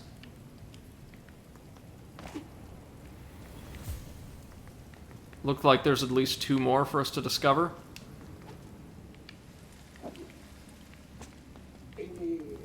Oh.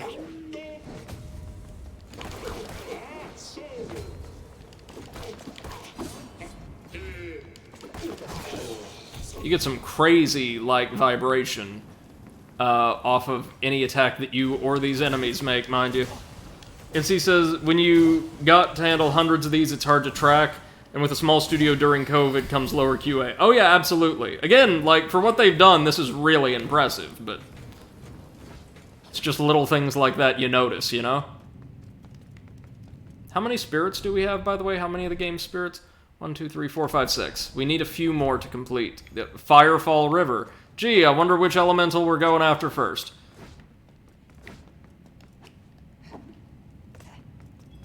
Down we go.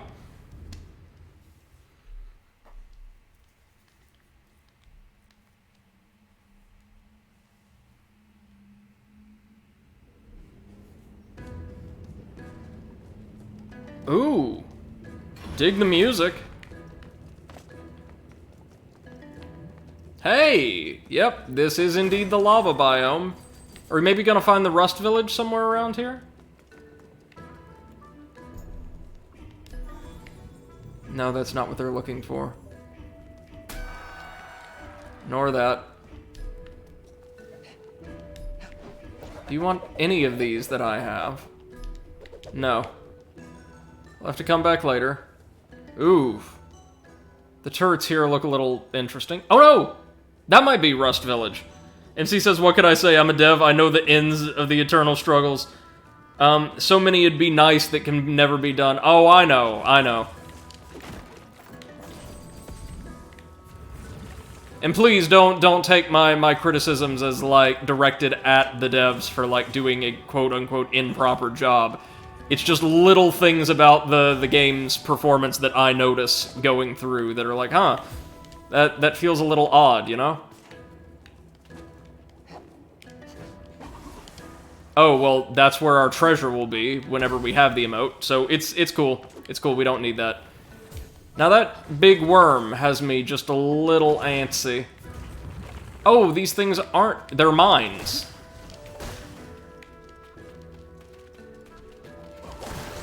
I think. Sapphire ore, nice, nice.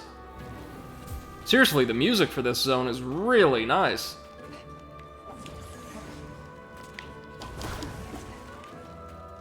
Anybody here? No.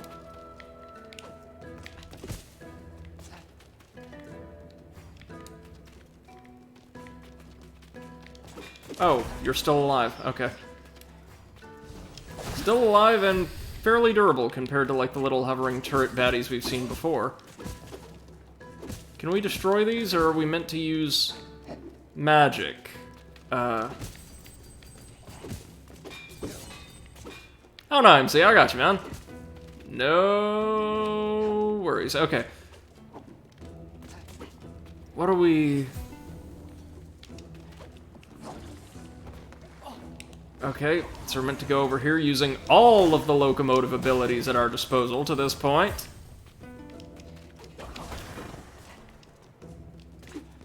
Spin attacks, one at a time, just seem to be the way to go for combat in this game.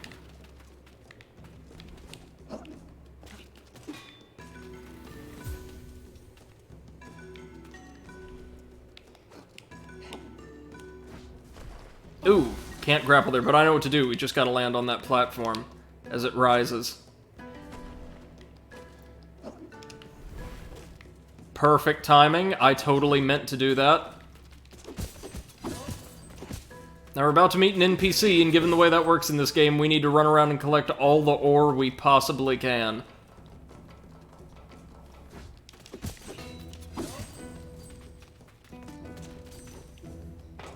What's this? Sapphire ore, nice.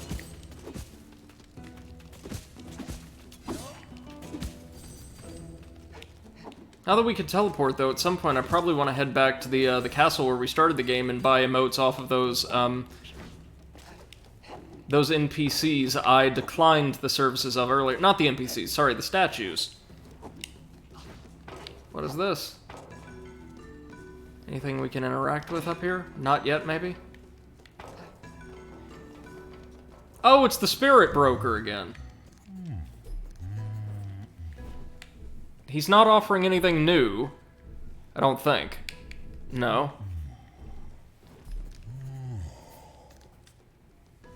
Another spirit slot? Sure. Why not? Well, why not, actually, because there might be a save point nearby we need to pay to open up, and I'm not about to waste that.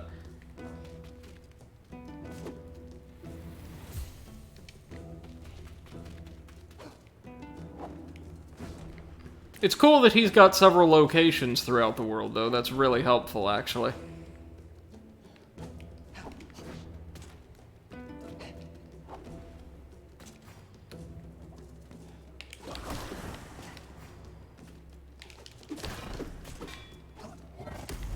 Whoa.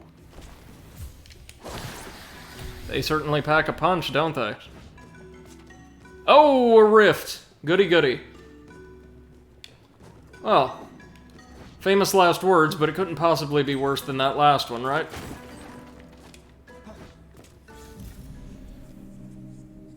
Hey!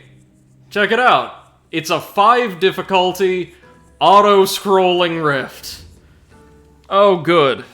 Oh, good.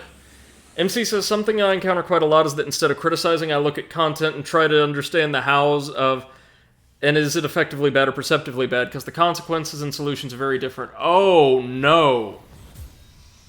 This is straight up something out of Meat Boy. Yeah, this is gonna be really rough. Wait, no. At the very least, that means we're not spending a ton of time on the auto-scrolling platforms.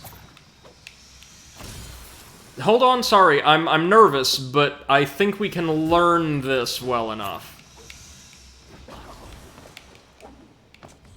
It doesn't seem to be super long, at the very least.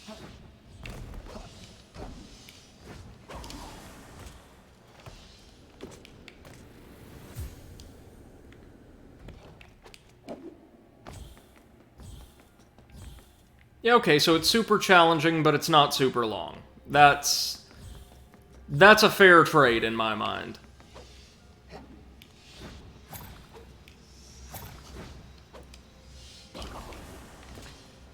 And it begins.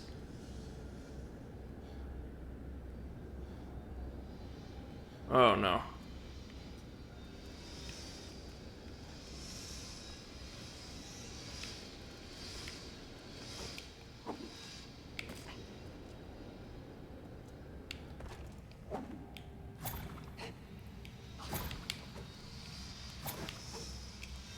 Oh, shoot.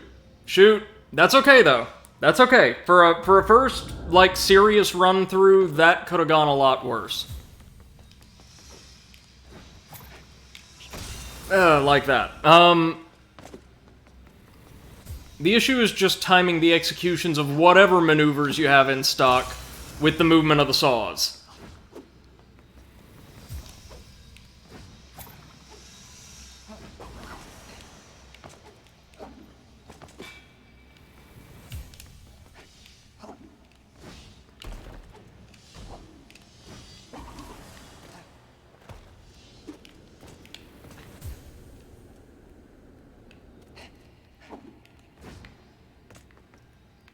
Well, I say it's pretty short. Hold on.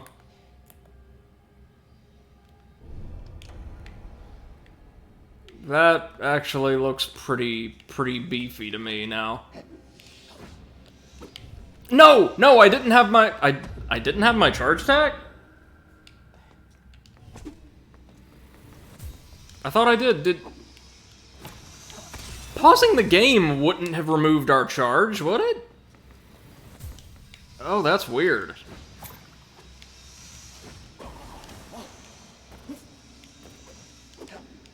There we go. MC says, see, you remove the auto-scroll, and this is even more of Dead Core's philosophy.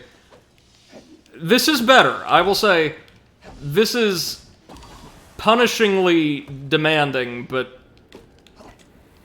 Ah, shit. It's... Also, so much of this boils down to, like, oh... Every single thing you do in this game, like attacking, what have you, has a certain measure of movement. Like, usually horizontal or vertical, no, horizontal movement associated with it. So if, say, you attack to charge your spin for another jump, you also travel forward about 3 or 4 feet, which is problematic.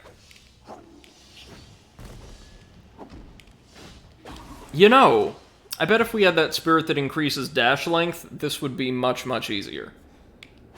Just thinking.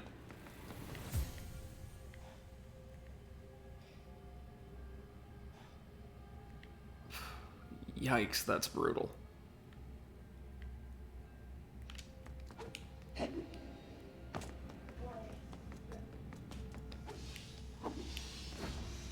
Ah! Really now?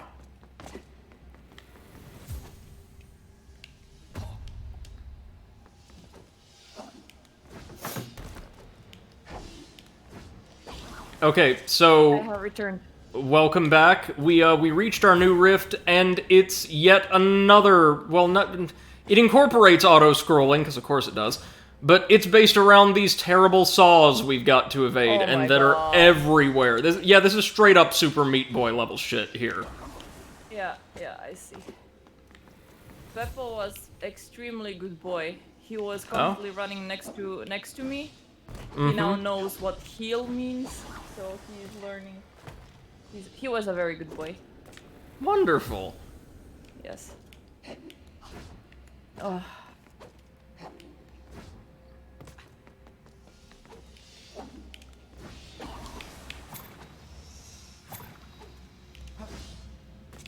Oh, there we go.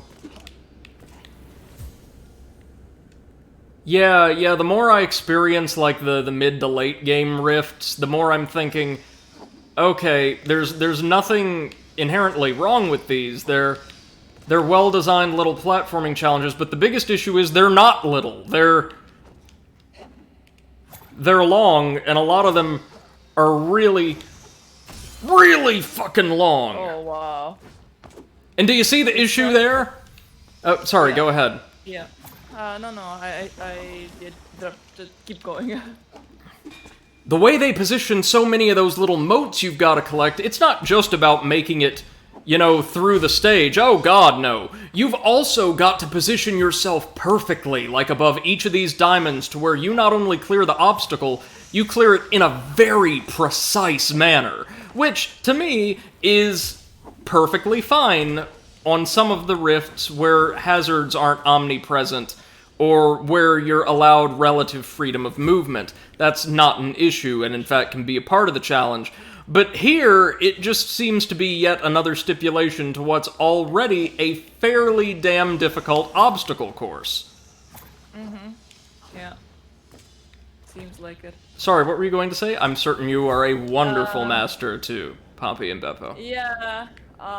Well, I keep saying to Beppo, good boy, bravo Beppo, good boy, and I see that every time he hears that, he like starts wagging his tail, so he is very oh my god, Poppy. She tossed over her tower. Right back.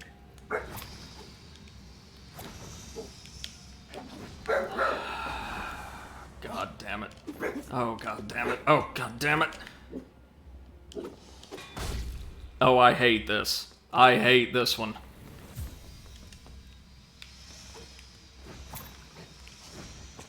Because again, so many of these, the early rifts didn't take long at all, like Successful Attempt or No, just to navigate. These are so fucking long. Like, look at this. Yeah, that looks not fun. No checkpoints, no, none of that. MC says you should try to go for the full track and ignore what you missed. We don't get the heart container if we don't get them all. Oh yikes. That sounds harsh. Wait! Way too harsh. Wait a minute! No, MC's right! Holy shit, we do! No, these things we're collecting, they're the Void Souls! Wait! Oh! Yeah, they're the currency we use to get new spirit slots, that's it! Oh, shit! I can't believe I missed that. MC, good eye, man, good eye. Oh, whatever. Now it's your time to say fuck you to everything and just to TFO. Yeah, we're just going to navigate this maze, which is still going to be really hard, mind you. But it's going to be doable now. Thank you, MC, I appreciate that. Like, I'm certain I'm not going to need every Void Soul to complete the game or see all it has to offer. We're already doing great on spirits and spirit slots, so I'm not super worried.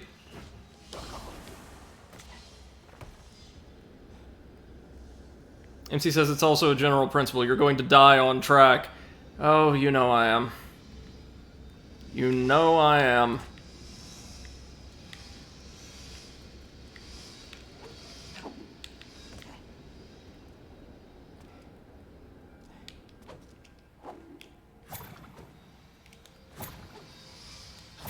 Ah!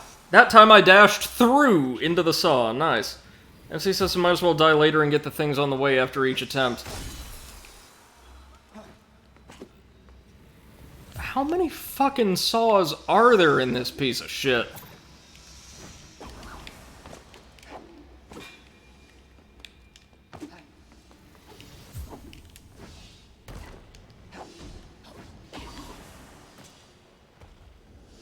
I also think it's not so much a problem, it's something that irks me. That we receive the same exact prize for completing a very, very easy rift as we do from completing, like, one of these punishingly difficult ones.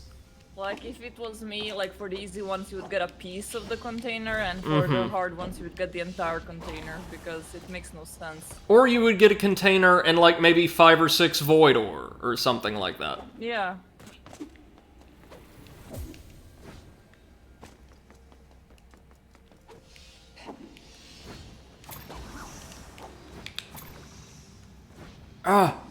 No, okay. And she says depends on if it's optional. This is, I think, but I also don't know, because we were outright told to complete all of these. Okay.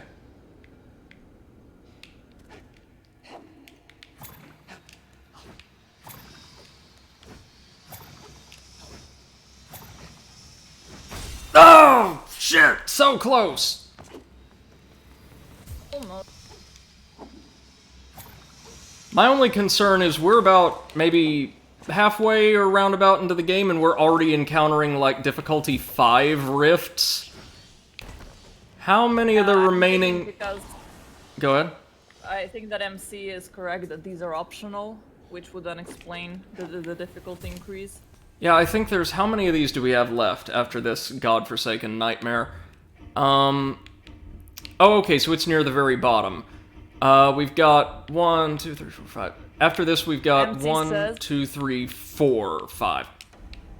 MC says this is a good philosophy of life. You don't always get rewarded for working harder. Exactly, that's why you should not work harder, you should work smarter.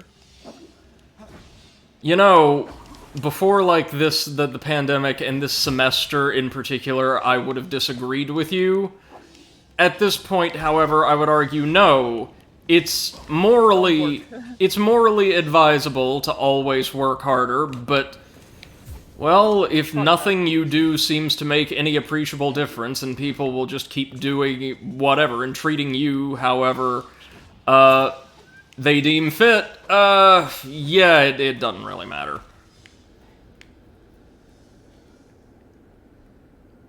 For instance, I'm a graduate student, and due to the way my program has been handled, or mishandled, I have not learned a single thing in the past year.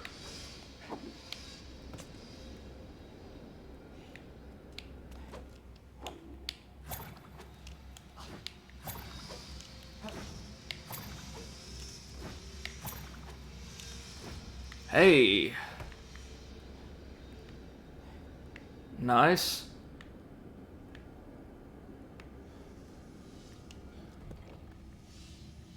I was about to say, where's the bit where they ram me straight? The bit. Into... Oh my god! Did you see that? Oh yeah. We're gonna have to wall jump up that? Oh no. No, actually, you know what? No. No, we're not doing this. If this is optional, I'm out. I got a bunch of void souls. I will complete the game with 19 heart containers, thank you. Oh no. No. No. Either give me some kind of checkpoint, some kind of penalty system where, I don't know, you take 3 hits, then you have to restart. Or something, but no, I'm not doing that for 1 heart container. Hell no, I have my limits.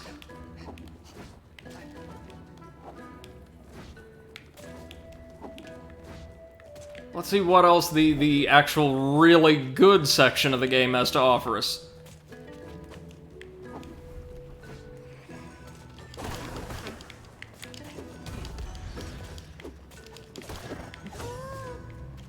Ah. These guys are really, really tanky. Oh, look, it's another one of these little guys. Hi, Speedo. The marathon champion. 1, 2, 1, 2. Hello, friend. I'm Speedo. Nice day to work out, isn't it? Today I've already run 10 miles, and I swam all over the lava river. Ha! Then I did push-ups. Ha! How many miles have you ran today? Let me guess, 0? Oh. Oh, Speedo, that was uncalled for, man. No pain, no gain. Listen, I can see you're a slow fellow, yet I have a secret. Oh yes, a secret ring that can make you run faster. Like Sonic. 8,000 ore. Just like my oldest brother Poti. He's weak like you, but don't worry, I'll be here if you change your mind. Well, that was entirely uncalled for, sir. Oh god, it's another rift!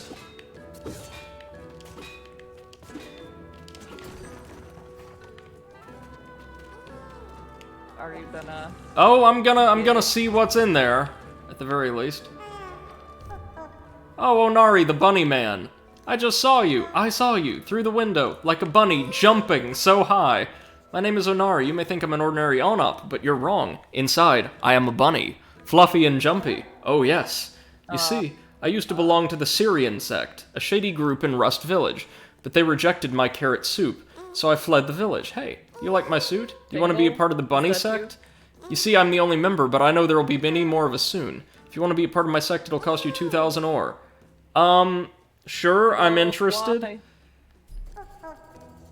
We're now tied by blood and carrots. Take this tunic with you and use it everywhere. Embrace the bunny inside you. And remember, if you're lost, follow the white bunny. Okay, this actually looks really cute. Hold on. Yeah, but also that's Tingle. Yes, That's so Tingle absolutely. that he can't be any more Tingle. Look, we don't even have ears, we've got little horns. Aw, you're a horny little bunny. Of course. Wait a second.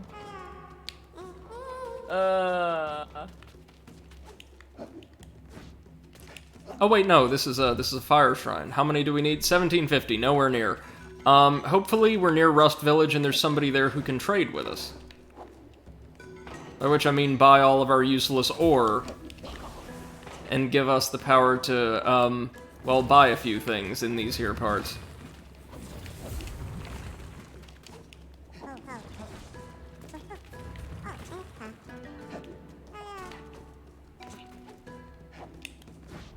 Yep, here we go.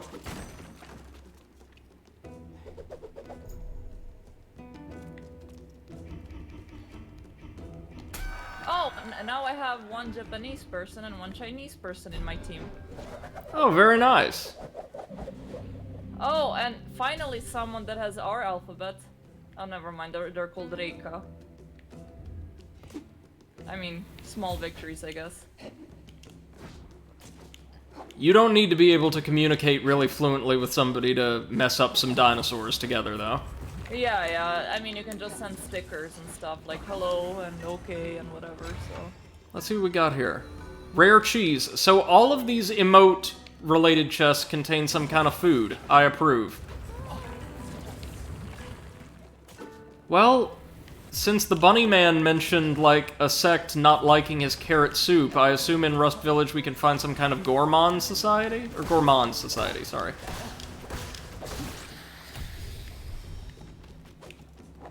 Carrot soup. Carrot soup doesn't sound half bad to me. Yeah. I would also really much enjoy some pumpkin soup now. Ooh, yeah, that sounds great. Nice and creamy. Mmm. Oh, yes.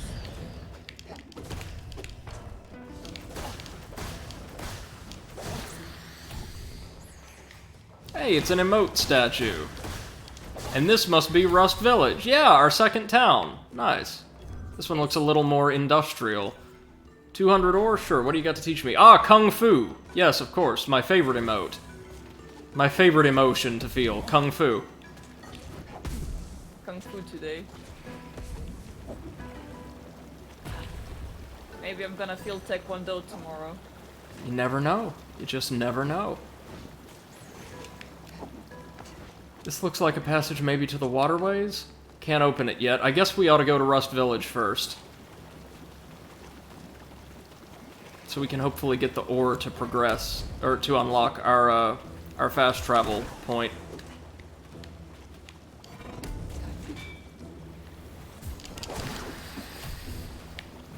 Nice. Give me all of the shadow energy. Thank you, thank you.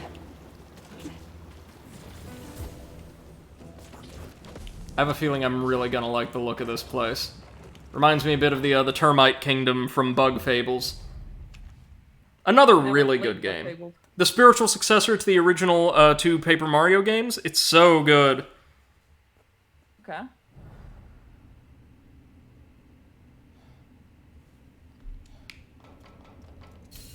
You mean to tell me we can't access the place? There's a lock on the door. Oh, good. Oh, good.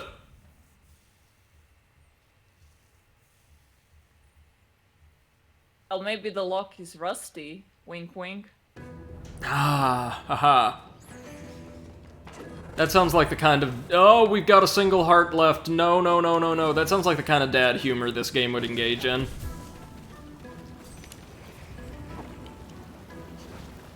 I see another remote statue down there, too. God, the radii on those are insane.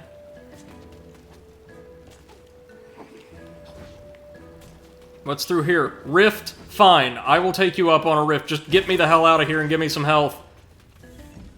The Alchemist. Okay, difficulty 3. This can't be as bad, right? I had 3 team members, but I got only 2 likes. Somebody didn't like me. Oh no. Okay, well this one doesn't seem anywhere near as bad. Slow and easy. Oh, whoops. We're alright though, we're alright. You're done?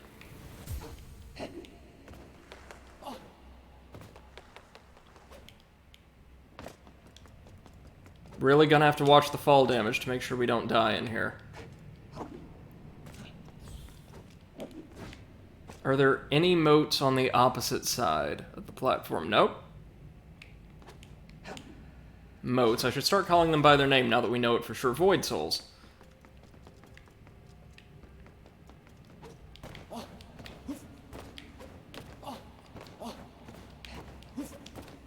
We've also got near limitless stamina in here. That's interesting. Oh, maybe we have near limitless stamina because of the bunny outfit. That's cool, huh? Like some of this armor actually has practical value. That's really cool, actually.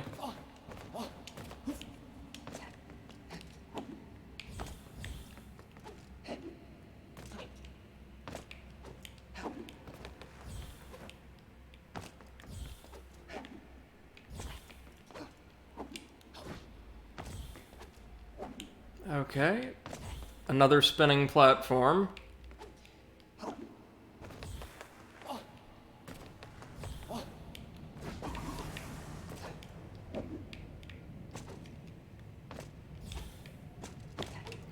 A couple spinning platforms. A la secret stages in Mario Sunshine.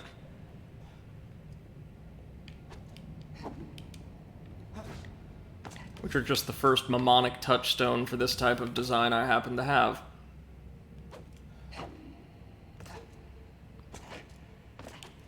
I don't know if you've seen, but you know Humble Bundle? Mm-hmm.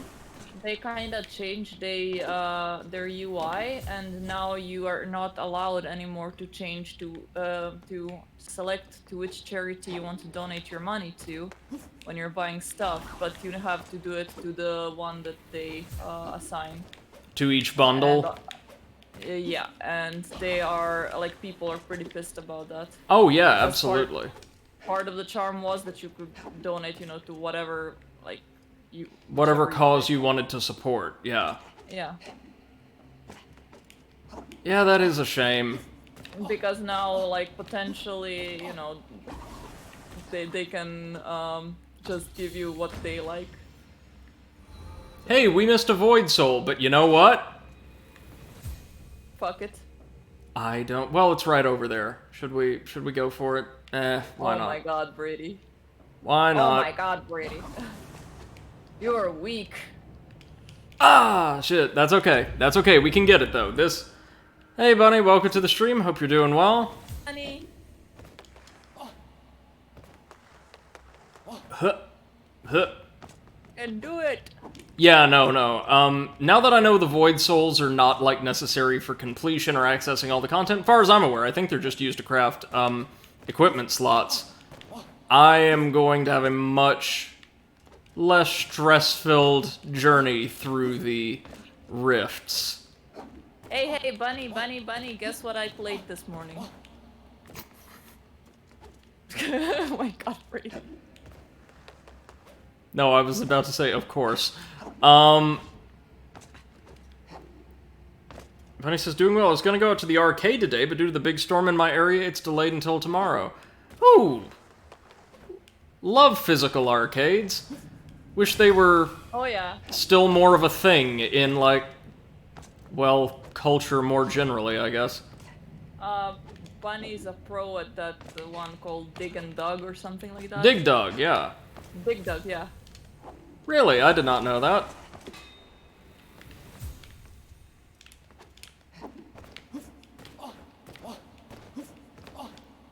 Well, we've got the Void Ore, so it's time to get the hell out. Give me that heart container, please!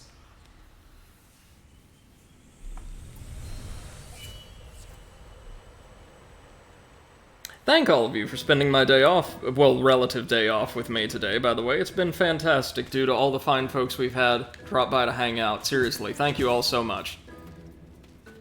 Especially in lockdown, all of you have made my days so much more pleasant, and I really appreciate you all. Can't ever say that enough. Ugh! I don't even mind the lockdown anymore, to be honest. I'm just like, yeah, whatever. Oh, I do. I miss the office. I miss actually interacting with coworkers and my bosses and my students especially so much. But I know it's for the best that we just lie low until this whole thing recedes. I mean, it's really funny how you guys have been like in lockdown non-stop, right? And No, actually. Most people in most places in the US do not have mandated lockdowns, and that's kind of part of the problem. Really? Yeah. So, I, as a person at great overlapping risk, I fall into 2 or 3 non-overlapping risk overlapping comorbidity categories. Oh, a spirit. So I have to, like, just stay in constantly until this thing improves. Now, Gotcha. and of course, like, universities and most public places aren't functioning as normal, as they shouldn't. Alright. Yeah. Bunny says... I was gonna say that we are like having kids in schools one week and then the other week they are back in lockdown and etc. So it's a bit of a chaos right now situation. Bunny says, Dig Dug's my favorite arcade game, and I go to the arcade specifically to play it, and eat the amazingly good chicken tenders they have there. Seriously, they're the bomb. I've been practicing a lot at home, and when I go back tomorrow, I hope to move my spot on the leaderboard from 2nd to 1st place. Well, good for you! Nice! Best of luck. I wanted to rent the house in this lake with Onrum Real Estate, but they turned me down, so I stole the keys, and now they're looking for me. But I'll never give Mon the keys back. I love it how that's actually a thing. That's of course something that I'm gonna do if I don't get the apartments that I want. I'm gonna steal the keys and move in anyway. There you go. I mean, it's not like you can move into that place at any time. They're gonna know where to look. I'm sure we're going to, like, get the house as part of a quest line, and that must be the back way into Rust Village. But he says I'm gonna need to break 170k to do it, but I have confidence in myself. Well, there you go. And again, best of luck from all of us. Don't forget to tell us how it went.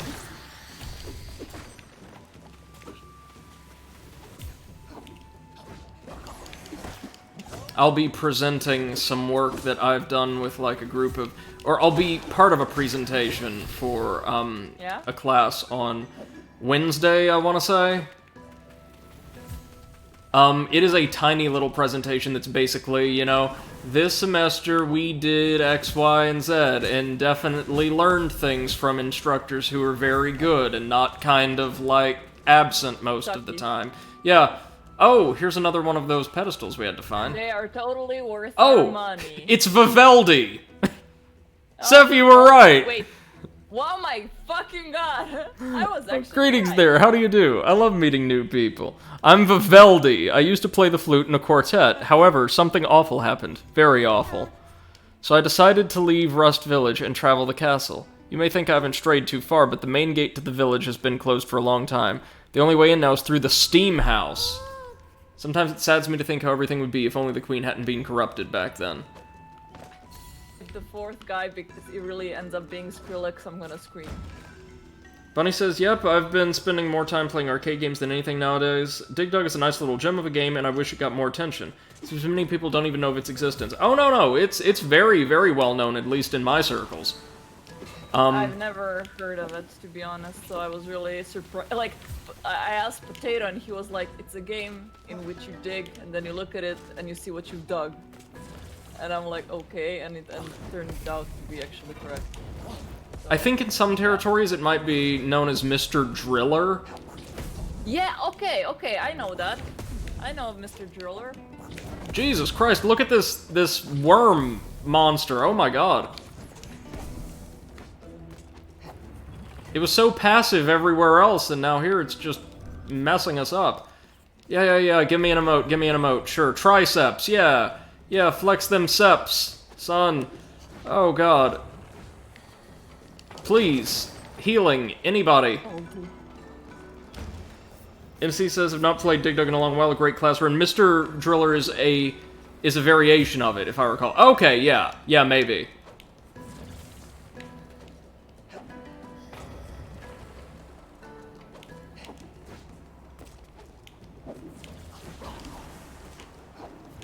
Oh, well, who is this? Is it like a little fire chief?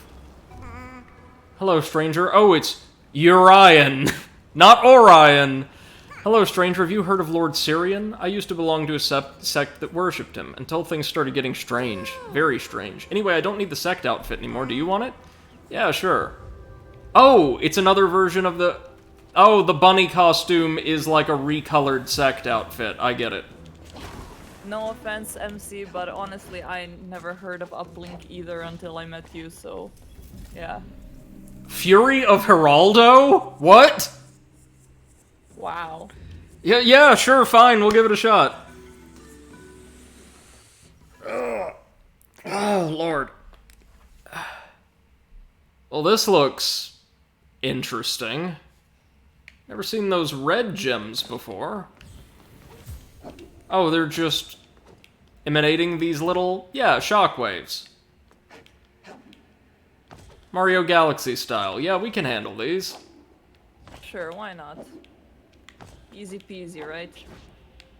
Compared to that madness with the saws, yes. Yeah, those saws. Those damn saws. Oh, and yeah, they damage us, which is great when we've got 2 hearts and change. Oh no. Could always be worse. Yeah, we could be playing Immortal Unchained again. Yep. By which I mean Mass Effect and Destiny and Dark Souls again. And Halo and... wait, what? No! Yeah, no, there Compared was... to Dark Souls. There was some Halo stuff. But, like, really, you cannot compare it to that because they never heard of it. Well, you really can't compare them because, well, for instance, Dark Souls is fun and imaginative in many ways.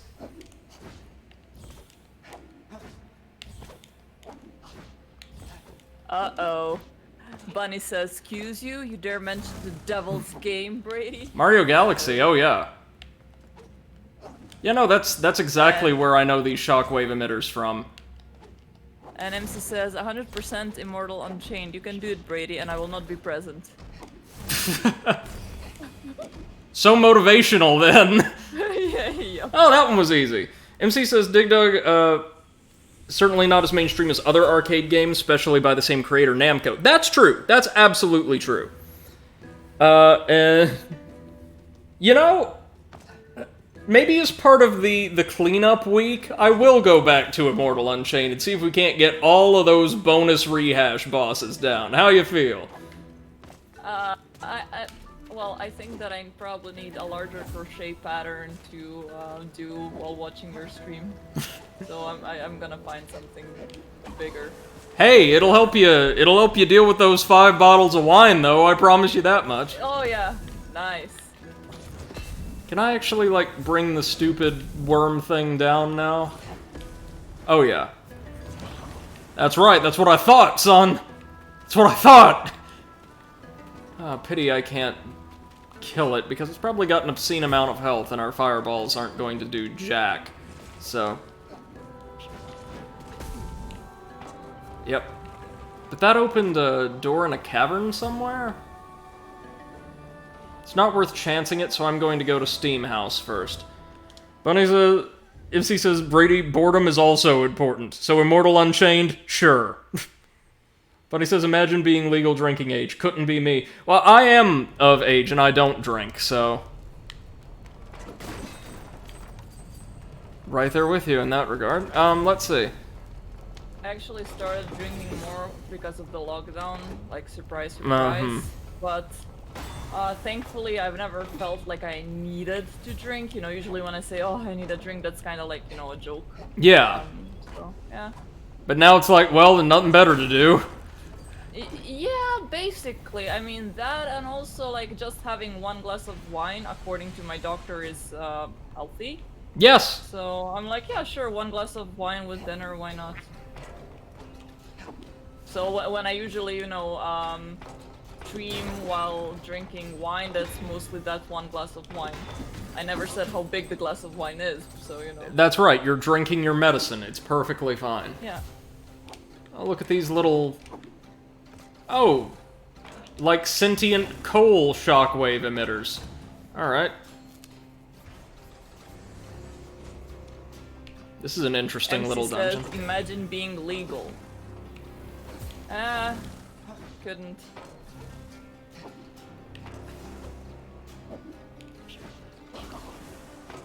Hey! It's the Squires again! How's it hanging? Oh, Squire's got some new moves. Oh, fancy. Or like our dear friend, Little Misfortune will say, Fancy!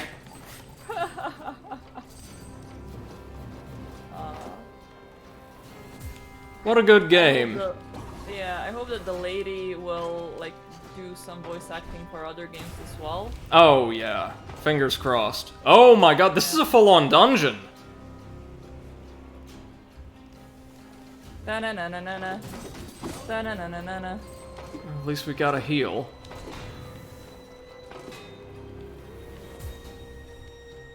Maybe we want to explore that side path first, honestly. Oh yeah, Bunny, the platforming here is really good.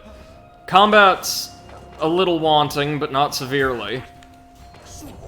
So, Bunny is in your state, like the situation is so good, or just people don't care anymore? You know, like, oh, yeah, it's so boring. If I recall, she's in the same general area that I am, so the answer would be, oh, people never bought into lockdown measures to begin with, and tried to downplay the pandemic as most as they possibly could.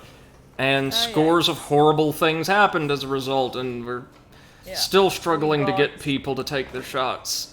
Yeah, we got the heavier lockdown measures again last week, so now we have the curfew for 9 o'clock, I think, or 10, I'm not sure.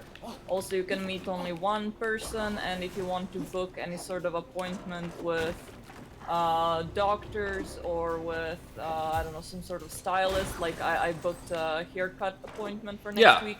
You need to present a valid negative test that is less than 24 hours old. Makes perfect sense to me. That's good, sensible stuff. Yep. Bunny says, I can't tell honestly. I don't go outside much. I only go to the arcade. Far, far worse fates than that, let me tell you. Yeah. And MC says this game's reminding me of Mario Sunshine or Mario Galaxy. Had to say it. Yeah. Oh my god.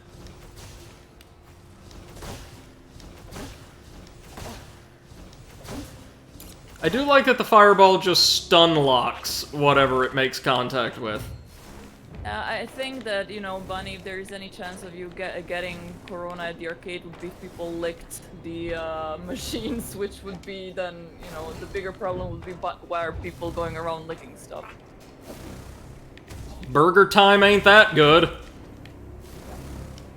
Was Burger Time even an arcade You release? almost said Sunshine, I'm dead, says Bunny.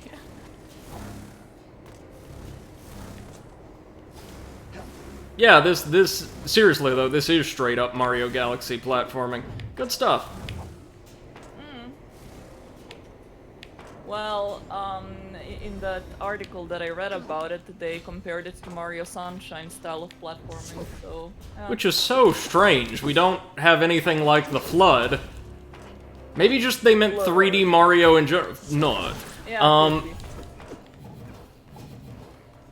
Okay, what do we... Yes, activate. A special weapon is needed to activate? What?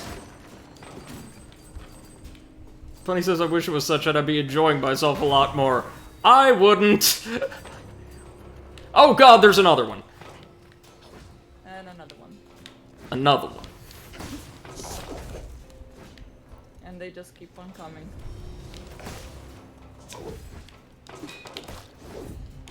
Let's prime our charge attack. That seems to be the way to handle these suckers. And, in fact, all suckers in the game. We can get plenty of mana with this. So we're gonna have to do this all again once we get a special weapon, I assume. Or we get the weapon from that engineer that we were introduced to in the little panorama cutscene. Bunny says, I think they're referring to the secret courses. Oh, the rifts. Yeah, okay, I can see that, actually. Yeah. Oh, that's a smelter, never mind. And...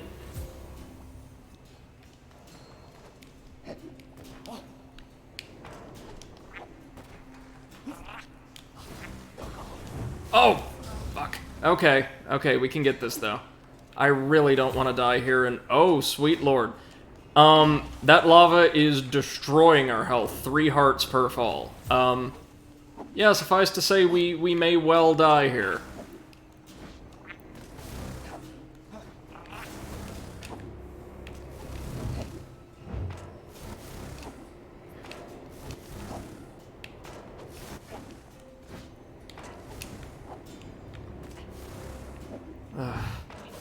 So much of our time is spent in these liminal spaces where we're within range of 2 of the little turrets. It's never a fun time. Okay. Bunny says, I've never played a game that has similar mechanics to Sunshine. If I had, I'd be hooked. I love Sunshine's mechanics and gameplay, so much fun for me. Oh, I know, and yeah, I can see a lot of that in the special state.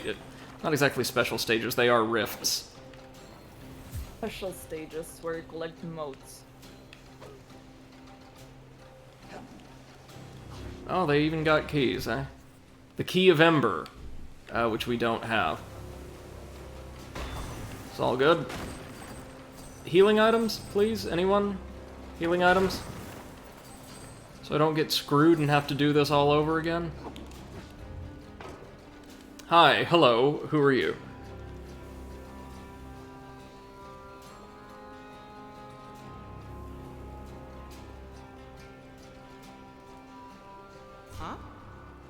Ah, Steam Chief Mira. What are you doing here? Can't you see this is no place to be fooling around? Do you even know what's going on? No.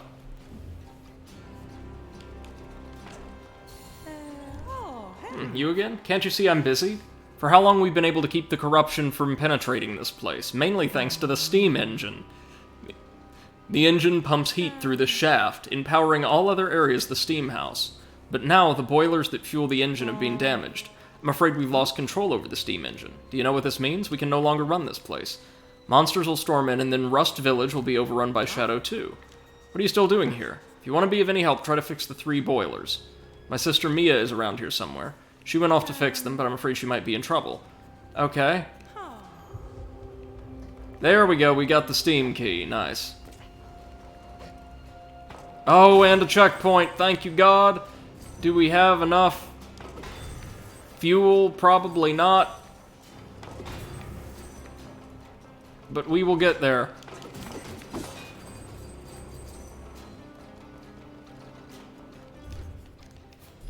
$2,000. Oh, Lord. They all have their own cost. It's not, like, incremental for each one that you restore, the price for the next goes up or anything like that. When he says Steam key, I feel like I need to make a joke about the storefront Steam, but I can't. It's fine. I've tried several times. We're just not there. Aww. Can I ride these updrafts? Oh, yeah, I can. Let's avoid the squires for now, as they frighten me.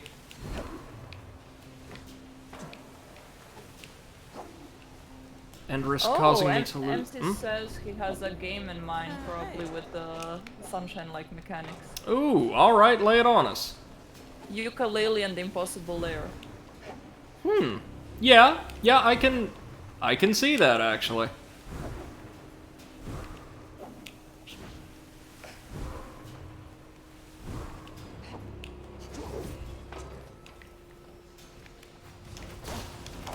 Okay, let's just burn it down with our fireballs if we can. We cannot. No. Whew. Just a little over 100 more. Come on, man. You can do it! Use Steam key? Yep. Bunny says Slime Rancher Steam key, let's go. Don't believe in yourself, believe in me that believes in you. Yeah! I love that quote. Because it's both inspirational and slightly narcissistic. Yeah. We can now unlock the save point. Oh, thank you, God. Thank you, God. Ours is the drill that will pierce the sky. Is that Gurren Lagann? Yeah, of course. MC says it's a 2D side-scroller, but there's flight and exploration and general fun. Nice. Hi, I'm God. You rang? You rang? If only it were that easy.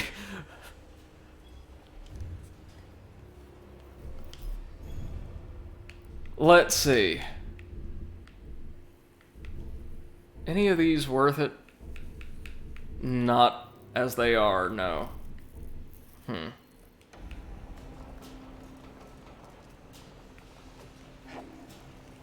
Oh, we've got a Steam... Well, no, we don't got a Steam key. We used a Steam key and now we can explore a little bit. Nice spin attack, man. How do you like ours? Oh, God! Somebody asked before, due to, like, early game combat and how it seemed a little threadbare in the design area, like what difficulty we were playing on. We thought, oh no, we're pretty sure this is like the intended normal difficulty, and yeah, one attack cleaved off 4 hearts. Pretty sure this is normal difficulty. Yeah. Yikes. Yikes forever. Sakes alive.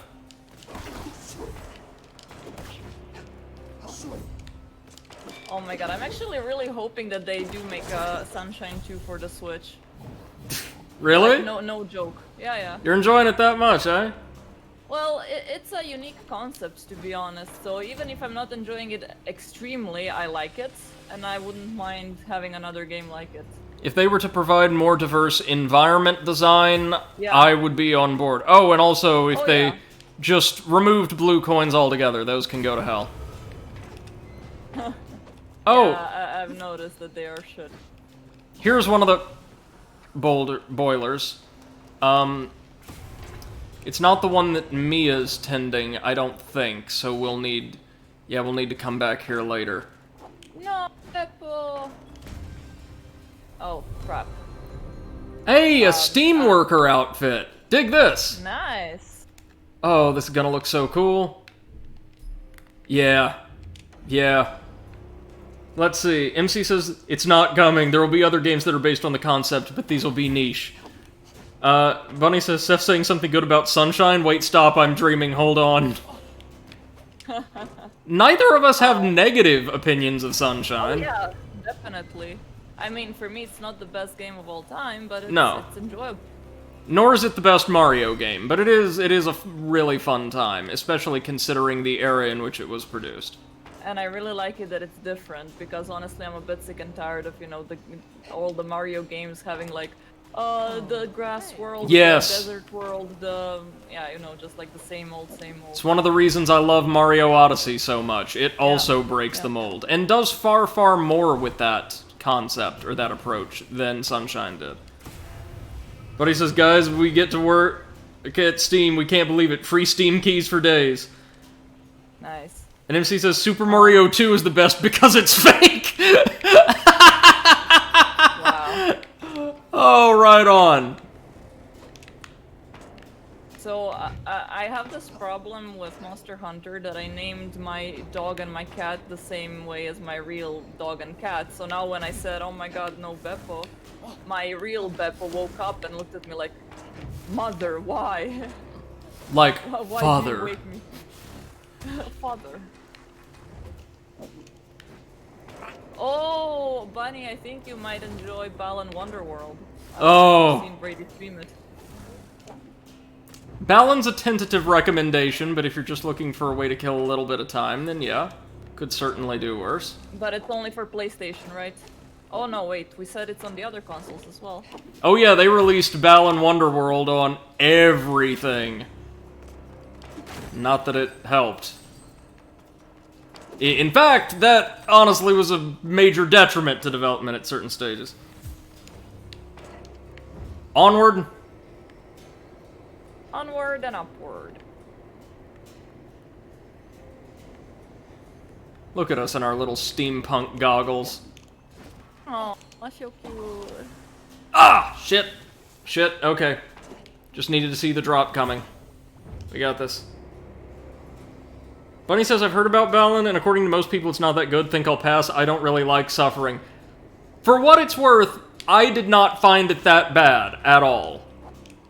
I mean, like most people think that Sunshine is also bad, yet... Not bad, just mediocre, by the standards of the Mario right. franchise, seems to be the general impression.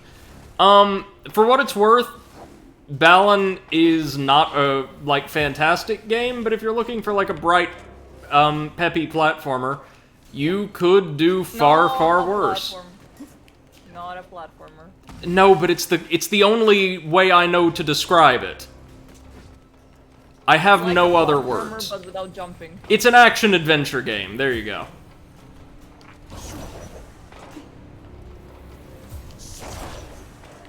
They never even heard of platformers, okay? You cannot really compare it. Oh, I found out what you have to do to play as Balan, too. Yeah? You know that... different game? No, that garbage with the Thames? Oh, yeah.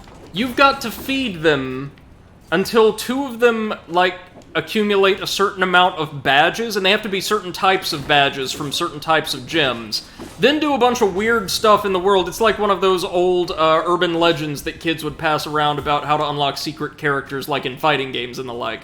Then, max out the rainbow meter at Father's statue, and you'll spawn a giant Tim that'll take you to an island in the sky where you can acquire Balan's costume.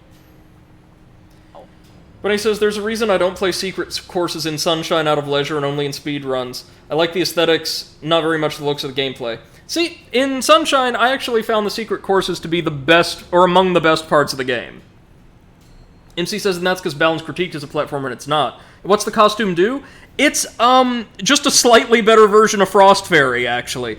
It allows you to fly up to a certain height and for a predetermined amount of length and then glide around. It's the most mobile costume in the game by a country mile, but it doesn't do anything spectacular. Huh? Who are you? What are you doing here? Oh, I see you've met my sister Mira already. Sorry for barking at you like that. My name is Mia. Nice to meet you. You say you want to help, is that right? Well, I was on my way to fixing the boilers, but there are too many monsters around. Anyway, a young swordsman like you could help. Here, take my swords. These blades once belonged to our steam worker ancestors. You'll need them to reset the boilers. I'll see you later. Great! Iron Justice. Both a weapon and a tool, these swords were commonly used by the steam house workers long ago. I love the, Victorian foundry theme this area has going on. Oh, these swords are slightly better than what we've got. What, are we just going to jam them in? Yep. Okay, then. Just stab the boiler. It knows what it did. Well, we know where the others are. They'll be fairly easy to access now.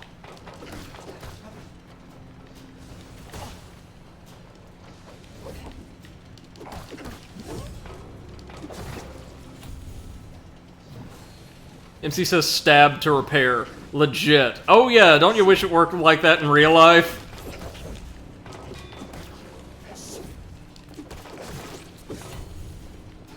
Like your alarm clock isn't working properly and you just need to take a friggin' halberd to it? That's basically how you repair servers. Like, if it doesn't work, then you take a hammer and just smack it until it works. Yeah, bang on it till it does. Classic repair. I mean, exactly. Smack it until it changes its mind. Okay, we took a little fall damage, but that's fine. We'll stop back off at the save point. We're doing good, crew. We're doing good.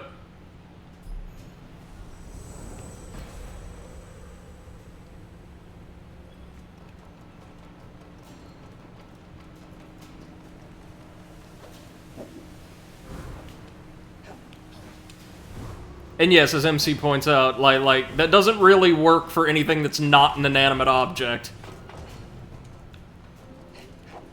I mean, it works if you don't leave any witnesses.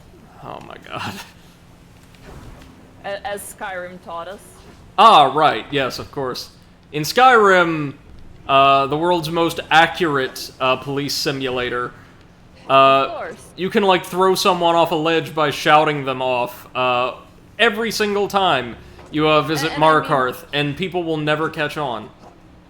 Basically, what you can do also is if they find you, you just crouch and then suddenly you're invisible. Yep, that's how it works. I want to see that police documentary. Like, where there's just, Crouched and disappeared. What? Magic. like, clearly visible on screen while, like, the cops just start canvassing the whole building. The police were stumped. Gonna have to call in an expert on this one. And then FBI comes in and they're like, Well, no, see, they spent a skill point to be able to look down, ah, so they're able to solve the case. right. I think the rabbit costume actually did give us more stamina. Huh. So after we're done here in Reach Rust Village, I think that'll be it for today's stream. But thank you guys so much for over 5 hours of fun. I've really enjoyed myself.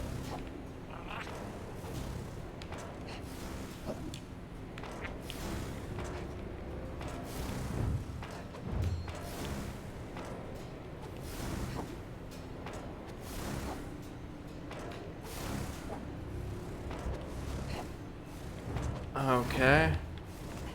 Hup. Hup.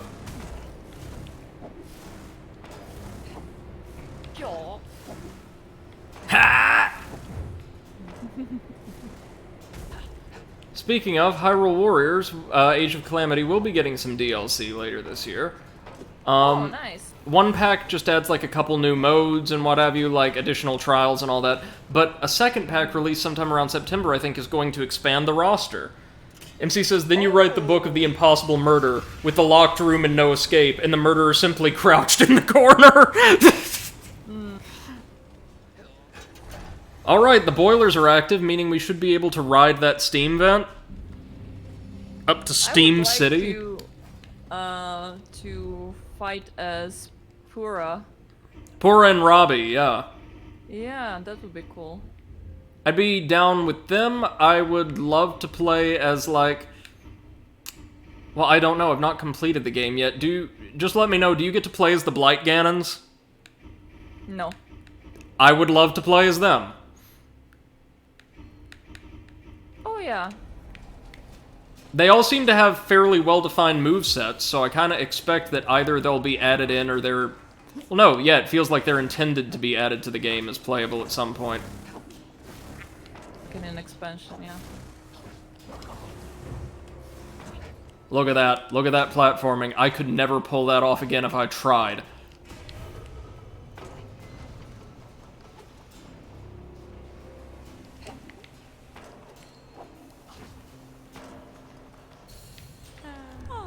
You really did it, didn't you? Thank you so much, Swordsman. I do hope the Queen is with you. No, the Queen kind of went insane and is locked up in a temple somewhere, so we'll kill her, don't worry. At least she's not in another castle. Oh, that's true. She's in another temple, totally different. Yep. And is this going to bring us to... Yep, Rust Village, the place that's been, well, built up throughout the entire game. Oh, this looks so nice.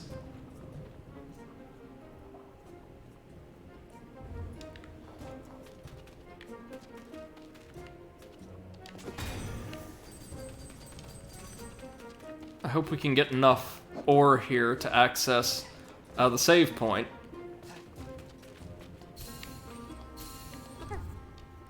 Hi there. We were just discussing where we would like to travel to. Bum mentioned a place... Bum? Alright, fine. Called Temple Gardens. He says great stone towers rise high above the ground. He also said it's rumored a strange power is hidden among the towers. Anyway, when I grow up, I'll travel there. Okay. Can you believe these guys? They keep going on about where they like to travel, but they haven't even left the village. I can't believe them. Incredible. Hey there, my name is Bum, and I love traveling. Well, actually, don't tell the others, but I've never really traveled anywhere myself. My big brother does all the traveling, and in his travels he finds all sorts of treasures. As a matter of fact, he's a very successful merchant. His name is Burok. If you happen to see him in your travels, say hi to him for me. Okay. Hello. Allow me to introduce myself. I'm the Great Palale. The most handsome, amazing, incredible, spectacular, and greatest composer of all Penumbra. However, a great sadness now fills me. You see, my musicians have gotten mad at me. I imagine how hard it must be for them, working with such a genius as myself. However, I did wrong and must apologize. Please, stranger, will you take this letter and show it to my fellow musicians? Yep, so we have to deliver this to the flute players. Because they got insulted. Yes. Oh no. Oh, this is the real estate! That candle guy Cody. Darn. Excuse me, I'm not in the best mood today. My name is Mon. I own Onram Real Estate, but lately I've had a big issue. Hey Val, welcome to the stream. Hope you're doing well, man. Oh, MC says, Rita's Bowser. The Queen is a bother. See, this guy Cody stole the keys to one of our lake houses, and now I can't seem to find him anywhere. The Rust Village laws state that if you hold the key to a house for 10 days, it becomes yours. What? So you see why I'm freaking out. That little rascal. Can I ask you to find him for me? Yeah, we already found him. That'll be an easy side quest. Just gotta get back out there. Say, like, I like that law. I mean, technically, I just need to steal a house key and then run for 10 days. Like to a mansion or something, and... Oh, yes. Then, once you move in... Oh, didn't mean to strike an NPC. You just destroy the key. Exactly. And never leave the house again. Well, I'm getting there. At least, you know, if you're not gonna leave the house again, you can make sure that you have a nice house that you're not gonna leave. The Goggle Maker. Okay, they've got something to sell us. That sounds fair. Now says, bro, I could just pick a lock and then memorize the pin pattern and forge a key from that. Yes, also that. Sure. Or you can, you know, use your smartphone and take a picture. And he says that law is actually applicable somewhat. You can't push squatters out easily. No, that's true. Oh yeah. That is true. It's not this simple, necessarily, though. Yeah, and it's not for 10 days, but yeah. I'm sorry, did we just get a pumpkin costume? What? What? What? Oh, this is the best. Look at it! Yes! Oh, Seth. God, you're so cute! This is the best. So many of these outfits are so good. Oh my god, okay, I have to buy that game. Not right now, but eventually. Right. Oh, that spawned a chest near the king? This is the biggest community we've seen so far. This is much bigger than what remains of Stoneheart City. Wow. I'll take a picture of the inside of the lock. Well, sure, you can have those mini cameras.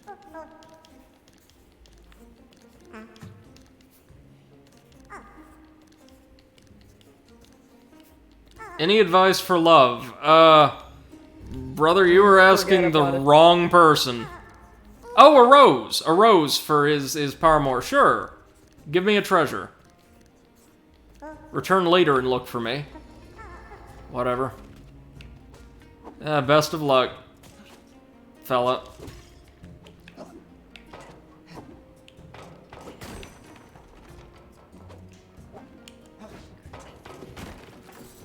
Oh yes, give me all the ore. All the ore. Yeah, baby. See what else we've got here. There's plenty of people to talk to just out and about. Hi, how you doing? The shield bearer. Gang has gone crazy with that sword. He insists we play battle, but I'm scared. I don't really want to. I wish Uncle Barry hadn't given us these weapons.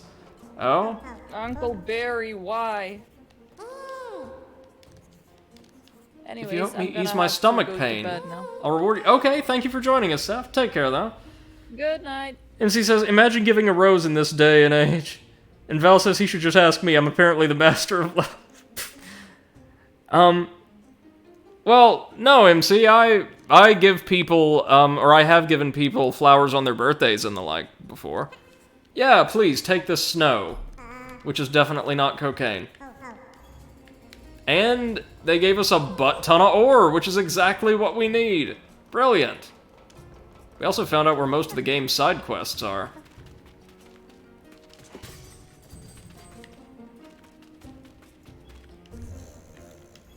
Is this Uncle Barry?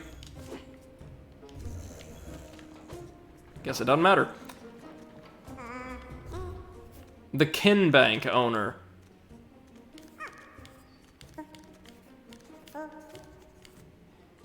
Oh, they allow us to store ore. Okay. And they're going to set up ATMs for us. Fine. I'll just go ahead and take what ore you'll give me, thank you. And glasses. Not gonna say anything about me just raiding the vault? Alright.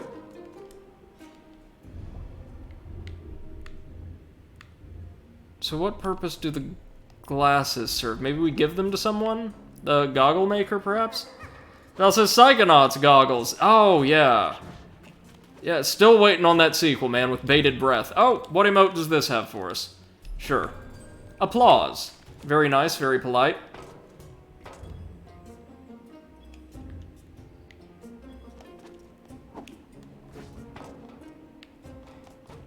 Lots of these suckers are just totally conked out. Not like I blame them, it's tough living on the verge of the apocalypse. Some machinery just tossed in the middle of the room here, okay, fine. They're pretty happy-go-lucky.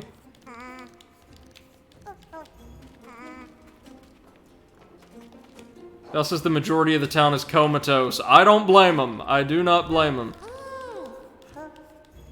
Oh, right, we've got to gather the flute players for Palale. Have we talked to everyone? Or everyone in one of these structures, anyhow? Maybe. Yeah, I think so. Well, in that case, real quick, before we sign off, why don't we head outside? And see if we can't complete a couple of the side quests, like, finding the dude who ran away with the key to the house, again. And, oh, good, it's you again. And accessing the save point. That was a noble thing you did back there, helping those two lonely Steamhouse workers. But warrior, listen to my words. The corruption in the Steamhouse did not appear by chance. Even though you vanquished the shadows lurking there, did we? More dark power is being drawn to the place as we speak. Oh, he's gonna give us the key to the Ember Dungeon. Deep inside the Steamhouse, one of the 3 Shadow Lords awaits you. The power that runs through the place keeps him locked away in a secret chamber. If he is not stopped, shadow creatures will return and destroy the place. There's the... Jesus Christ, that's a huge key. Val says this guy's just a huge version of you. He's the king of MacGuffins. Clearly. If he says size matters, maybe not. Take this key. It'll open the path to the Shadow Lord. You must destroy him. This village and the land of Penumbra itself depend on you. Good luck, warrior. We'll meet again. Vaughn away! Or fade out!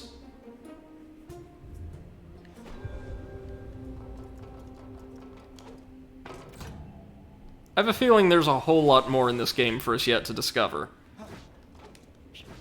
And we're gonna try to do all of it, except that one rift. That one rift can go straight to hell.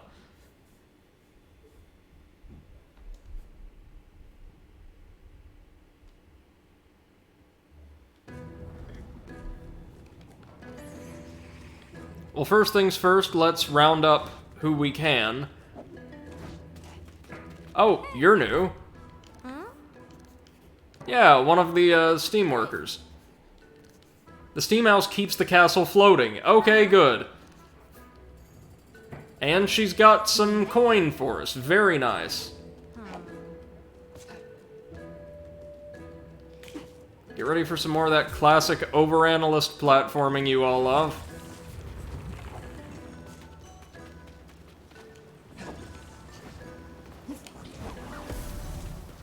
Oh wait, that's the portcullis we raised a minute ago.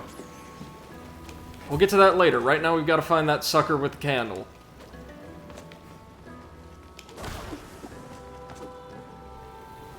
That says Judo is king. I don't know. I've always loved the look and dynamics of capoeira myself.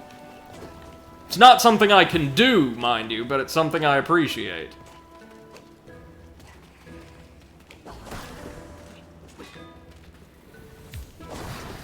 MC says, Lord of the Ring, Judo to Mordor.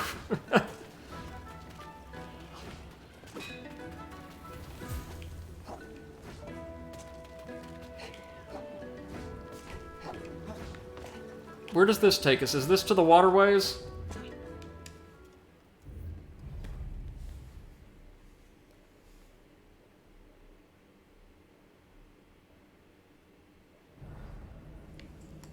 It is, but we should be able to open this now, right? Yes! We can, thanks to the Sanctuary Stone.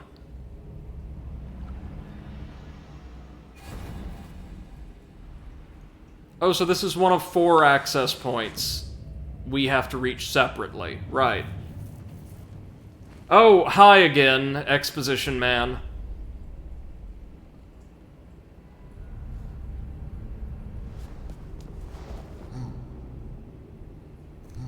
Fire Guardian, we meet again. It is no mere coincidence that you've stumbled upon this chamber. Warrior, have you heard the tale of the 4 flames? No, but I'm gonna, aren't I? Thousands of years ago, when the shadows raided the kingdom, the great 3 knights were corrupted. One of these great knights was known as Lord Samael. Shrouded in darkness, Lord Samael slayed one of the sacred gods. The Lord had become a threat to the land. The young Arcane Brothers, a group of powerful elders, used the powers of the Sanctuary Stone to steal Samael, creating the Seal of the 4 Flames, and leaving him to rest eternally in the depths of this chamber. Ah, so he's a super boss.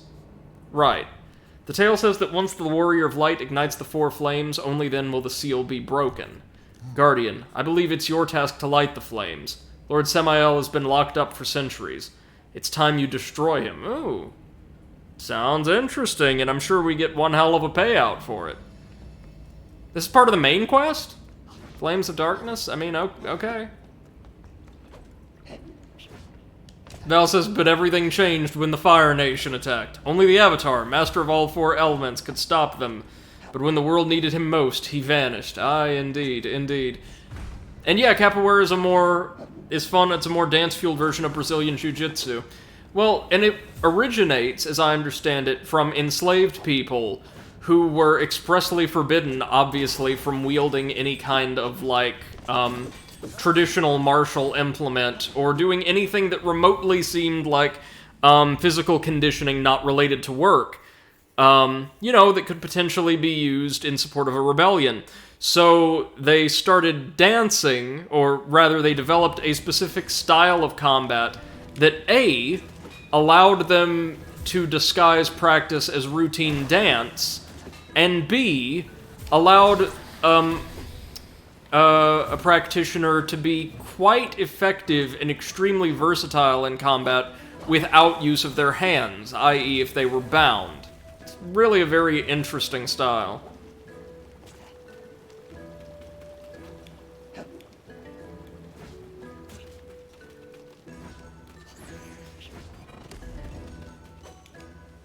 Oh, there the little sucker is.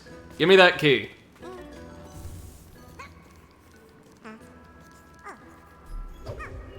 There we go.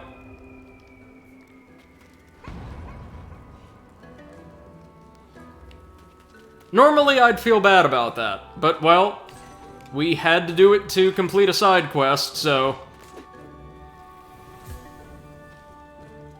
Val says, yeah, Brady, it's called the Captive's Martial Art. Yep. Boy! Okay, we might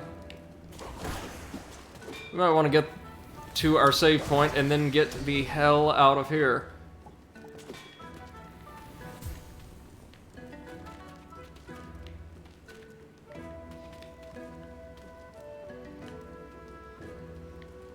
Save point isn't down there, I don't think. Oh wait, but hold on. First off, our other engineer buddy is over here. A long time ago, there were hundreds of us steam workers. We all lived in the Himu village nearby. Even after the shadows invaded the castle, we steam workers remained hidden and protected the steam house. But eventually the shadows found the Himu village. Me and Mia are the only steam workers left now, and thanks to you we can keep the castle safe. Okay. I will gladly accept exposition as payment. Seriously. Happy to learn more and more about this world as I go.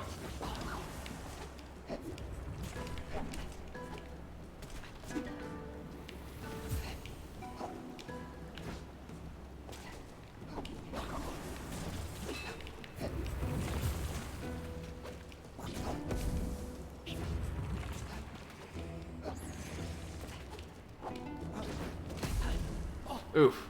Yep, that's the worm, alright.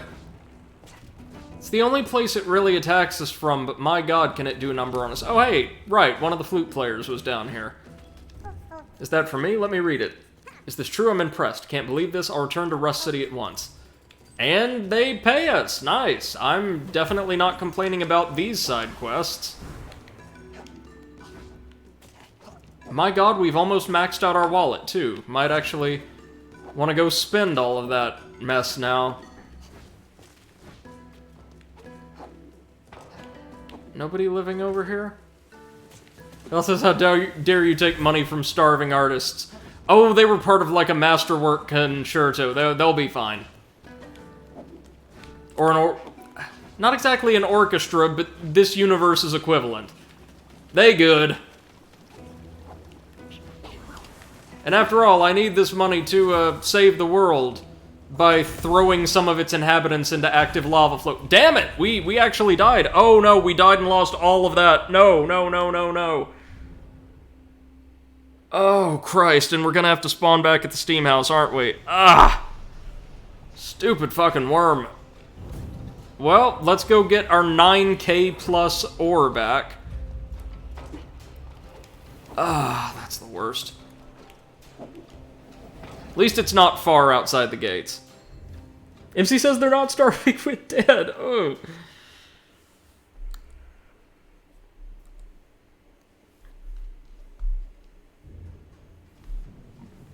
It also says, gotta love Souls likes. Yep. Yes, indeed. Well, while we're here, let's collect our payout from the realtor. Let me think. What would Pops do? Listen, I can't take that house back now. It would ruin the reputation of Honor on real estate. Ah, they're going to give it to us for 600 ore. We'll be right back. Oh! No, just gave us the contract. Never mind. Well, I'm sure it's the sealed house we passed on our way to our death. So, let's go see what's inside.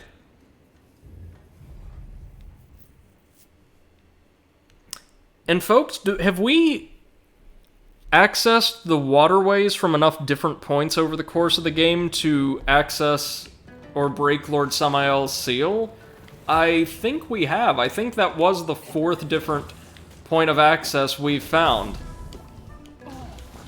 Okay, so you can see how this stupid worm works. There's absolutely no way to damage it in melee range either, because it retreats the second we get near.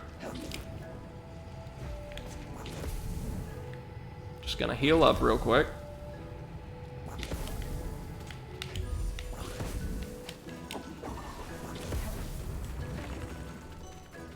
And I'm pretty sure it's got too much health for our fireball to do too much good against. Really enjoying this game so far on the whole, though. Yep, there's a... Oh no, that's a rift we did complete. The one we didn't is somewhere around here, and just like that, with the magic of property deeds, the door is open and we gain access to a spirit, but also a chest containing sapphire ore. Nice, nice. Flying Onop. A young Onop who suffered a tragic fall. Oh no! You don't think that the guy we pushed into the lava was haunting our house and we just collected him in a bottle, do you? Oh man, I mean... That's... And he gives us a skill, because we're harnessing the energy of his soul. Oh, that's... It's especially fitting considering we look like, well, a jack-o'-lantern. Gotta get that spoopiness up.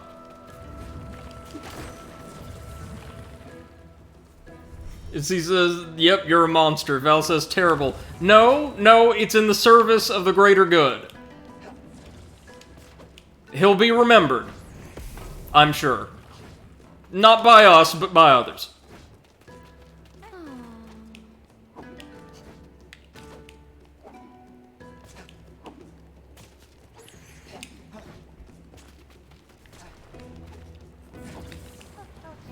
Oh, come on. It's just a hair late.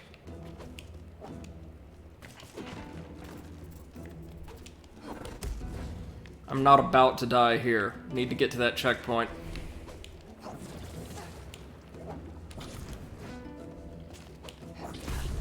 Oh. I was about to say, gotta drive the worm away. Hello, bunny man. Just hiding in here from the terrible creature lurking outside. Thank you for your hospitality. Izzy says, whatever helps you sleep. If Val says, greater good, I am your wife. I'm the greatest good you're ever gonna get. Now, hold on. One last thing before we cut the stream. I do want to go access the waterways from those different points we've discovered so far. Real quick, spirits. Do we have anything good so far? Creates a brief invisible platform when running off ledges. If we craft an additional spirit slot, that sounds like a shoo-in for it, given how clumsy I am. We want to warp. And we want to warp to... I think the first one was in the arcane tunnels. Yeah, it was.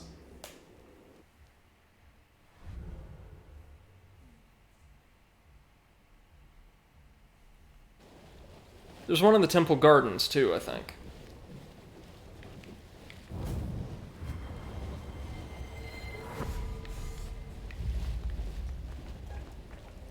Oh, hello again. Brings you to these tunnels. What?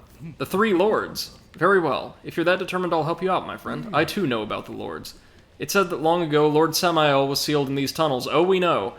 4 paths that lead to 4 flames. 2 are accessed from here. 1 from the fire and 1 from the graveyard. So we can unlock him now. And we have the Sanctuary Stone, so we're good. Are you interested in trading? Yeah, sure. Oh, so Lord Samael is one of the Lords of Shadow we've got to take down for the main quest. I see.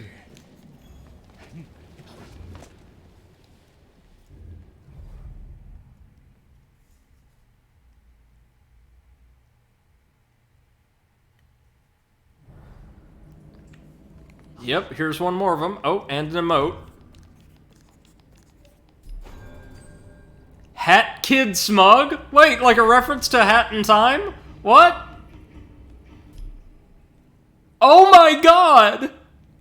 Oh, that is so precious! I love this! I love this so much!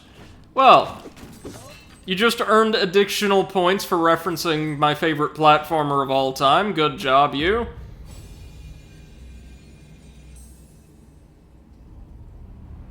Who knows? Maybe I'll keep this stream running just a little longer to at least challenge Samael for the first time.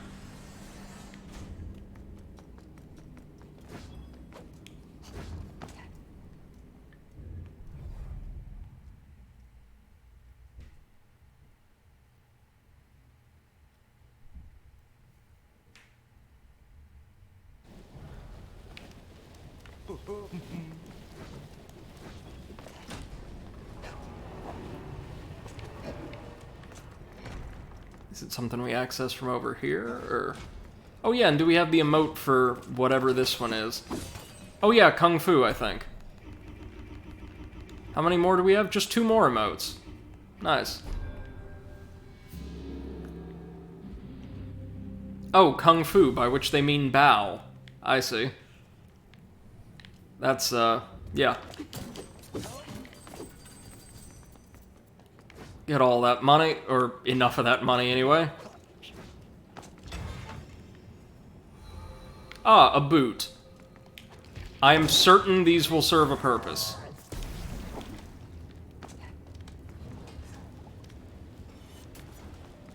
That says bow with included side effect. Gotta love the gong. Oh, yeah.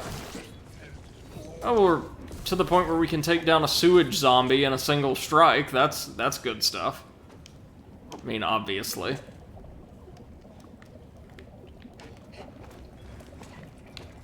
Did we get everything from up here earlier? I feel like we did. Yeah. Oh, yeah. Oh, yeah. Nothing more up there. So the other path's probably just deeper in, yeah?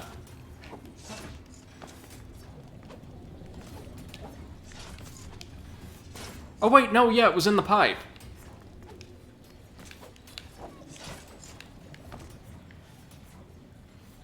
In there, I think. Yep. This was it. And after this, just a little bit further, and access the path from the graveyard, and we will be at Lord Samael. The first of our Lords of Shadow. I assume he's going to be the big green multi-armed one. Fair warning, I'm probably not going to do super great in the boss battle, but it's going to be fine because boss battles in this game aren't super great.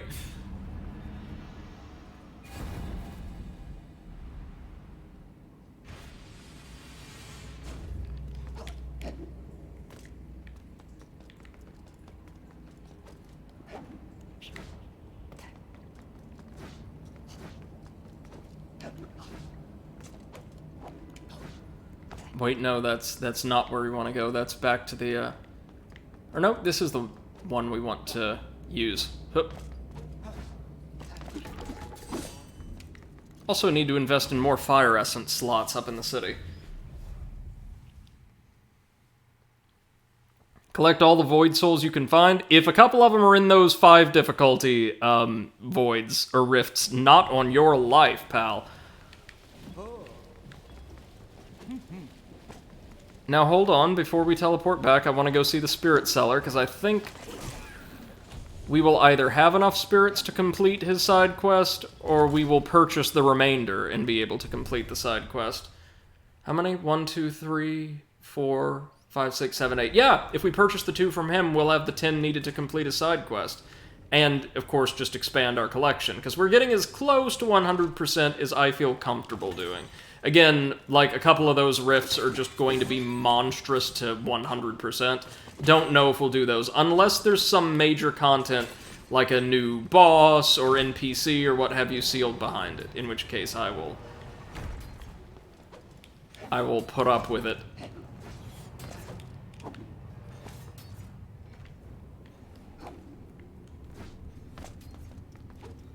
Hello, Spirit Seller. Oh, and while we're here, let's ask him to craft a couple of new slots for us.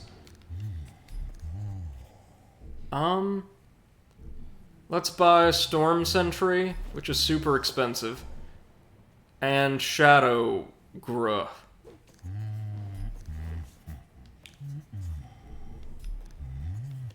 What? Well done, very impressive. I see you've collected 10 spirits. As promised, here's a reward.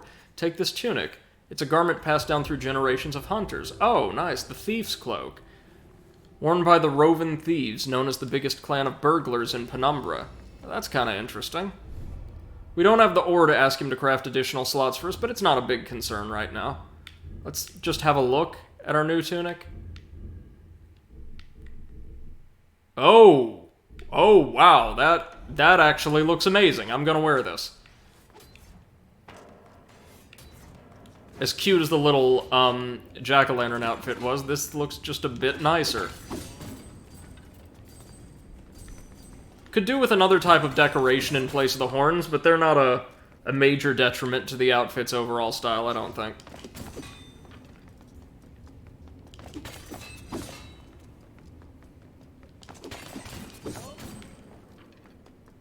Hold on, now we've got enough for another spirit slot. Gotta love Gold Lust. Val says that looks slick. Yeah, it does. A lot of the outfits you unlock as quest rewards in this game are really cool.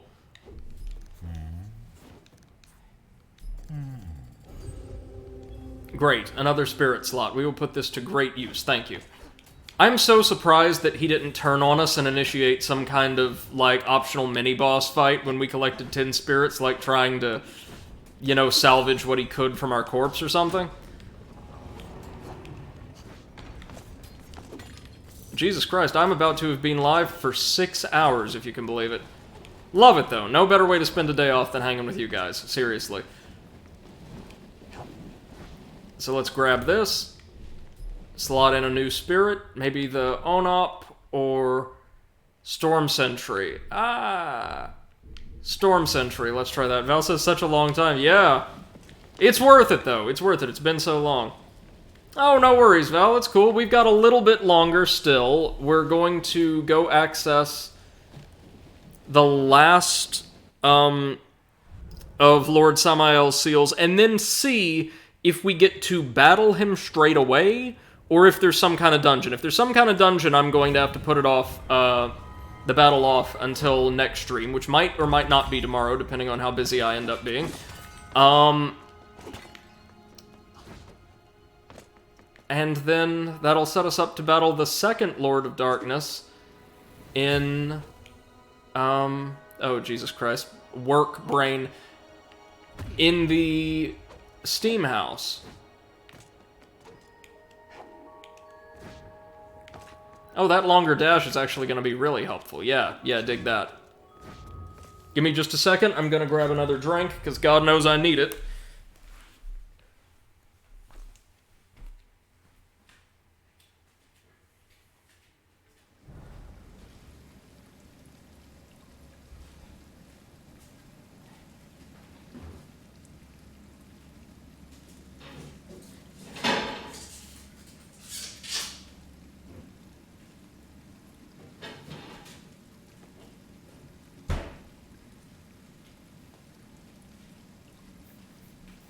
Oh wait, whoops, this isn't the...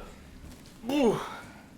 Val says talking this long non-stop definitely takes a toll on the old vocal cords. Yes, it does. Fortunately, I'm a motor mouth, so any deleterious effects are only immediately apparent to me after I stop.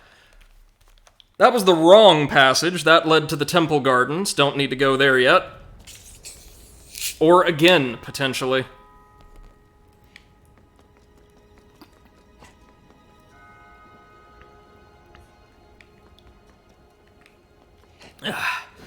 There we are.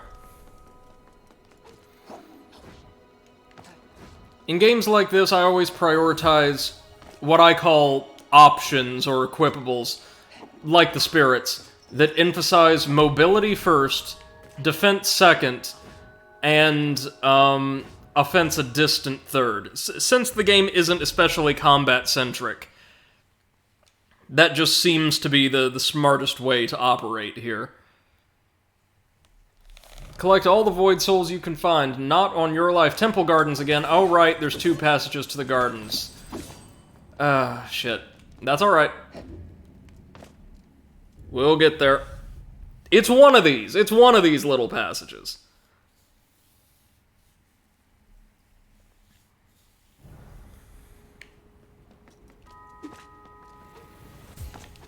There's the water temple proper. Maybe it was at the top of the tower and I've just totally miscalculated. Or no. It was, the elevator. We're supposed to take the elevator, right.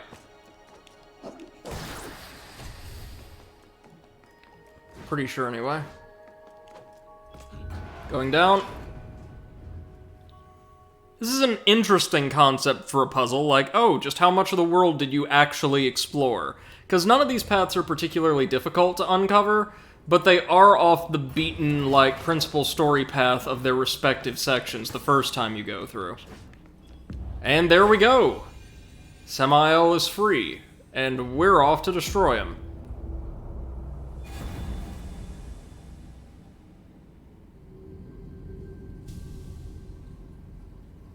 I would hope this is just a little bit more substantial than the Temple Guardian bosses, because so far both of them have been, admittedly, as a connoisseur of boss design, very, very underwhelming. What's in here? Ooh! The Pure Shadow Cape. Well, you know we've got to try this out. Oh. Oh, baby. It says green flames in my blue fire. Oh, we are now Dark Knight. This is the, or dark. Oh, and look what happens when we're charged up. The entire cloak starts shimmering. Oh, that is sick. Yeah, it's our Dark Link costume. Alright then, down the poop stairs. That's beautiful. It is, isn't it? Oh, man. Okay. Let's do this, Samael. I assume he's the big green one.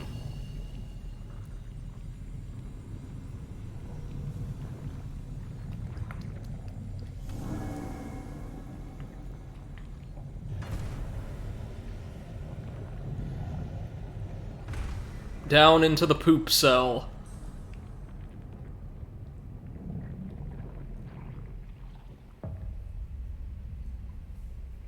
Okay, this looks like it might be a little bit more mechanically complex. Are we gonna do something with those grates? Mm-hmm.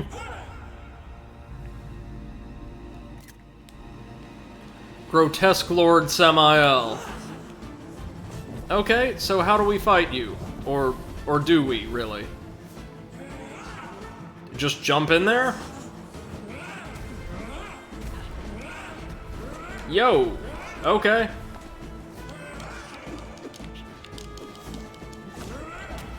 Okay, so, alright, Val. Take care, good to see you, man. Hope to see you again sometime soon. So he vocalizes before every attack, which is nice.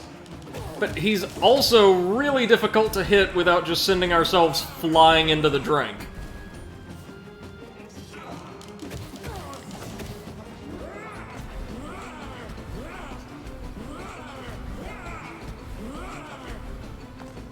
Hurrah!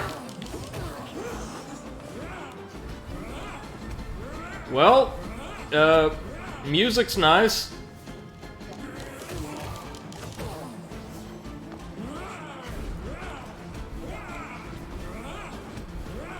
Looks like some kind of warped Jinn. Oh, phase 2? Oh, yeah.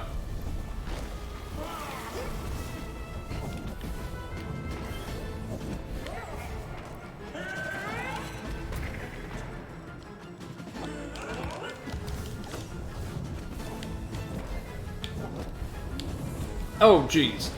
Okay, I see your game, Sammy.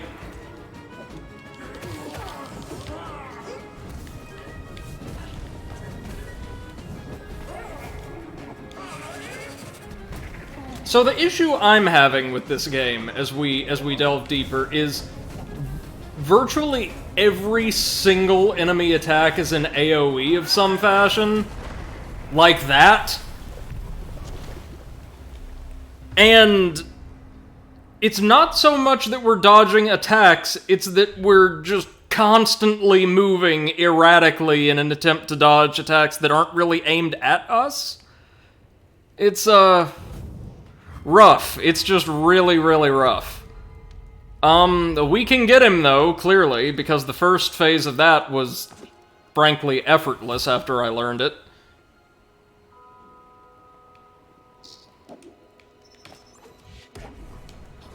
But yeah, bosses in this game, not great. That was better. Still not good.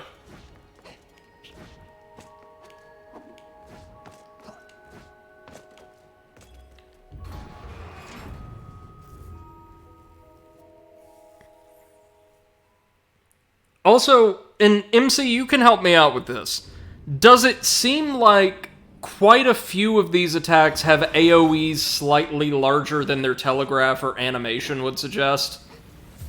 Especially those that actually have, like, visual effects intended to represent the AoE. It feels like it's not by much, but a lot of them are a bit bigger than they appear.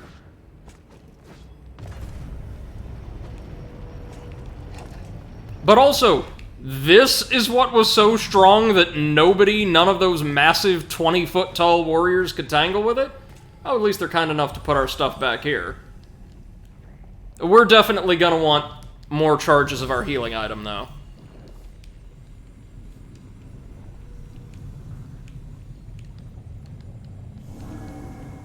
Oh, is there no way to skip this?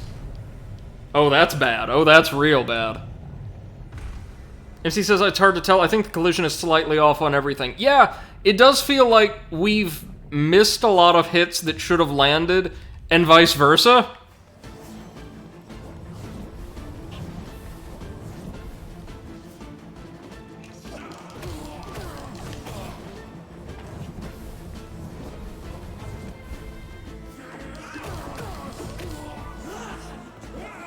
There we go. Ha! Ha!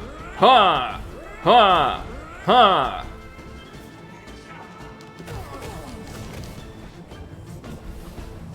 Okay, so he's actually using both of his attacks a little bit more evenly this time.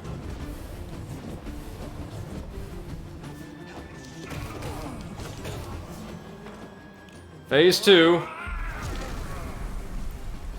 This is gonna be a little bit harder because he doesn't stay physically present for most of the phase.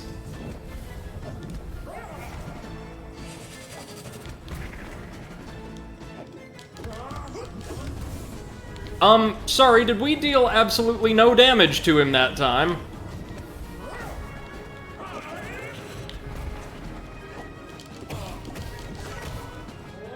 Okay. So we're really gonna have to do a delicate little dance here, but I think we might have this down. Dash in, combo, dash out. And again, for full credit, music, fantastic. There's a phase 3? Oh no. Okay, he's turning up the heat. I can respect that shit.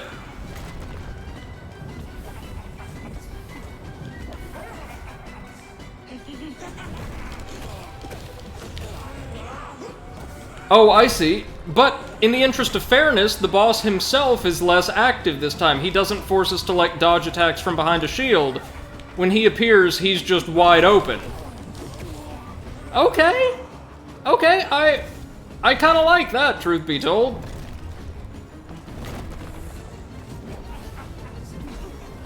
That's very fair. Is that it? I think that's it. Sewer Man is down. First time a boss has killed us so far, so that's something at least. Okay, so after seeing all 3 phases, I do like that they gave us a boss fight with progression with multiple phases. Even if each of them was slightly underwhelming, that was still much better than the first 2. If the first 2 bosses were somehow around, like, maybe a 3 out of 10 for being totally fine, mediocre, that one was maybe a 5.5 6? Something we can't read. Izzy says, got weak trapped in the cell. Yeah, probably. I'm sure all three... Well, remember, the second one is imprisoned beneath the steam house, so I imagine they're all sealed away somewhere. And now we have passage. Passage out of the poop room. Like, I know they call them arcane tunnels, but this dude was just straight locked in a sewer for a couple thousand years. He became as poop. Oh, that was great.